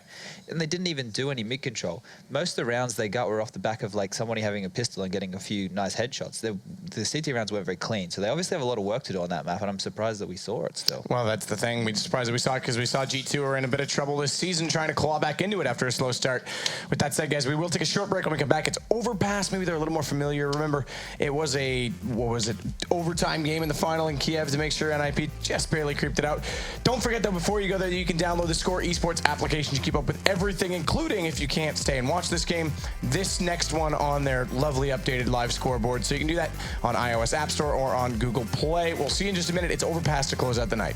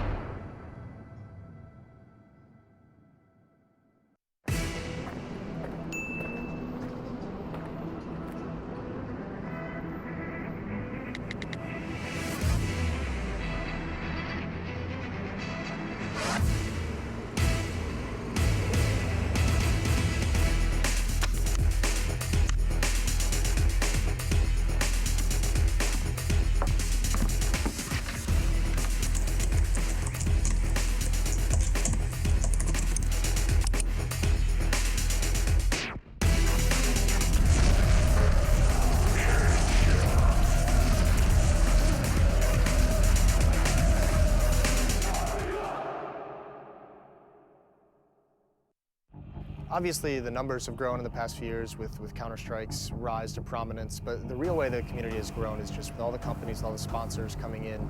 There really is that level of professionalism for players who are trying to aspire to be in the top levels. This season, Mountain Dew League is doing a qualifier, and it's basically a quick path to the top. If you win this Mountain Dew League, then you get into the professional division, you become a professional player. And I'm looking forward to watching and spectating and seeing who actually makes it.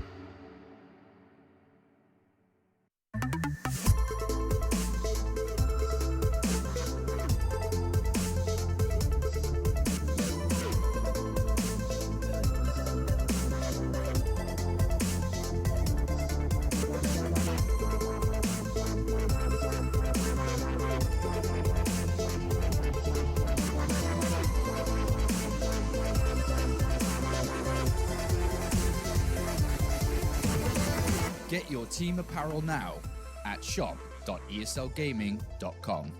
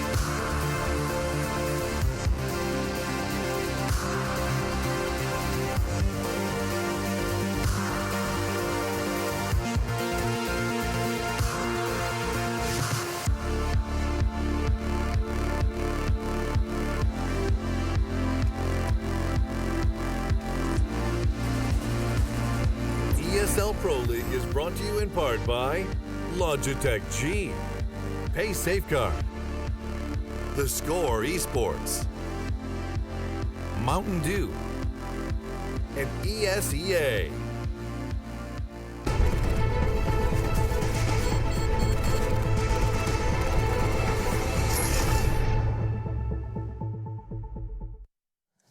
Interestingly, in this modern day, there's lots of information available to us. This one didn't come from the Score Esports app. It came from something old school called Twitter. Follow me at Sadokist and at Drop the Bomb TV. They don't even play Mirage, so they left it in the friggin' map pool like they were pugging that. What was G2 thinking? Shox forgot it existed. He actually forgot to ban the map. I tweeted it, Scream, and I got a reply from Shox saying he forgot to ban the map. He didn't even think it was in the pool.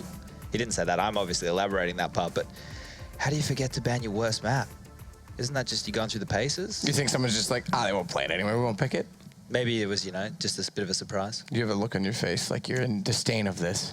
I just making our job the hardest possible. Like we're trying to find some sense into it, and then after the map, you're just like, yeah, just forgot to ban the map that we never play. What's the point of I guess analyzing? it happens. I mean, just slipped his mind. It's just a bit silly thinking about it. I guess they're all busy. They play so much Counter-Strike. They had a brain. Man, this is getting worse and worse every segment, isn't it?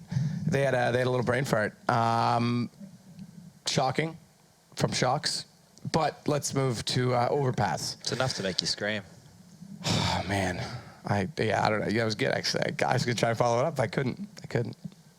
But we can move on to Overpass. Fantastic. Yeah. Yanko, would you like to start? Would you like to start, Yanko?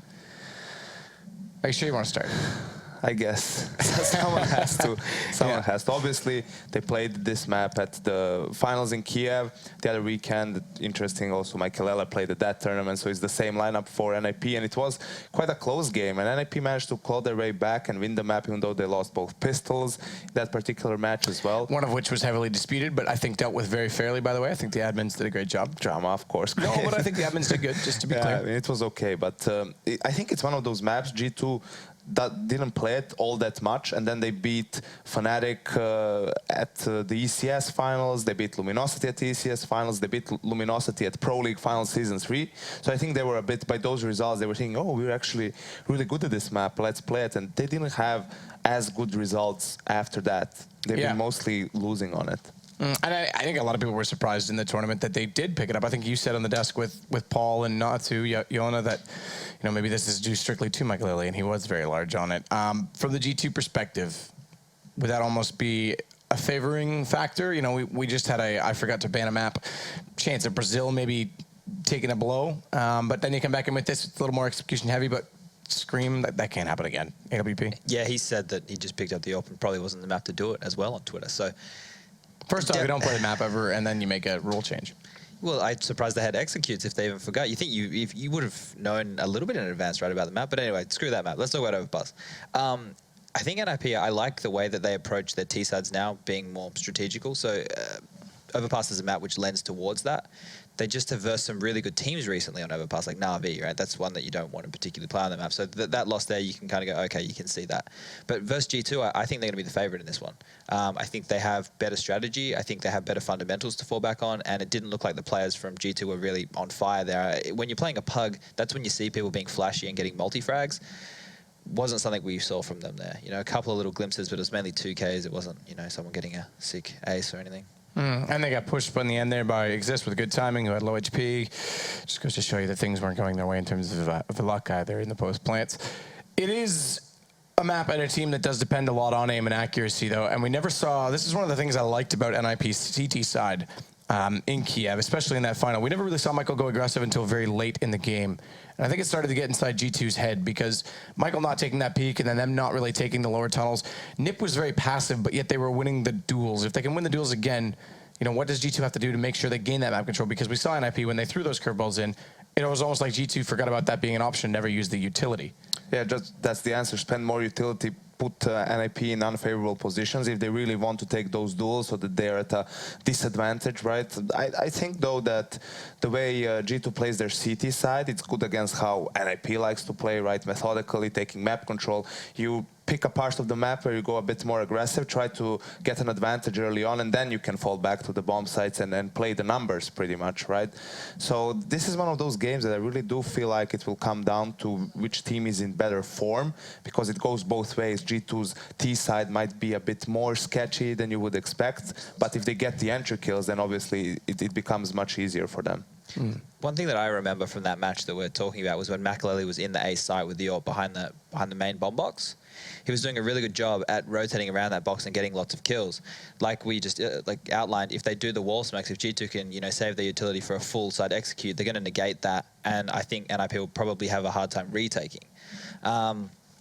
I like how Freiburg plays B as a rock on this map, and I think that he needs to have a good performance like he did in Kiev. Good point, because he was very good in that game. He was probably a standout. player in that final, actually. Considering his performances previously, he had lifted a lot, and I think that helped him across the line. He's definitely improved a lot since the beginning of Pro League. I mean, maybe not improved, but performed better as an individual, for sure. So that's good to see, because he has been getting a lot of flack, you know, for a while now, and he is an important player for that team. I mean, as the entry fragger, right? If he gets the entry kills, obviously makes their life a lot easier getting into the bomb site and then winning the round. Yeah, and I think it's very important that we do give him credit where credit is due. Now, they just, I think HLTV tonight released the statistics from that tournament, and it was Forrest they gave the MVP to, even though arguably Shox was the better player throughout. He just didn't close it in the final, so therefore, Conn Smythe-esque, it goes to the winning team. Forrest gets it, but the other three exist.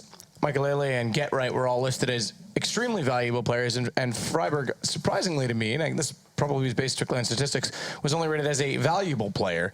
And I think that he was above that. I think that him having that much extra in his performance just was the extra little bit that Nip needed in a lot of ways. And I think you highlighted a good point. He was very efficient, kind of Crims-esque almost on that B site, which is very hard to deal with if someone's smartly not peeking you and allowing for rotations. He falls into that rock, you know, that rock type of player that we label people with, like Flamey, those kind of guys. But he hadn't been a rock. He'd been a pebble more recently. Oh, I see. And it's good to see him back in his hardened form. Do you call them pebbles in Australia?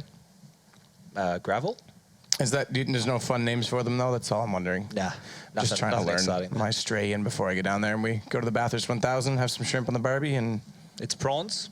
I hate you so much. You do it every time. No matter what I say, it's the opposite one. It's definitely not shrimp. All right. Prawns on the Barbie?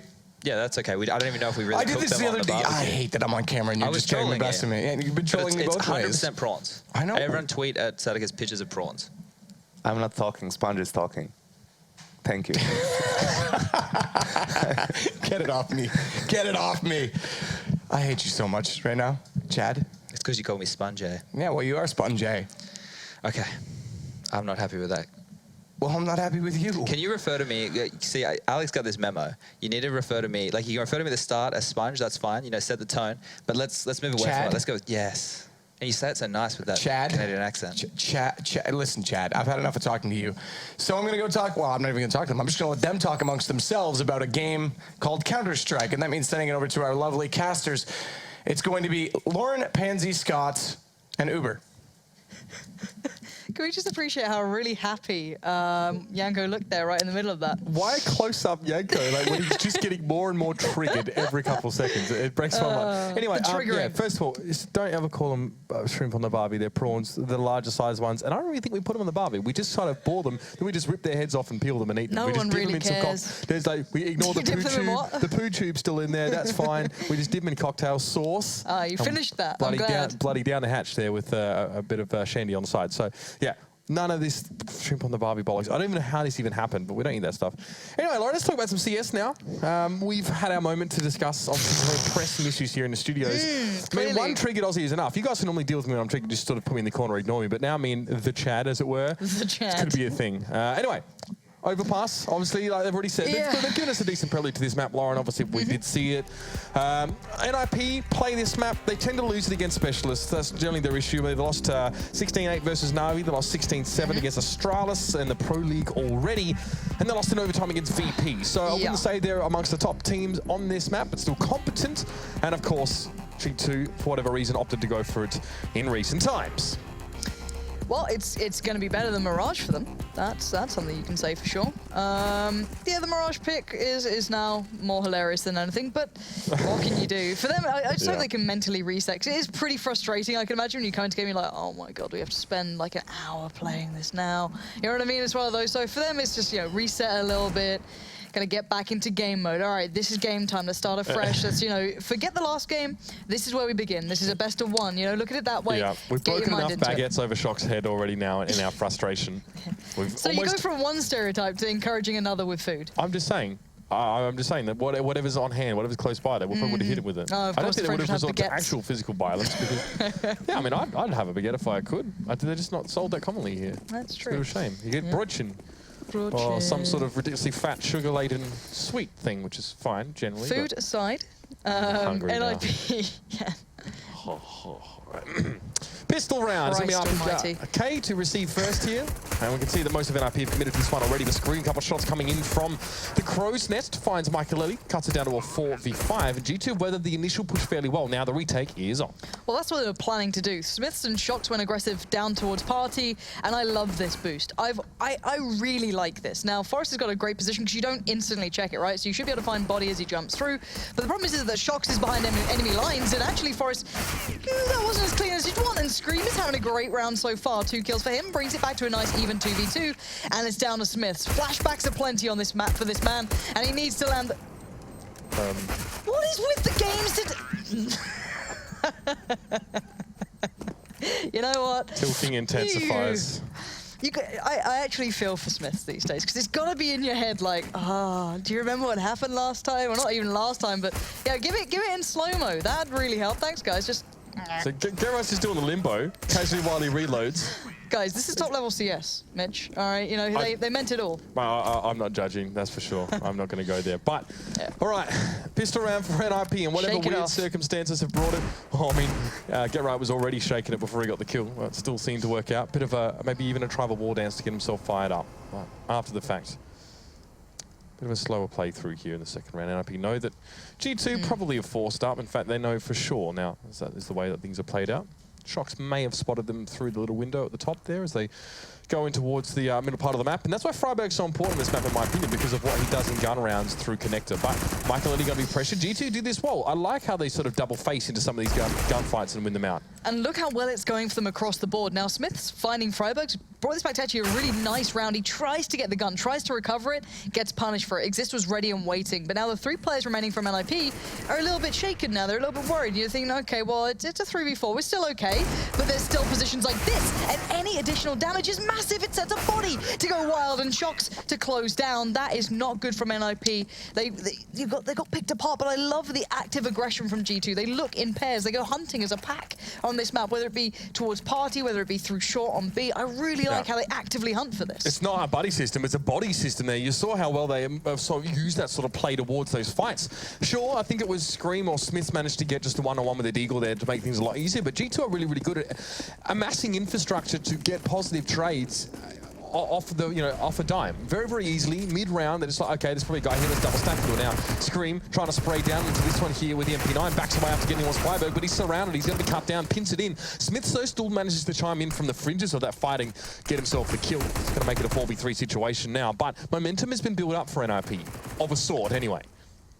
And the main thing in my eyes is that G2 have also not just rested on their laurels here, they've put the players like Body and RPK already starting to look for options, but as if this is happening again, back and forth we go. These pistols seem to be able to change everything, be it a Tech9, be it a Deagle, it doesn't seem to matter. Now RPK is in a position where he could do something, get right on with bombs, so this could be actually pretty tricky, and maybe G2 can weather the storm here. Michael and Forrest didn't pick up the weapons, they weren't in the position, but the Deagle's good enough, and now it's just RPK, and of course he gets picked up. NIP turn it back around, and G2's money is so trashed again. You know, this is the thing, it goes back and forth, and the CT side will suffer more than anyone. Sure, NIP's not, set brilliantly in this, they didn't get away with too much here, but G2 have to eventually respect this. They eventually have to back down. You fall into that trap of you have so much to gain from this. If you're NIP, just get up in the face of G2 and grind their economy down. You know that you're going to be treated a little bit better. In general, Smiths, do you come in? Yeah, he's still back in the game, no worries. Nade, though, going to catch the heels of Screams. He just tries to quickly about face and back away from that courtyard. Gets away with it. Only a very small amount of damage being done, but NIP have pushed the battle line a little bit further forward here. Anyone on the wrong side will be caught in no man's land, but so far G2 have been able to respond and been able to get back. 2 players now down long here for NIP. They will slowly try to pick things apart here. Scream sees the smoke. He's going to try and use a little gap. Doesn't actually see anything, let alone hit the shots. Yeah, G2 putting a lot of faith in an A hit coming through here, and you've got to take risks like this. They can't afford the upgraded armor as well, so it is just those upgraded pistols at this point with 0 flashes to play into it. So, and I want to see if NIP respect this or if they try and play through it, because they've seen a lot of presence from the G2 side, whether it be just a couple of peeks here and here, a couple of shoulder peeks, or a couple of shots they're hearing. So they are taking the bomb away from this, and RPK is the only thing standing between them and B at this point. Shots could cause problems because he's kind of flanking early. So if he hears Freiberg or Forrest, That's a problem. And now the bigger problem is, I wonder how Shox plays this out. He does hit the first nice and cleanly enough, backs away, can retract away from it. He sees the plan. Now Freiburg is pretty isolated, all alone. The 3 players that are meant to be supporting him are still quite far away. Now I wonder if RPK is going to try and take a risk. He spots the barrel and he gets it done. We're going back and forth again here, Mitch. This game is ridiculous already, but surely NIP will pull themselves together here. Stop allowing these players to be picked apart. Well, they've got stuff or utility to work with here, Lauren. That's the problem. So they can't really cover up a player disadvantage now working on towards this side. It's canvassed out by G2 players. They're in position and they're ready to receive this push. Scream lets one rip there from the Deagle. Not going to connect that one, but yes, 7 seconds left in the round. Now this bomb plant needs to go down. It might just happen. NIP going to turn it around. They had the weapons to get it done here. They muscle in. They bully their way on towards the side, and Michael puts the bomb down. 2v2. G2 has nothing to lose, so they're going to go for this no matter what. Shox leading the way, 100 HP, no armor, but he does have the Deagle. Now Michael 50, get right, 50, great shot from Shox. Michael gone, get right on the flank though, and they're both pretty low from G2 now.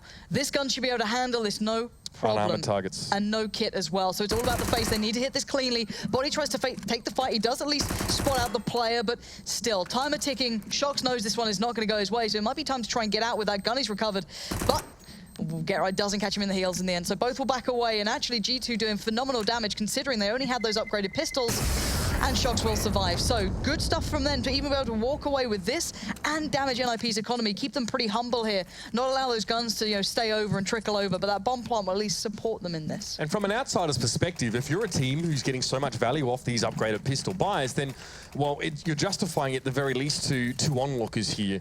G2 seem comfortable sort of leaning on that one to at least try and inflict some sort of economic damage on their opponents in rounds where they're under armored, and it's worked out for them so far. Freiburg only gets himself back in with a UMP, but the rest of NIP has a bit to work with here. Utility, enough to take on towards this B site. And a faster round by the looks of things from them now. Michael already making his way through. Yeah, that molly being put down towards short basically allows them to know that G2 will not be pushing aggressively from that angle. And that's a perfect beginning. Michael claiming the scalp of RPK. Get Right chimes in with one for himself, and Body's very, very alone here and surrounded. Get Right predicts the flank as well. Scream goes down, and it's all on Smiths. In a blink of an eye, NIP take the site perfectly and beautifully at that. And now Smiths, well, what can you do here, Smiths? Are you really going to try and fight this one out? Are you going to try and make it costly? He does that at least, but it's all a matter of trying to stay alive, surely, for him at this point. Yeah, oh, God. Not going to be ideal. And Michael as well, just firing through the wall, bang, damaging the catch on towards Smiths. And Forrest will chase, and justifiably so here. No need to leave any money left in the pockets of G2. Right at this stage, we can see Smiths is on the run. So a lot of G2 players bought down to, I mean, in this case, 600, sometimes 200. So not good at all for them here on the CT side. And they're not getting out to the start they would have hoped to see. They're not able to hold off. They're not able to stop the dam from breaking. NIP are pressuring on towards them now. Yes, a bit of a stylish moment there, Lauren, on a previous round where they managed to force pistols and get some ground, but it's not a round. You're not getting the money at the end of it. And now, G2. Well, again, you could force pistols or something here. It looks like it's just that. No real armor, no utility. So a bit more sensible from them now, just to guarantee themselves an actual semi-robust buy in the 7th. Well, they did brilliant work before on just these sort of pistols. They didn't have any armor either. Yeah, that's true. So, they've still got the kit on Shox there. So if it does go that sort of way, you might see something similar. But Shox has put himself in a position where he might not even get the chance to use it if it goes that far. He's playing down towards that kind of underpass section. Now, 4 players up long. I like this from NIP, kind of playing to the rifle's advantage, not going to be trying to play in towards where those pistols can be lurking. But toilets is an issue. They start to check this very meticulously. Those corners can contain a rather dangerous player, let's put it that way. But it does mean they lose control on the rest of this map. Get Right and Freiburg trying to keep that in check as much as they can, though. Trying to keep, relative control without being isolated and alone with the threat of losing one of these guns. Because they know how very much this can be an issue. And actually, G2 are playing this well. They're all trying to congregate down towards this A site. If these 2 players on the site itself can stay alive to a bit of damage, this is still not over for NIP. This is not going to be a clean round for them. They need to be very careful here. Good work from Get Right, good work from Michael keeping it smart, keeping it clean. They have to clear this out well, leaving Shox and Scream very much alone. But there's the damage again. How is this happening? Scream finds Forrest, and we're in a 2v2 recovered rifle for Shox. He has armor and a kit. This is not over, Mitch. Still no bomb plant here for NIP either, but Exist chimes back in on towards Shox. They needed that one just to stem the bleed. Get Right comes for the flank, but doesn't find a kill. Scream can't pick up that M4. Too risky for him now, and he has to hope that Get Right challenges him here inside toilets. That may well just be the case, but timing. Almost really letting Scream down now. Grenade drop there. There it is. Screen comes in with a quick pop towards the head. It's a 1v1 situation. Now, Genra has to get it done and only barely manages to fight his way through that. 2 players dismantling 4 of the NIP squad. Again, another costly round. We thought it was going to be so squeaky clean from the Swedes. G2, do that in the gun rounds, please. Somehow make this happen, because that was just terrifying to watch, but brilliant. I love these sort of rounds where they're brought so close. It's not your classic beautiful CS, but it's certainly enjoyable to witness. G2 never quite being out and done for. And this again looks like that same play towards B, that fast kind of monster play. Ooh, they miss up the molly. That could be a problem. That means that maybe someone could have pushed close, but G2 are falling back. They're going to play for a retake here, or at least play very passively off it. As now they're being a little bit careful because they know maybe things haven't gone completely to plan now. They don't get that fast hit down monster. The couple of flashes are coming in, but still they're going to commit here, and they've already got players on the side. This could go badly wrong though. RPK's found one, but he can't find any more. Nice work. He does find Freiburg, but the site is still NIP's. Yeah, that's right. Shox though on a flanking route here. He might be able to come up and take some of these players by surprise. Scream though having to back away, or at least approach this side very, very slowly now with the Molotov placed at his feet. And Forrest there, but Shox catches him out. This is the flanking presence now. It's a 3v2. Advantage for G2. They have some utility to work with, but they don't need it. Shox is a Swiss Army knife in himself, but Get Right will be able to stop him in his tracks. Still, finally finished off there by Scream with the backside. It's going to be the defuse here once he has the required weaponry. G2 get one back. Finally managed to buy into a round and actually get somewhere. They didn't even have a kit there either to play with. It's terrifying watching G2 play. It always feels on a knife edge at this point, but they do finally get one on the board. And they have a decent amount built up on Shox too, so I wonder what they're going to bring in. They could be maybe looking at the double AWP, but very early to be bringing out. I don't think maybe it's required just yet. They can spread the wealth a little better, try and build up their economy. And for NIP, their money's not stabilized either. These rounds have been close. They've been losing out to pistols almost a good couple of times here, so their money's still not perfect, but enough for Forrest to have the AWP, enough to play this one out. But look at G2. Scream, Smiths down long. Shox pressuring over by Party, so it's all to try and play in to allow the likes of Scream and Smith to be able to do something here. I wonder if NIP's going to consider it, keep their eyes on it. No, they're not, and Scream tapping away, bring them down a little lower, and there's Smiths finally chimes in, goes back aggressively, tags Michael Ailey, nade will follow, and that can close it. It does. Good play. I love the active play from G2 on their CT side here. Not allowing NIP and the rest of the squad to actually establish themselves in any positions from which they could push forward and actually pressure on towards G2. So very much opportunities being taken in hand by the French and Belgian mix at this stage, and Body all the way around. Another flank here. We saw how it worked out for Shox in the last round. Very, very well if you missed it. So Body in a position to cause similar problems here. And this means that NIP are on a timer. They can't afford to linger for too long, but you have to expect they do when they try and play into a 2v4. And now Body, he's managed to spot out Forrest. Forrest checks it though with the AWP and picks him up. Still goes very, very low now, making things just a little bit harder. A life cheaply lost for G2. Still dominant position in the round here. Both players for NIP now combining for 22 HP. Exactly, that's the problem. Forrest would have to be so influential in this round to allow anything. Geralt can clear kind of a little bit, but Forrest is the one who can kill on this sort of HP, that's the thing. But will they even try and go for this? I guess they're still looking for chances, but it's so unlikely this works out for them on such low HP here, as said. But again, can you predict that Smith will be pushed up like this with the AWP? He's playing a very close angle. Forrest is being very cautious, but still trying to find some position. It's surely Smith's, and it is. He's going to find it, leaves the bomb now further away, and Scream waiting ever so patiently for Get Right will mean this round is picked up eventually by G2. But again, close, but I want to highlight this aggression from G2 on their CT side. It's beautiful to watch. It's so well placed. It's so well timed to each other, and NIP find it very hard to work around it. Now, Shox, of course, reading the economy well here, going to buy into the SMG and try and go farming. Speaking of the man himself, in that last round, he pushed very, very deep towards the fountain. Saw that no one from NIP was there. He might have seen a Body go in towards the playground, and that was what enabled G2 to push him with 2 players from long for the peak with much more of a sense of mind there. Obviously, that enabled them to really throw the spanner in the works for NIP in that prior round, but now we're into the 9th. And it is just pistols here for NIP. Economy, not great at all, and that's putting it lightly now. Body in a good position to canvas his side out, and Shox wants to make a bit of money here with the SMG, and who could blame him now up against a unarmored side of NIP that will fall very, very quickly to the rapid fire. And Shox making it work for him, getting that bank, and now down to the USP having the challenge out here against the final player of NIP. It'll be RPK to come in and help. And still, G2 actually get themselves a clean round here, and despite NIP having the lead, they weren't able to replicate that at all in their anti-eco situations. You gonna do this, Shox? You're going to stay on that? You know that NIP can buy well. He knows this.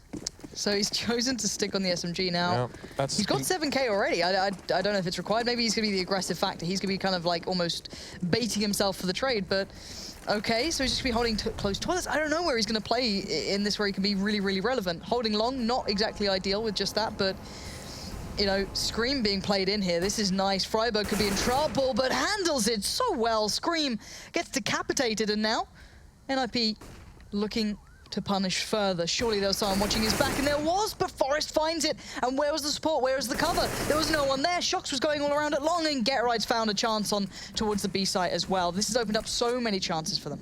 Get right now as well. Wants to work on B. It's only Body up on the side here. He's going to spot out Michael. Manages to get him, but eventually he should be cut down, or he should at least. It is going to be exist to get him, but a lot of damage being done by Body, and still, Forest picks up the round.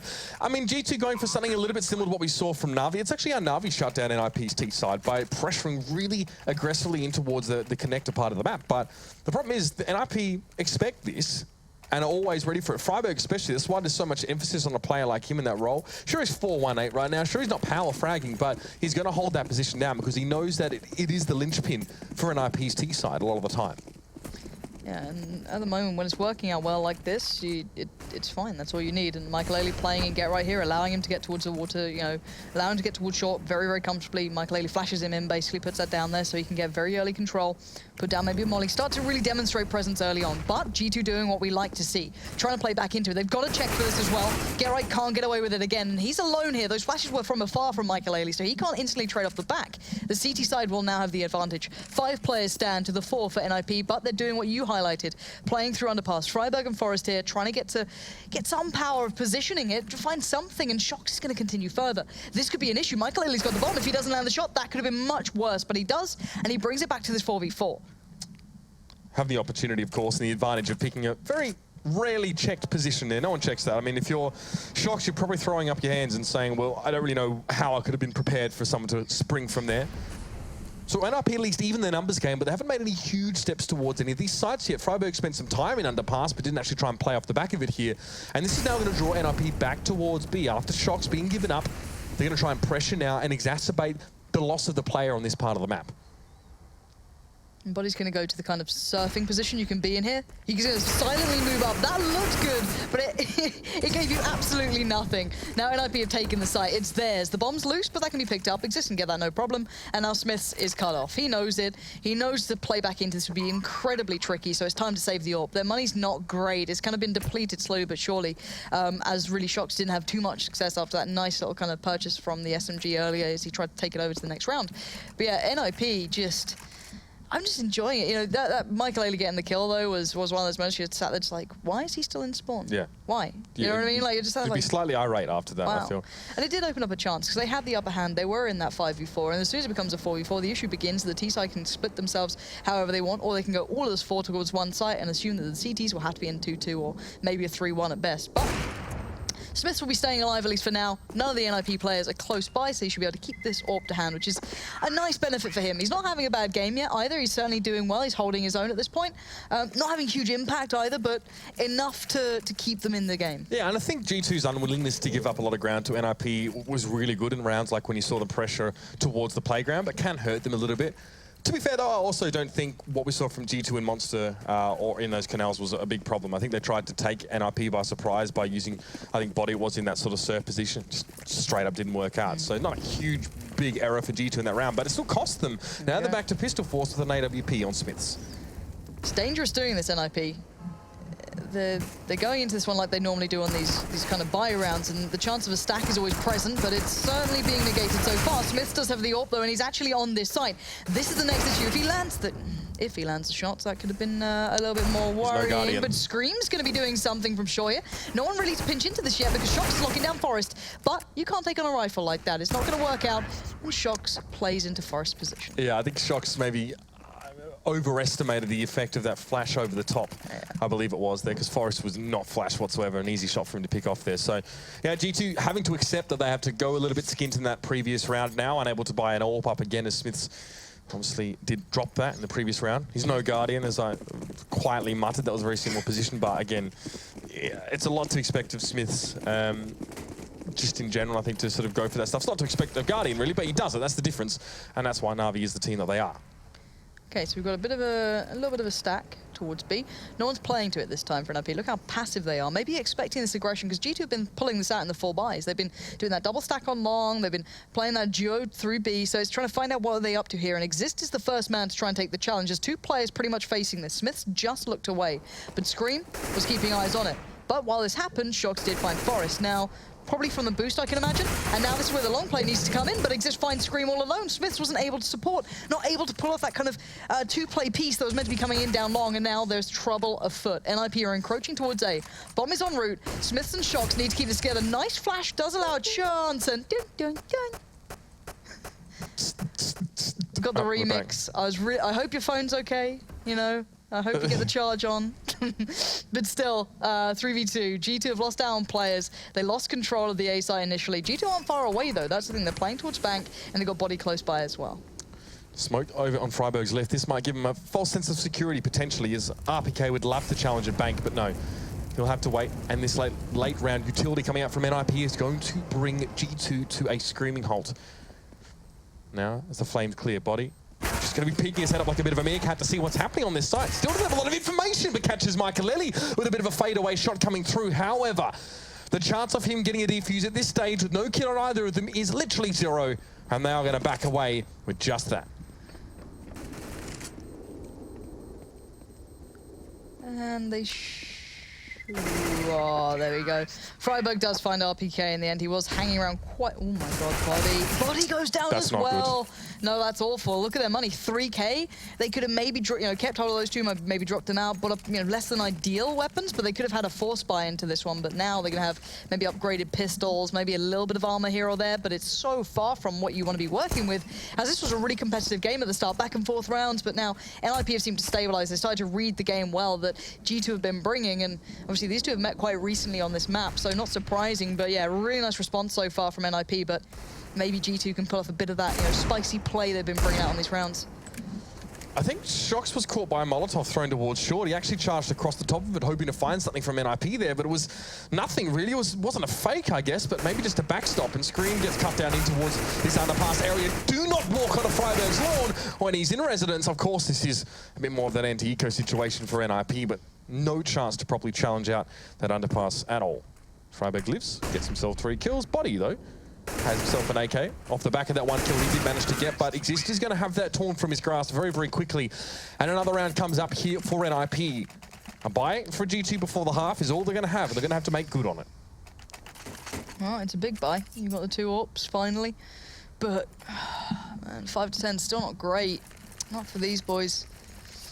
Back and forth rounds. Those 3 rounds they strung together were great for them, but it feels so few and far between. But again, G2 need to get this one. They, a 5-10 half is workable. That's okay. That still means that you've got something to bring on that T side. But 4-11 starts to look on the verge of being very, very tough. Imagine if NIP win the pistol round, then it all spirals. Sure. But still, NIP sit back. This is what they've been doing. They've been waiting to see what quirk G2 bring this round.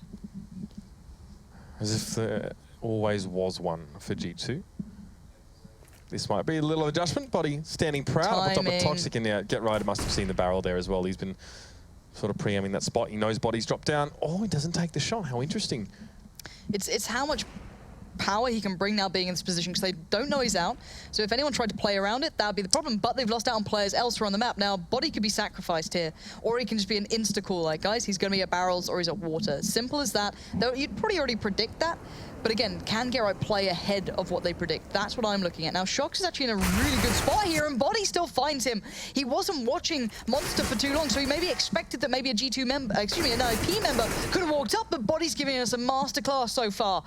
Keeping it very much in check, and Exist lose out on a lot of HP in that exchange. It means it's going to be tricky for him to close this one through, and 5 to 10 will at least be the half. So they do have a good shot at making a competitive second half out of this. Yeah, not much to say about that round, really, Lauren, except the aforementioned Body you pointed out. 2 NIP players were picked off over towards the fountain area and long A. That's sort of, we didn't get to see them at all, but that was a double AWP coming into play there for G2. They finally get it in their hands. They finally make some value out of it here. But 10-5 is the score. A decent T side here for NIP, and maybe conversely not great for G2. Couple nice moments in this game for your viewing pleasure. As we go to a break, we'll return with the second half on Overpass in a few moments.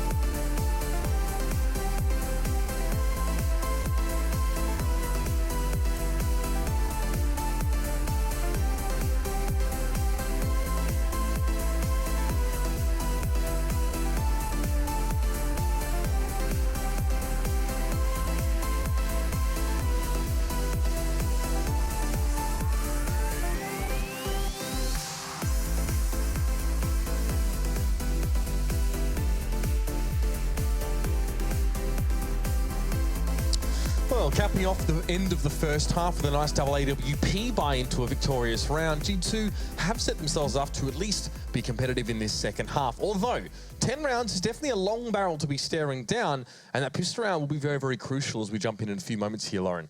And if I'm not mistaken, we might have actually just had an update to CSGO coming through as well, possibly, about the crouching movement. So if people want to look into that, I think it's just gone live on the Counter-Strike blog about the movement. So that would be good to look at. I'm just going to double check if that's actually legit in a second. And yeah, it looks like maybe that's on the horizon of being fixed, which is always nice news. Yeah. But yeah, into the game we'll be going pretty soon. Yeah, some really messy rounds coming through there from, I'd say, both sides. G2 going from, you know, really impressive rounds to kind of terrifying rounds. I don't know. It's very hard to kind of put them in a box. They're a team that really doesn't allow that to happen. But yeah, if one of you guys at home can confirm that that is a legit update, I just want to make sure before I say anything. I think it's just going to the beta client right now. That'd be very, very cool. I think it includes things like the double jump, the kind of crouching that's happened when you can go to higher than expected areas, and a couple of the Molotov and smoke issues that I think have been kind of cropping up. So if that's the case, let me know. I'm kind of curious. But anyway, yeah, looking at this game, 10-5 in the half. G2 did secure that final round of the first half, so they were able to stabilize into this one. However, the first half, the pistol, and the following rounds went back and forth, back and forth. It's a very turbulent time. So if someone gets off to a clean start, that'd be big. But look at NIP already going straight for the face towards Underpass and get run over by G2. Screaming RPK, pick that up with a big smile on their face, but that smile might be wiped off very quickly by Get-Right. That's 3 already. Scream body. Not again. He's doing it. Oh my word, how has he stayed alive like this? And at least this time, it wasn't just Smiths on the end of receiving that sort of punishment. Now it's Shocks up against Forest in the 1v1. Two phenomenal aimers with those pistols, and it's Forest to close it down before it began. Get right. That was absolutely ridiculous. I mean, yeah, sure. We see a player in his position. We obviously think, well, if it's Get Right, he can probably do something about it, but that was nicely done. Just crouching down, so his head was hard to see. In fact, I'd say a few of the G2 guys didn't even know he was there. 4 kills off the back of that one. Somehow had a chance to reload. That's how shattered G2 were. Look at this. They're still not looking at him, still not looking at him, still not looking at him. Finally gets some attention and still survives here with a little bit of fancy footwork. Checks his shoelace, makes sure it's tied up, and then finishes RPK. What? You what, mate? All right, so G2 going to do something similar here. Going to head through towards Underpass. Michael Ailey maybe sensing this, or just doesn't want to stay on his own. Just wants to fall back. He doesn't want to be caught out by a force-up, which is very likely to happen. All right, buddy, you drew the short straw, mate. You go first. Everyone's looking at him like, all right, mate. When you ready? Yeah. And, yeah, here we go. Into the round. It does seem as though it will be going to the base client, by the way, that jump stuff, so that's really nice to see. And this is being so nicely held by NIP here. Look at this, just from a range, not allowing them to get into... Oh, crisp as you like there, Forrest. Closing out towards Scream, and this is terrifying for G2. They had that chance to kind of do what they had done to them, turn these rounds back and forth, keep it close, and now that's kind of dissipated, slipped away. Their money's not very good here. They desperately need a plant. They've been barely able to get a kill. If that, you know, after Get Right just kind of dismantled them in the first, now they had a clean second round for NIP. This is worrying for G2. Yeah, Get Right, 23, 5, and 11 for this game as well. It's been a really good performance from him. I mean, his name's known around the world. There's actually a Chinese pro player in a different game who's called Get Left, and no one comes up with that name unless they're copying that one. So good on him for having that reputation. Forrest only gets to trade that one, though. Interesting. Scout for Michael Ellie doesn't find anything at this stage. G2 going to be given some ground here. But Freiburg has got himself up in towards Underpass here, so positioned to do something from. But G2, they pull back here after losing Shocks to exist there. So, M4 recovered. Freiburg and Exist, excuse me, should be the ones to be trying to take the brunt of this, but the problem with G2 is they haven't really got any steps towards the side. They've lost out on a lot of control towards B, considering the positioning from Exist. Now, Freiburg has to be quite a linchpin here. He's very surrounded. He's got Smiths on one side if he tries to escape, and he's found that out. Now, of course, he didn't know that, but he was very much alone there. That's the one, you know, predicament that you're left in, but G2 still don't have a great deal to play off here. No smokes, no quick flash to play in to try and get someone down, but they're going to do what they can. They're going to recover the gun that was in Freiburg's hands previously, so now they have 2.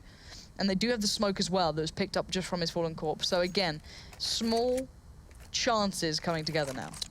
Well, they can do a lot with this. Yes, they're unarmored, but we've seen that's not really being an issue for G2 when they're hitting headshots as often as they are. See Michael Ellie punished heavily for trying to go for peaks on towards Smiths here. The audacity of the man is punished now. Smiths not taking any damage at all from that. And that is definitely going to cut NIP a little bit lower in their confidence levels now. They still have Get Right to work with. They can still jump scout here with Michael Ellie. Going to hard to do it again. Goes regardless. I mean, he's the kind of player that will go for the stuff he ordinarily shouldn't. But Get Right's going to be here. He's going to be the ball walk he's supposed to be anyway. But no, it's not going to be enough. PK just storms on towards the side, puts his seal of approval over it, gets himself 2 kills, and he just has to challenge out in kind. The UMP effective, no armor either, so not going to be ideal for G2 in the end there. And after losing the pistol, this is maybe what you should expect if you're in their position. They're going to buy up now. 13-5 is definitely not a great situation. A bit oppressive to play from so far behind if you're G2. They had to do the same on Mirage. Okay, so this is a long road back. Long road back here for these G2 boys. They do have a decent buy here. They get the AWP very early, at least for Smiths in this one, so they don't have to go through this without. We'll see how he plays into it. Simple as that. NIP have so much, room for error. Oh, Exist being taken very low. I wonder if that was a molly straight through. Yeah, it was. And now Michael has to spring into action. Maybe you try and deny anyone to try and play off the back if they hear those connections coming through, but no. In the end, it's a 5v4, so favorable again towards NIP. And the rest of G2 are so passive here. Yeah, Shox did that as well on the CT side for G2. If you rush over on towards short and you get your player in underpass, you get like a double peak scenario into anyone who's sitting out in towards Monster. Can work, but Exist paid a lot of HP for not a lot because there's a smoke on the other side of it there. So nicely put together. RPK being pressured heavily, peppered by bullet fire from the lower side of the map. Now he gets himself up with the rest of his team though, and Get Right and the rest of NIP are adjusting. Forrest is already ready to receive, or at least he was. Fancies himself a different perch. And the Swedes have been given time to settle here, to set up, to receive. And G2 coming with 4 players, and RPK looking worse for wear as well. No one's got Forrest back at this point. They could be anywhere. He chooses to look towards the left, towards the stairs approach. Now he's safe. Now Exist has his back, but Body still just shoulder peeks into the jiggle peeks really well. Scream overruns Get Right. We're into 2v3. This is looking more and more possible. Scream's found Exist, and now we're in a 2v2. Bomb can be planted. They can smoke off these angles. They can get better positions. Nice plant from Body there. And now NIP have to play retake. Well, Scream's going to go down. He was the danger player there, but Body finds someone through the smoke. He's at Optimus, and that was Prime, but not good enough. It's going to be Freiburg to get the kill response, putting NIP now to 14-5, and a G2 economy that never got a chance to flourish is again going to be set back a few steps. And Freiburg saves the AWP. And NIP, even though they're close rounds, get another on the board. This is the problem now. I wonder how bad, I say how bad, how's NIP's money looking at this point? Still okay. They've got enough on a couple of players, they can spread it out, but it got quite low. Get Right and Forrest certainly weren't good for cash at that point, but I can imagine the AWP's going to be dropped over towards him. Everyone else can kind of buy around it. You're still going to get a good buy from this. On the other side of things, you've got a Galil, a Tech 9, a couple of rifles, and a good deal of utility, at least to build off, because they need it. They need to get something going here, G2. It has to start now, or it might just be that little bit too late. Yeah, Shox has to work with the Galil here, so that's obviously less than ideal situation, but if you're going to want to put a gun like that into anyone's hands, probably his. He knows what to do with it. At least he knows how to make it behave. Freiburg as well, fancy some wall bangs in towards underpass, but no, G2 want to set up here. That Molotov towards short. Now, a little bit later coming in here for NIP should maybe give them, I guess, a couple of thoughts about how the movements of G2 are actually playing out here. Flash in. A lot of utility being expended here just in the early stages of G2, maybe just to signal something happening at B. They've drawn players over, and now G2 actually set up in towards underpass, and it's a free toilet block essentially, except for Forrest looking in. So if Body's to go around towards the right, he won't be spotted out, and actually could get towards the A side fairly comfortably here, but it's a long walk for G2, and they're not convinced. No, they're really not. And 1 minute left. What do they have? 2 smokes, a molly, and they've lost out on Shox. That's a problem. Now they're all going to be coming in from one direction. Now, the likes of Freiburg can just get himself ready for this one. Here comes the hit. The flashes are a little bit late already. They're facing before them, and there you go. Freiburg just deals with 3 back-to-back. Big play from him, and Exist will take the final one. So between them, dealing with everything coming towards B pretty much there. Beautifully done. They stabilize. They've got good money now, or at least enough to weather through the next couple of rounds if required. And well, G2 on the other side. Next couple rounds? Yeah. I don't know. I really don't. Well, the way it's gone so far, no, I think this should be done and dusted. RPK spends his money on utility. He spends 2.4 on just getting enough flashes, smokes, and Molotovs to actually try and make something happen here. On the T side, NIP have been, indomitable here as counter-terrorists. Our favorite smoke does come in. Cue the air horns, and NIP will be set up for this one now. Michael Lilly actually sitting out towards long, interestingly enough. Forrest into his toilet block. So yeah, very much the center setup here for NIP. It's worked for them so far. If it ain't broke, don't fix it. And already they get a pick. Already they get the first pick there. I don't know how... Oh, man. And then the feed so from done. Body walks into it. Forrest now, he's expecting more, but they're making a quick play up towards A short, just kind of hammering players through. Actually, it's not a bad plan. Michael Alien and Forrest are on long. They obviously don't know that. They can't read into it instantly, but now they're kind of stuck here. Everyone's come around. Those mollies are still in place, but Smiths is trying to fight the good fight. The new Rifler clearly coming in with this. 2 back-to-back. Gerrit and Freiberg go down, but can he find any more? Can he do more heavy lifting here? Scream's got the back. He's got the flank, but will he expect exist? Surely not. But again, Forrest lurks, waits. Oh, no, it's Can not you good. predict it? He's got to be... I think he might have just caught a glimpse, maybe. I don't Exist think so. actually found Scream, so now it's all on Smiths. And there's nothing more to be found there. Forrest stops him before he even takes a step towards the site. And it's NIP with a convincing victory. Yeah, that's right. We talked about it coming in towards half-time. Well, we know the pistol's important, but we've also seen what G2 can do from behind when they're underarmed, or sometimes even almost unarmed. But unfortunately, the pistol forces weren't in their favor, and they even managed to buy up with at least 3 rifles in the last 2 rounds, and it was not enough. Very much a different story to what we saw in Kiev here. This is an absolute blowout for NIP. Yeah, what a difference of games we've seen tonight. We saw Mirage, which was just weird, but going on to Overpass, yeah. I liked some of their CT-sided plays. I liked some of the aggression they're bringing through, but it felt like it went from really, really well constructed to this very messy kind of back and forth game. NIP felt like they were going through the motions to me. Sure. They didn't seem challenged. I'm going to be honest, I think they played very well, but scoreline-wise, it didn't even look that close after that back and forth in the initial few rounds. So a little disappointing because, you know, on paper, this was meant to be a really big game, but it just kind of fell a little bit below that. Yeah, no, and questions definitely being raised of G2. We can see they're trying to make some changes. We saw Mirage, a different AWPing setup did occur, but it wasn't enough there either. So now let's go over towards their desk and maybe they can add to our thoughts on how this match went down. Yeah, that desk turned out to be less exciting than the 7th floor of the Passion nightclub. It was a bit of a flat one, I have to say, and I'm glad you got that reference. That means something to me. Don't worry about it. You'll figure it out later. Great. No, I mean, guys, look, on paper. It goes down. Jesus Christ. On paper, I was going to hold a straight face. On paper, overtime last time these guys played on this map in Kiev, and this time nowhere near that. No good. I'm done. I can't come back from this. I can talk about some Counter-Strike if you want. Talk, please. What was with Gerrit turning his back to the players? You actually, I think, said that. You're asking a question to set yourself up. Yeah, I'm calling you on that. I'm learning. I'm trying to get better at this thing. So I think what Gerrit's trying to do is exploit the pistol hitboxes, because when you turn your back, it's really hard to shoot people in the head. So he did it in 2 occasions on both pistol rounds, the CT and the T, and he managed to survive and get an extra kill. It's pretty cheeky. It is actually cheeky, especially against the pistols in particular, because if you have any armor at all, the body shots aren't sufficient, whereas a rifle, he's likely going to go down in that case. I still can't figure out, and I know you guys said they're occupied, he's got very little hitbox when it's just the head showing, how 3 players come out the door, though, and they all just continue to shoot at the guy at bags. You'd think at least one guy would try and, I'll get right. But I guess I can understand that at the same time. Play, so yeah, it worked. Definitely so.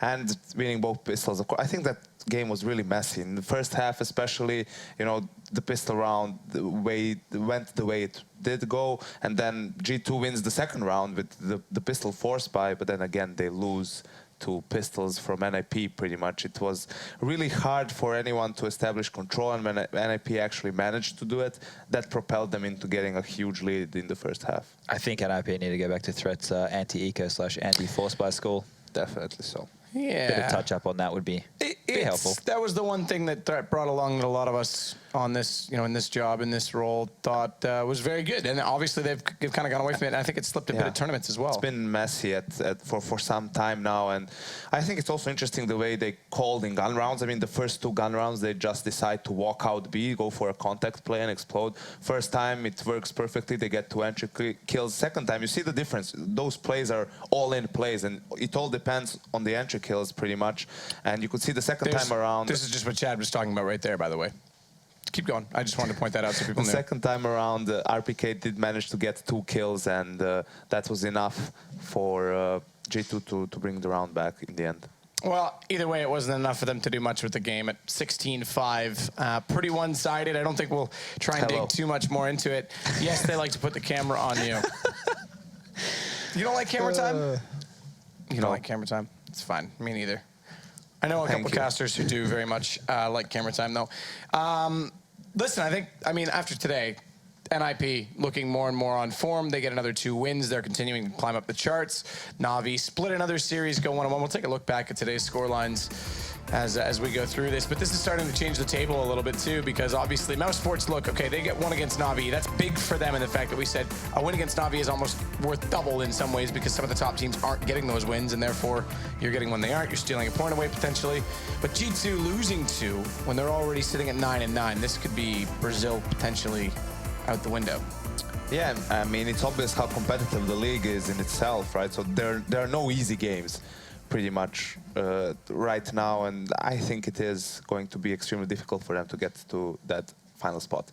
And remember, 6 from Europe now do go to that final spot, so there's some, I guess, margin of error. There's usually always about the first 2 teams are clear-cut by the end of the season, but 4 teams that are competing for the last 2. Now there's going to be 5 or 6 teams competing for the last 4 spots, so it's going to be a real wild card in that sense. Well, okay, perfect. This actually will paint it. So NIP continue to sit top the table, 13-5. They're looking better and better, plus 62 as well. So the games that they've won have been quite convincing in that sense. FaZe is there, but as you said, good start early on. You guys mentioned it earlier on the desk. They've kind of slipped off a little bit.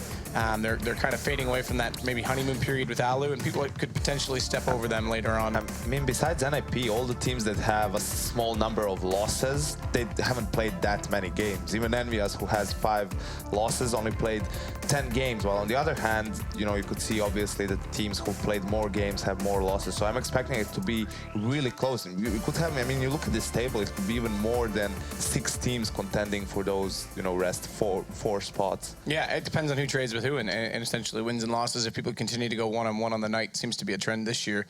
It could be very interesting to see. I think it's more easy to tell who's not going to be there than who is at this point in time.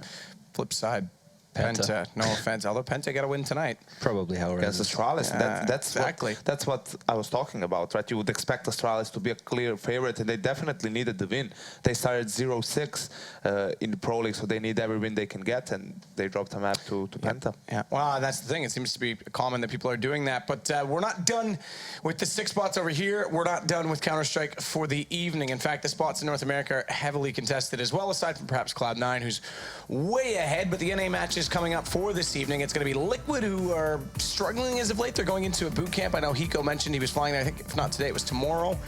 They play against NRG, who's been having a reasonably okay season. Second stream, if there is one, I don't think there is. Is there second stream production? There is. You see it like the Cloud9 Supplies game. They said there's actually not. There is a second game, but it's not stream. That's what I'm saying. So there's not a second stream, but it's Cloud9, Splice. No, we're not, Chad, if that's what you were wondering. SK, CLG, that'll be off stream because, well, those 2 teams aren't as interesting right now as obviously Cloud9. That's dominating everyone, and they'll play up against Echo Fox now that they've returned to American soil. Yeah, exactly. This might be a good chance for Echo Fox to get 2 wins against a team like Cloud9 because they just came from 2-3 weeks traveling in Europe. Toronto, straight to Kiev, straight to Bucharest. Yeah, so it is, you know, kind of a getting back into shape time for them, jet lag and all that stuff. So Echo Fox might pull up. There's a good upset opportunity there. Yeah, you could be really tired. You kind of get home. You have the mental focus strictly on those lands, and then you kind of let your guard down for a minute. It'll be interesting. I think I'm curious to see if Cloud9 can continue to perform that way and if they can continue to excel through the ranks. Some people are saying, yeah, they're on 2015, summer 2015 form.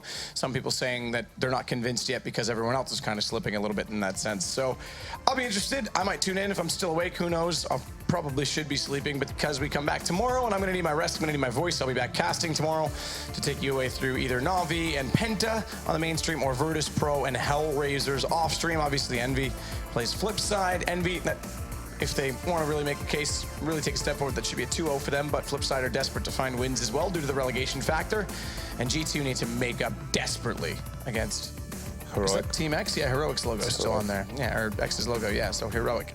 Who also are, I think they're 4th bottom, 4 and 8. It's a bit surprising considering the performances they've had on LAN as of late. They're land gods. They are. Nice to see. Still Danish, though, and can't close out games. Damn. Yeah, they'll get over that someday. They have Madi, so they are a little better at it than the other guys. But he has been living in Denmark, I think, for some time now in Copenhagen. All right, he's content. Put him in quarantine, get him back to Sweden. We'll try and fix him up. It's okay, Madi. You'll be fine. That said, guys, we are going to close it for the night. Thank you so much for joining in. It's been a blast. I don't often get to host anymore, but due to the fact that I can hardly talk, yes, I know. I'm sorry, Yanko. I got the sit in tonight, and we also got to hear Machine almost have an orgasm when Guardian hit it at 5K.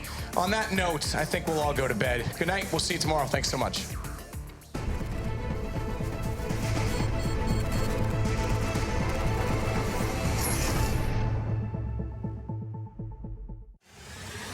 He's going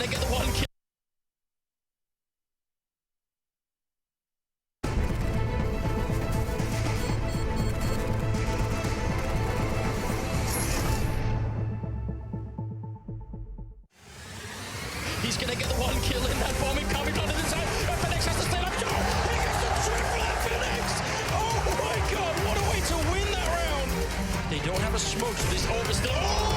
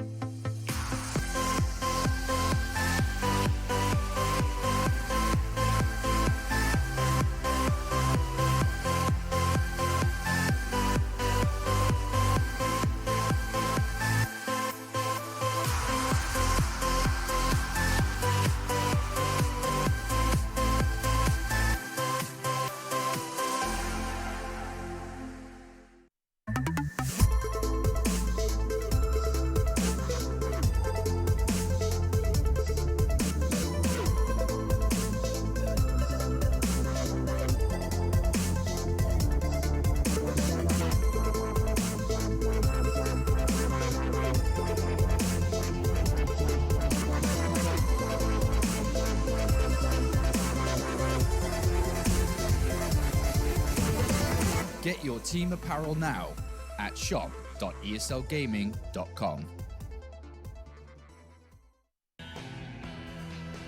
I'm back! Now that Kinguin has partnered with ESL Pro League, you have even more of a reason to buy the skins you need. No one has a bigger selection of CSGO products. Buy CSGO cases from your favorite players and events, including the ESL Pro League case. Buy and sell skins on skins.kinguin.net. Check it now!